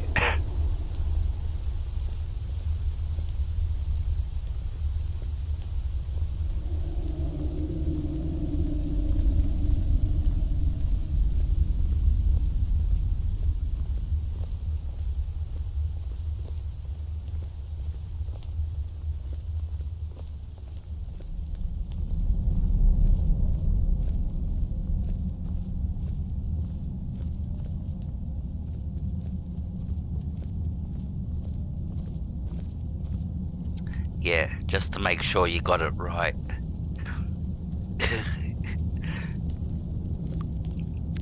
Now it's tricky now. What does he drink? That's the thing. Alright, he doesn't drink beer, he doesn't drink coffee. This is becoming a puzzle. What does Garrett drink? Oh, wow. It's a conundrum.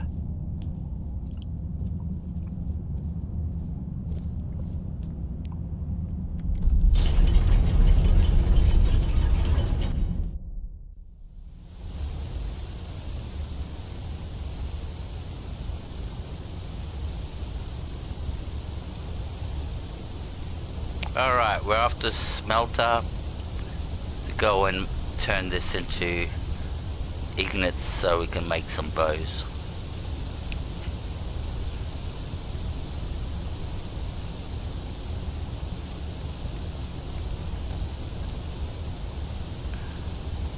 Unfortunately, we're overcumbered, so we have to walk. It's one of the rare occasions we get overcumbered.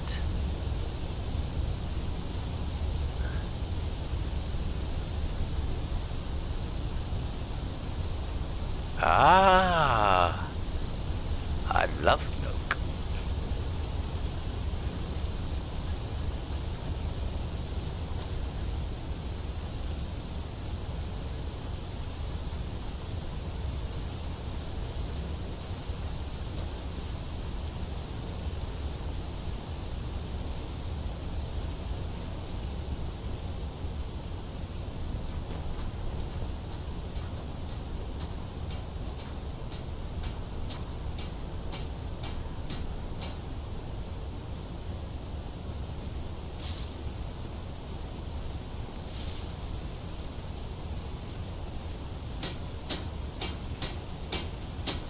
Alright, look at all this stuff that we've got here. The interesting thing is, talking about milk. Very few people get to experience milk in its totality. And what I mean by that, different types of milk. And I'm not talking about these flavored milks that you get today, almond milks, and you know, caramel milks and all this. I'm talking about drinking the milk, like goat's milk, cow's milk, sheep milk, you know. And I was very fortunate to live in Greece as a kid, and my grandfather had a farm, and he had a cow, he had sheep, and he had a goat. And he taught me how to milk these, well, not the cow, he wouldn't let me milk the cow, but he taught me how to milk the goat and the sheep. We only had 1 or 2 sheep and 1 goat, so, and 1 cow. Not talking a big, don't imagine it's like, but the thing was, the flavor from each different animal, the cow's milk, the goat's milk, the sheep milk was, mate, it was totally different. And yeah, you had to pasteurize it properly, you had to boil it properly, so it'd be safe. But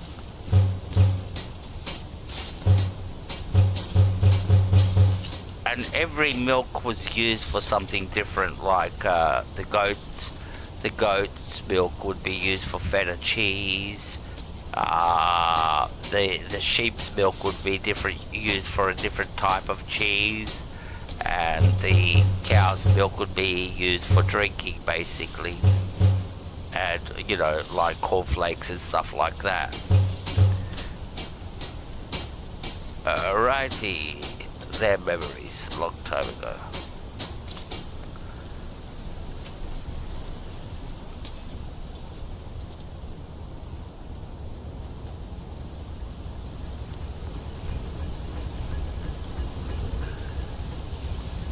Alright, what have we got here?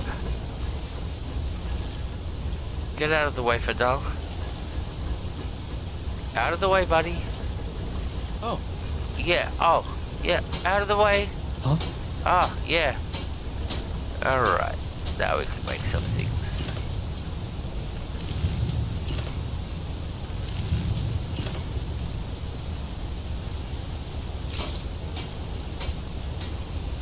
Huh? What do you mean, what am I doing? I'm trying to level up smithing and enchanting at the moment.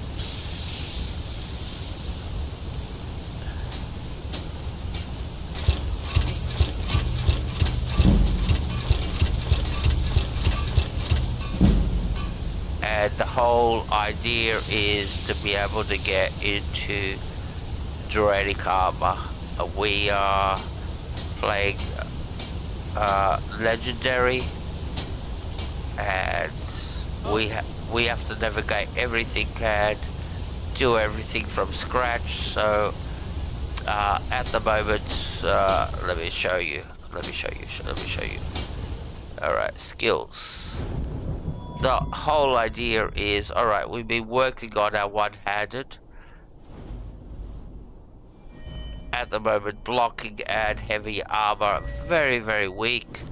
But at the same time, we've been trying to maximize enchanting and smithing. Smithing, we want to get to level 90 so we can unlock Draconic armors. We've got enough Draconic hearts to make everything we need, but we're still gathering ebony. But we still need to get to level 90. That's the whole exercise of what I'm doing. So, yep. After that, enchanting. Oh, we've got a skill point to put over here. Alright, yep.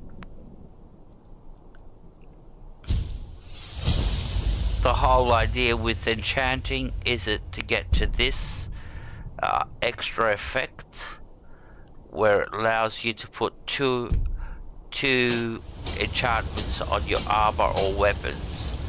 So, need a new blade? What have you got for sale? What have you got for sale? Oh yeah, I forgot to talk. Blades, helmets, pretty much anything to suit your needs.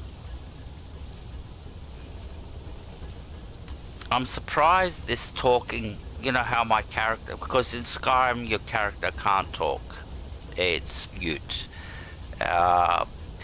In Fallout your character will, the main protagonist will talk.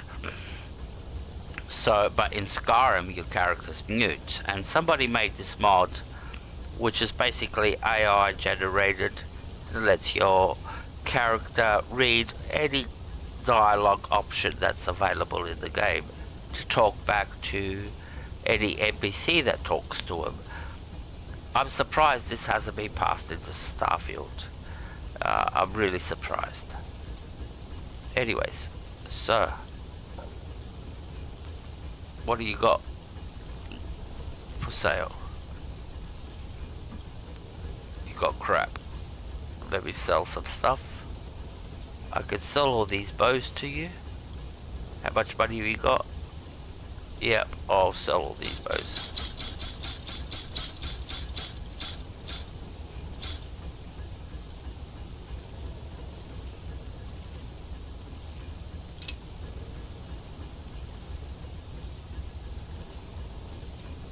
Alright.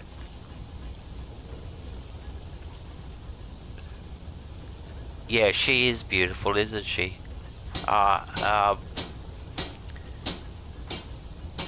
She is the product of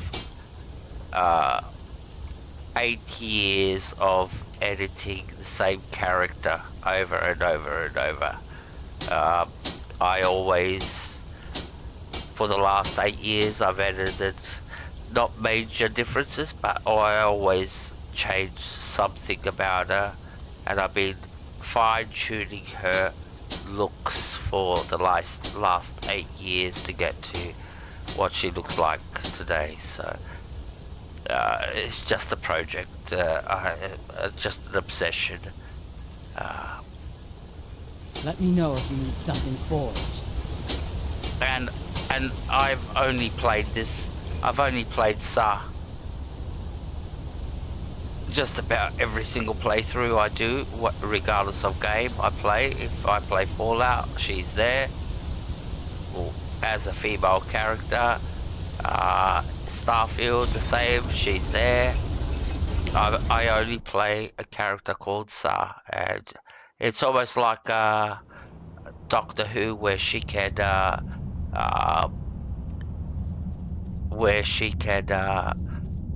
regenerate into any world that she gets teleported to. So if it's Starfield, yep, she's a female. She always plays a female. Me, on the contrary, alright, now let's not make this politically gender whatever stuff. This got nothing to do about that. Me, I am a male, and Sa, my character, is a female, and that's how simple it is. And that's where, you know, after that, it's what I put into her and the time and effort I put into her, and yeah. So after that, it's that simple. It's got nothing to do about any gender thing or anything like that. That's how simple it is. I'm a male and my character's a female, and I've been playing this same character for the last 8 years continuously. I've only once played a male character, and that only lasted a week, and then I had to delete the character. So I just feel so comfortable playing Sa. That's it. I'm the Jarl's personal blacksmith, but that doesn't mean I can't sell you a few pieces for a fair price.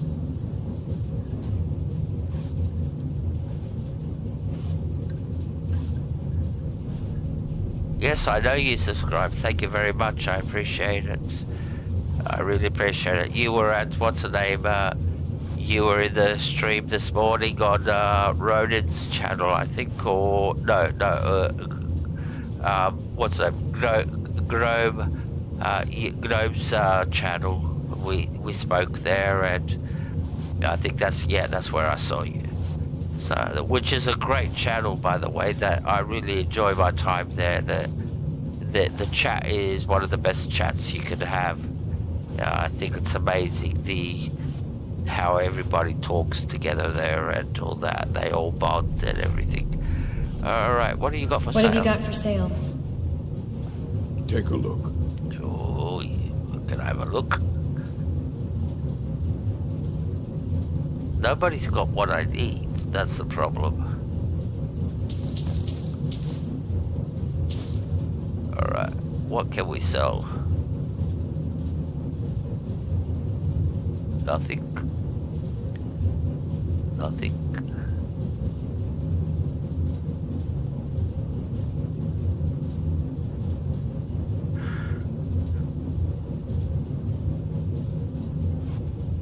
Until next time. Alright, now's the dilemma. Now it comes the dilemma. Like, I've got 5 ignits. I can make myself ebony armor, a full ebony armor set. When I say full, that's not the garments and the boots and the helmet. I'm just talking about the actual armor. That's how much it'll cost. I can make myself an armor, but I will not be able to upgrade it because I don't have enough ebony. Or should I keep the ebony and wait to get to Draconic and make a Draconic set? But the thing is, by the time we get to Draconic, we might get killed a couple of times. That's a problem. Alright, that's the dilemma here. Now we have to keep on targeting our quests so we don't go into anything. This is the thing about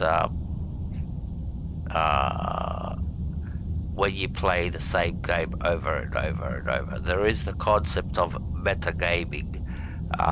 What is metagaming? Well, my concept of metagaming is where you use knowledge that you have from a previous playthrough in your next playthrough. So, when it comes to role-playing, it really defeats the purpose of role-playing, because when you're metagaming, you go into a quest, you know where to go, which quest, what buttons to push, what to do, and just let me put it into perspective. It's like you go into a quest. Let's say you're role playing this, and you go like, "Oh, should I press this button?" They're reforming the Dawn Guard, vampire hunters or something, in the old fort near Rift. Should I press this? Shut up. Should I press this button? Should I go down this path? Should I jump up this level? Should I solve? This is how I solve this puzzle for some funny reason without knowing how to solve it. That's metagaming. That's where you're using knowledge from a previous game, previous playthrough to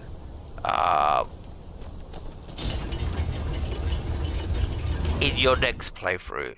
Which, when it comes down to role playing, it's like it doesn't make sense. It's like you can't role play that. You can't go, "Oh, should I press this button? Why should I press this button?" You can't even explain why your logic is to press that button when you already know that you have to press this button to solve the problem. So that's the problem with metagaming, that you can't really link it into role playing. And unfortunately, once you play a game once, the next time you're playing it, you're metagaming, like it or not. You already know what to do and how to solve things in the game, and that's metagaming. It's like, that's the hard part, where role-playing actually becomes harder, because you're going, how do I explain that knowledge when I'm supposed to not even know it? Okay, yeah, the game's going to tell me, but you already know the knowledge, and as much as you pretend that you're surprised that the game's telling you that you got this power and you can shout and all this, you go, yeah, alright, I already knew that. So, alrighty. So, like I said, I'm metagaming at the moment. I'm actually using knowledge from prior playthroughs to... Oh, we're almost at 84, 80. Alright, cool. What can we do? Let's have a look.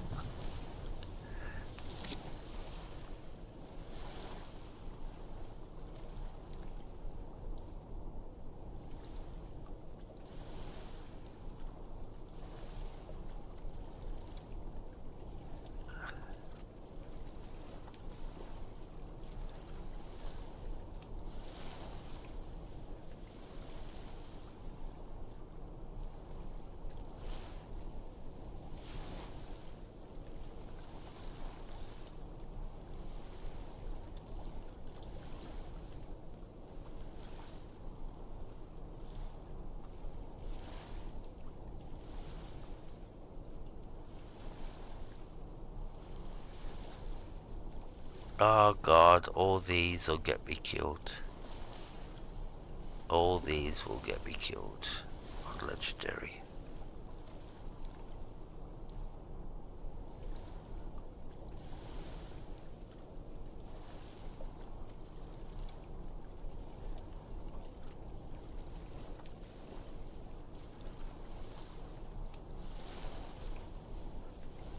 I know what we might be able to do.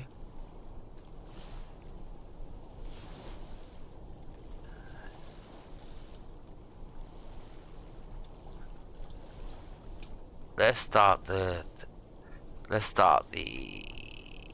Thieves Guild. Alright. We can do that. Hopefully that won't get us killed. We can go to jail, but it won't get us killed.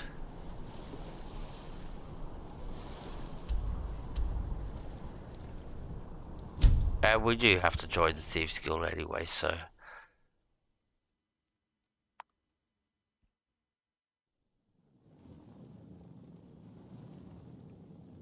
What do you mean, toss a coin, Helga?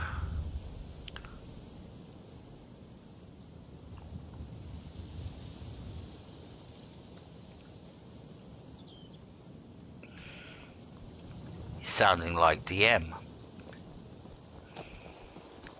If you wanna toss me some coin, here's my PayPal. If you're looking for anything to sell for a fair price, I run the Pond Prawn over by the market.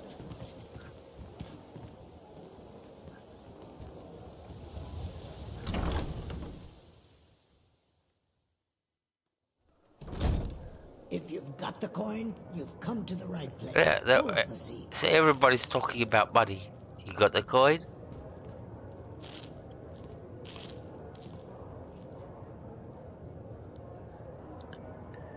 Oh, Helga, I don't even remember what I was talking about 5 minutes ago. Now I'm confused. I go, what the fuck I was talking about? What was I talking?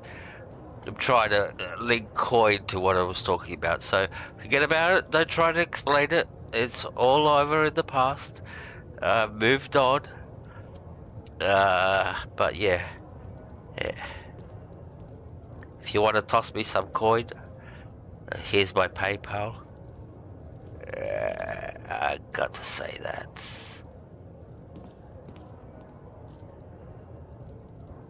Not happy. Not happy. If you've got the coin, you're welcome here. Otherwise, hit the road. Yep, that's how it works, isn't it? Alright, yeah, I want a room. I'd like to rent a room. Sure thing. It's yours for a day. I have to be very careful. Hey, Bomba! How good to see you.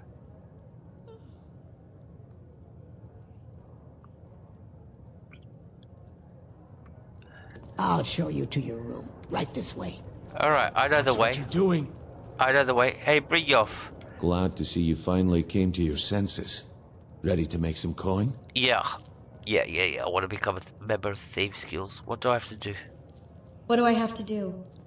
I keep forgetting Simple. she can talk. I'm going to cause a distraction. You're gonna steal Medesi's silver ring from a strongbox under his stand. Once you have it, I want you to place it in Branchet's pocket without him noticing. Let me know if there's anything else you need. Why plant the ring on Branchet? There's someone that wants to see him put out of business permanently. That's all you need to know. I'll be out in the market all day, from 8 in the morning until 8 in the evening. Meet me then, if you've still got the stomach for it.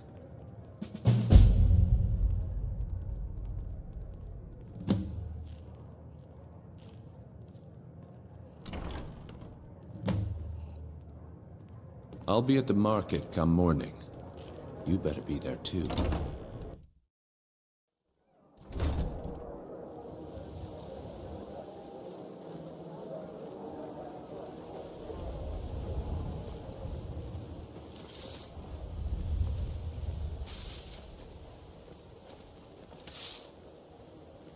You look like you could use a drink. What do you say to some cheap mead?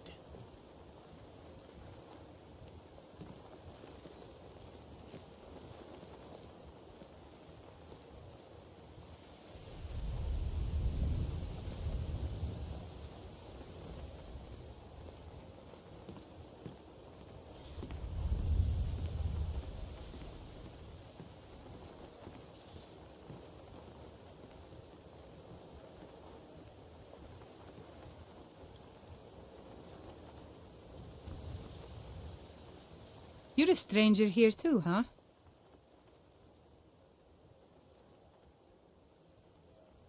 You're not from Riften?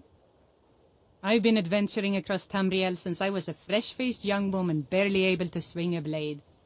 My travels have taken me from High Rock to Valenwood, Elsewhere to Morrowind, and all points in between. Why are you here then?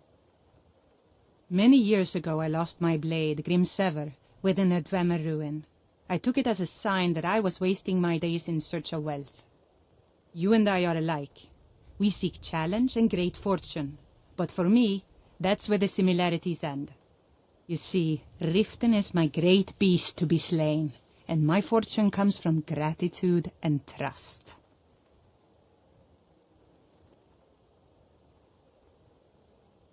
What happened to your blade, Grimsever? It was lost years ago in a Dwemer ruin. Without it, I feel almost as defenseless as a newborn. I don't think I'll ever be able to find a replacement. I could find it for you.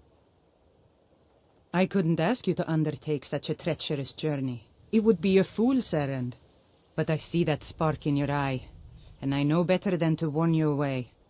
Grimsever rests within the Dwemer ruin of Misinchaleft. Tread carefully, friend. Those same ruins almost took my life. Safe travels. Alrighty. So now that we got that quest, the Grimsever, this is what we have to steal. We have to unlock this sliding door. They're going to stay there for a while, so we won't. And there's guards going left and right. Plus, the beggars are still out. Everybody's still awake. So what we're going to go and do is going to go and sleep for at least a couple of hours. If you've got the coin, you've come to the right place. Pull up a seat. Because we already bought a room, so... What time is it? We'll make it 3 o'clock in the morning. There you go, 3 o'clock in the morning. Because we want to do an assassination at the same time. We're going to be, you know, assassinating somebody, the old hag in the orphanage, for Aventus Aretino. So we're multitasking at the moment. Alright, so we've slept. Everybody's gonna start making their way home. Or they're left, or they're leaving. You're standing on the table, what? Yeah. Had too many to drink, huh? Good. How'd you get from there to there? You teleported, wow. Alright. What this game does. Alright, now it's nice. Now it's better. Nice and quiet. So, you want to come to Madassi's stall when it's midnight, like 3 o'clock in the morning. There's nobody roaming around. When you actually initiate the quest for the first time, Brynjolf will actually try to distract everybody, and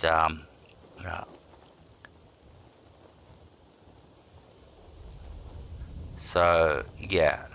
So what we'll do is try to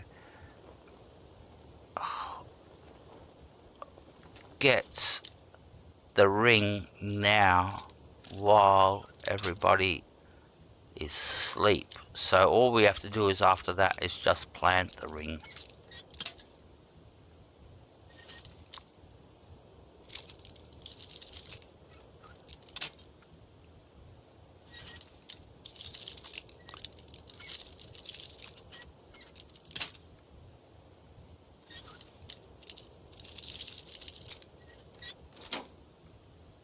Alrighty. Just check around if anybody's... Nope, nobody's coming around. Yep. Last thing is we want to get busted. And now we can open up the strongbox.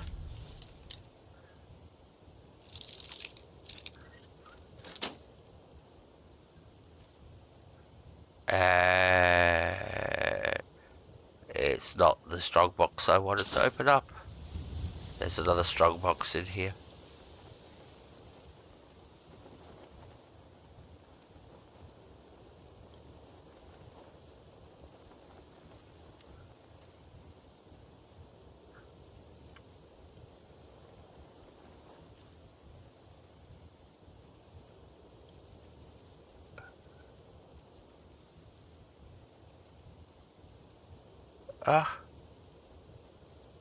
Don't tell me you have to do all this again. Oh, that's ridiculous.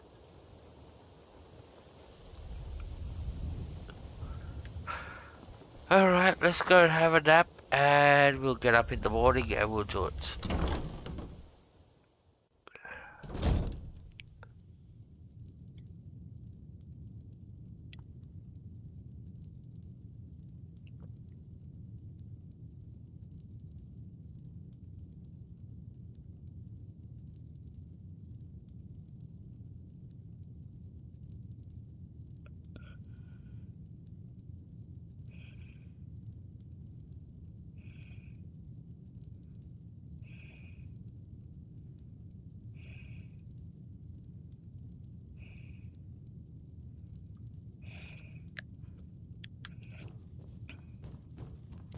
Relax, Helga.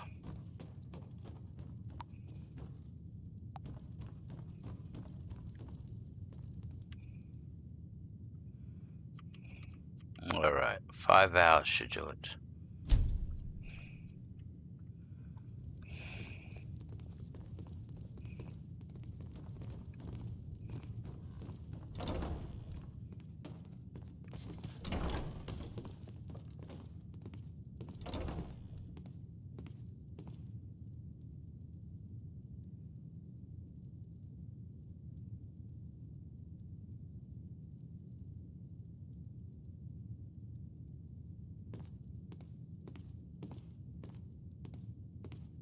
Yeah, but it doesn't mean he's a YouTuber. If you've got the coin, you're welcome.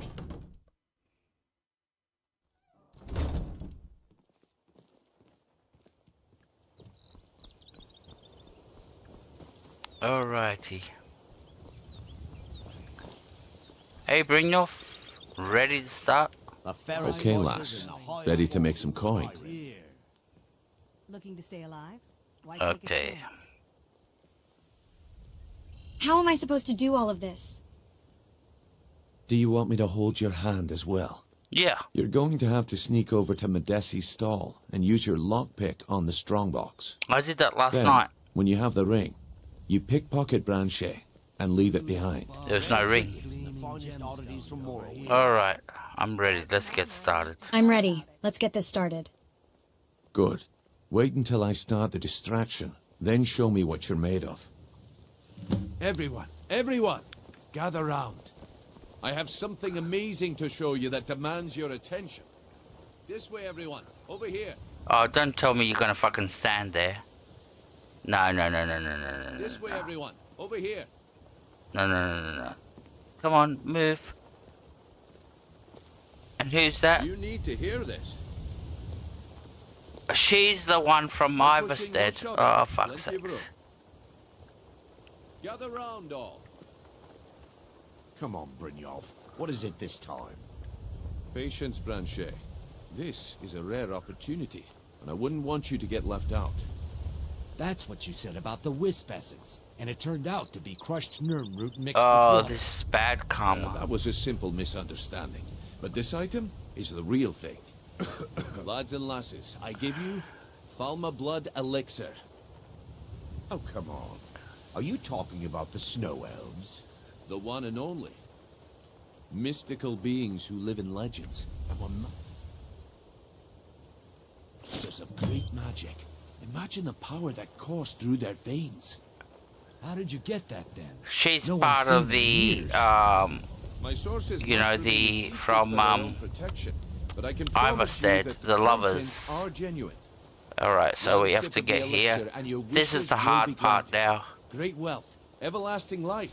Quick Perhaps save. limitless power could be yours. How much does it cost? Alright, so what do we gotta do? We gotta put the rig into his pocket. So where's the rig? This is the tricky part. This is where we can get caught. And if we get caught, I'm reloading. So where's the rig? Medasi's silver rig. That's where you have to be delicate. Oh, it worked. It worked. We did it in first try.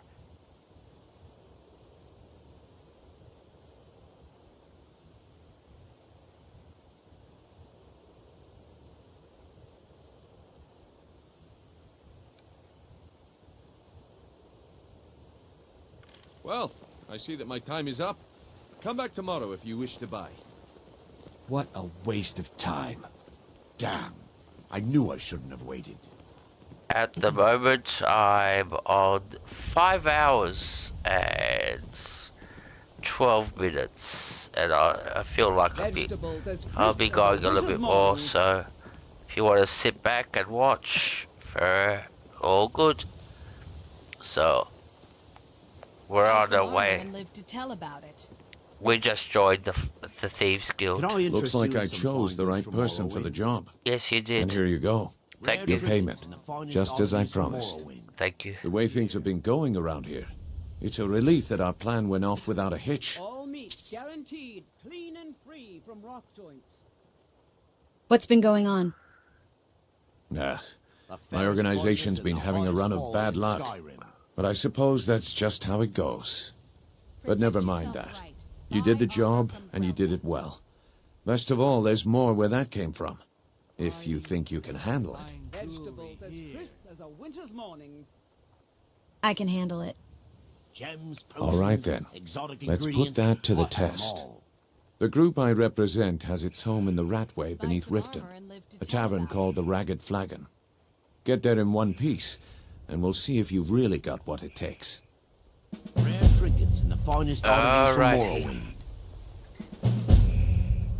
All right, I'll entertain you a bit more. Move. Go on. Thank you. All right, now we can. Meats and produce. Get them before they're gone. Beautiful baubles. Now to answer actually the question correctly, I've been playing Skyrim ever since it came out, 2011. Yeah. I'll just leave it there. After that, it becomes. You're under arrest, This is insane. I didn't steal any. I never saw this ring before in my entire life. Buy some armor and live to tell about it. ways. You can walk up with me to the keep, or I can drag your lifeless body. Your choice. But All meat Very guaranteed, well. clean and free from rock joint. So the only bragging rights. jewelry here. The only bragging rights I'll give myself. Oh, what's this? Oh, this is fucking Creation Club content. Find the ghosts. I'm not going to be finding the ghosts. I don't care about your ghosts. Looking to stay alive?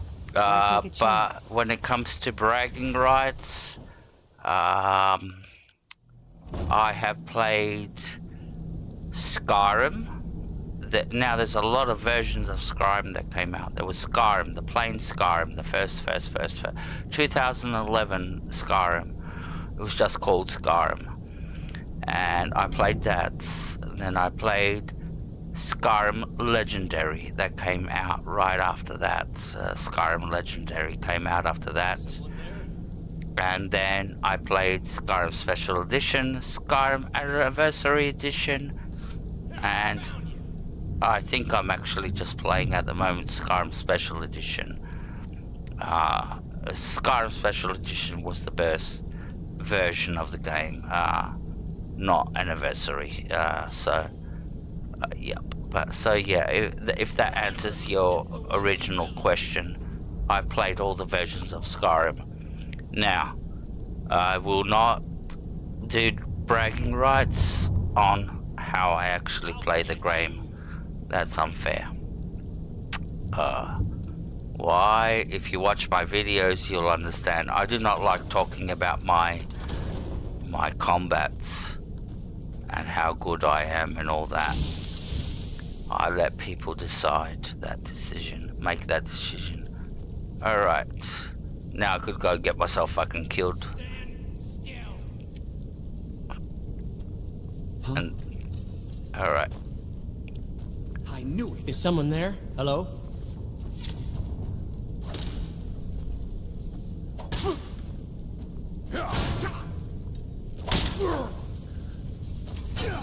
Oh, not so fast. Oh, enough. This ends now. You're making me angry. Pathetic.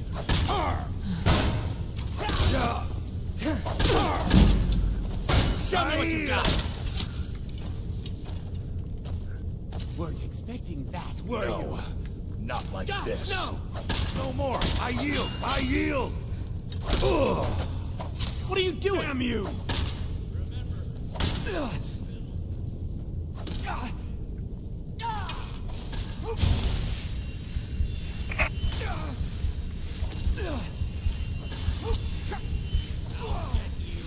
I'll make you pay.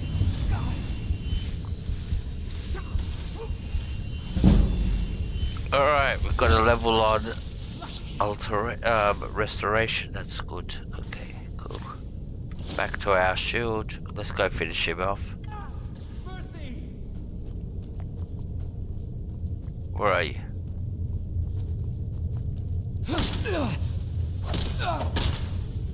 Yep, he's dead.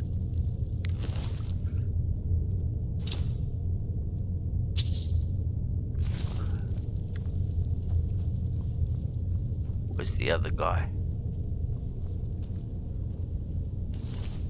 What do you got on you?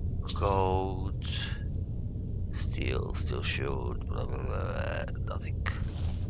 Alright. Now we're not out of the woods just yet. We still have to get to... We have to get past there. That's the problem. We can't jump across. Until we bring down the bridge, we have to go the long way around. And there's a lot of danger still involved. Alright. Come on, Fidel. Don't be afraid. Come on down, buddy. Where are you going? Why are you going backwards?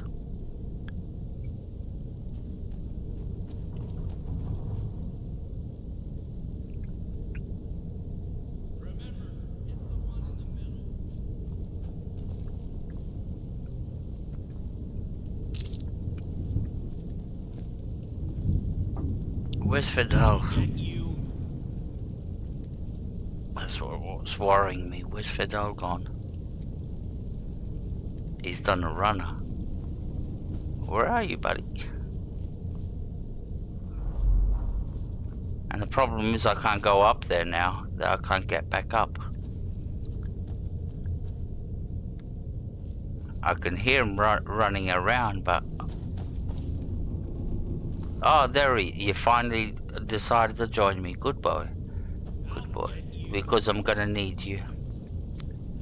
Open door. Alright. There's a trap here. So... Yeah, there it is. There's a trap, so we have to disable it. There you go.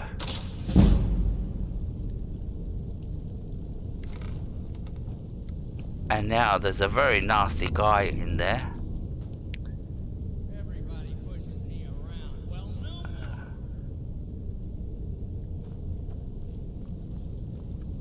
And you get the gloves of unarmed combat.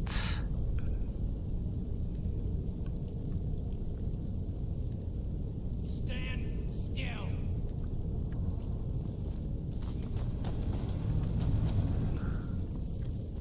Where is he? He's supposed to be somewhere here. Everybody pushes me around. Well, no more. There he is.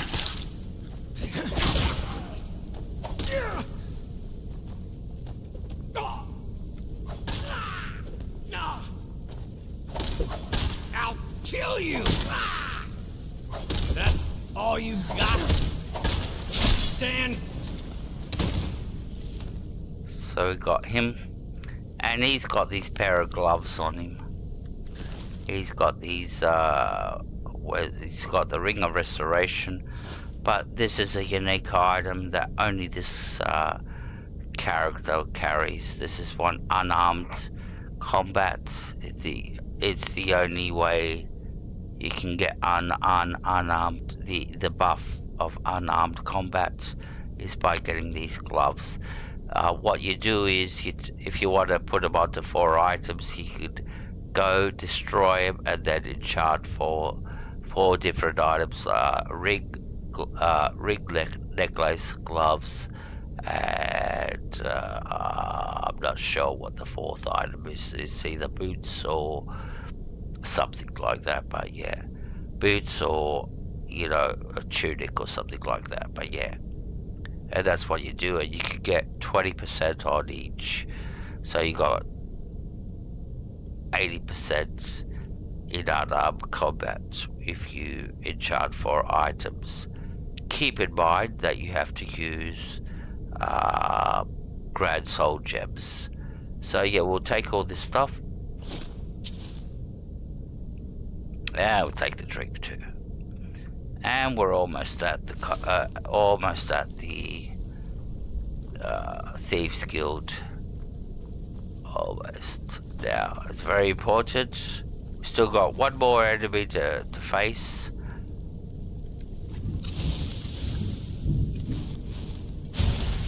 And this enemy can kill us. They're quite high level.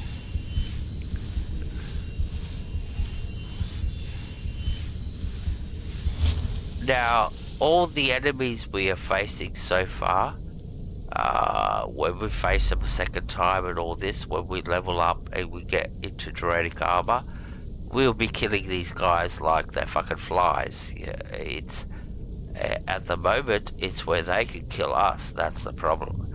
So now that's the illusion with the game. It's like you're going, oh, I'm doing tough, but you get to a point where you just cannot.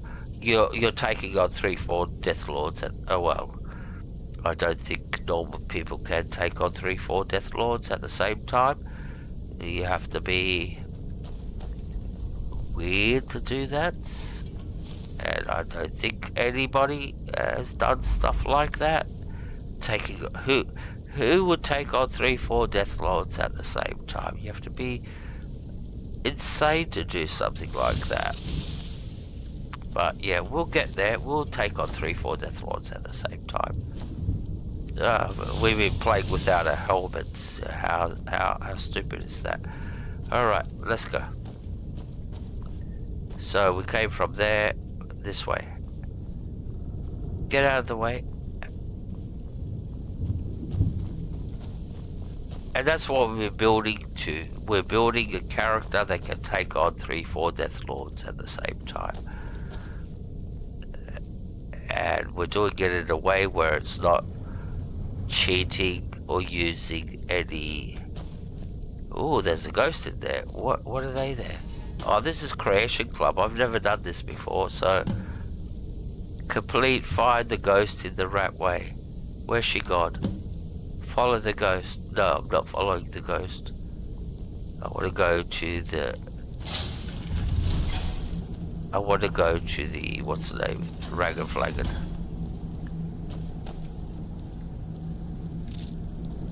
I might be ending it soon. It's 2:30 in the morning. What was that? There's the bad guy there. There he comes. Is someone there? You're gonna die for that.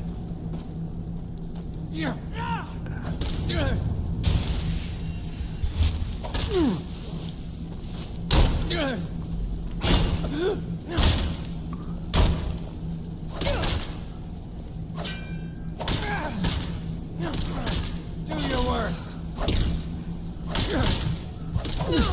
Oh, for fuck's sakes! You can't beat me. Fuck's sakes! I told you there was one enemy. Fuck's sakes! I'm tired. I should have quit a long time ago. That was totally unnecessary death. Totally unnecessary death. Oh look guys, I'm gonna continue this tomorrow. Like, I'm extremely tired. I made amateur mistakes. And that's all because of fatigue. I should have stopped a long time ago. I knew.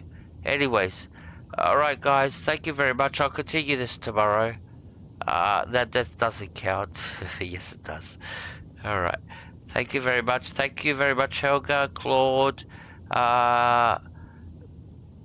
Garrett, thank you very much for watching. Who else was here?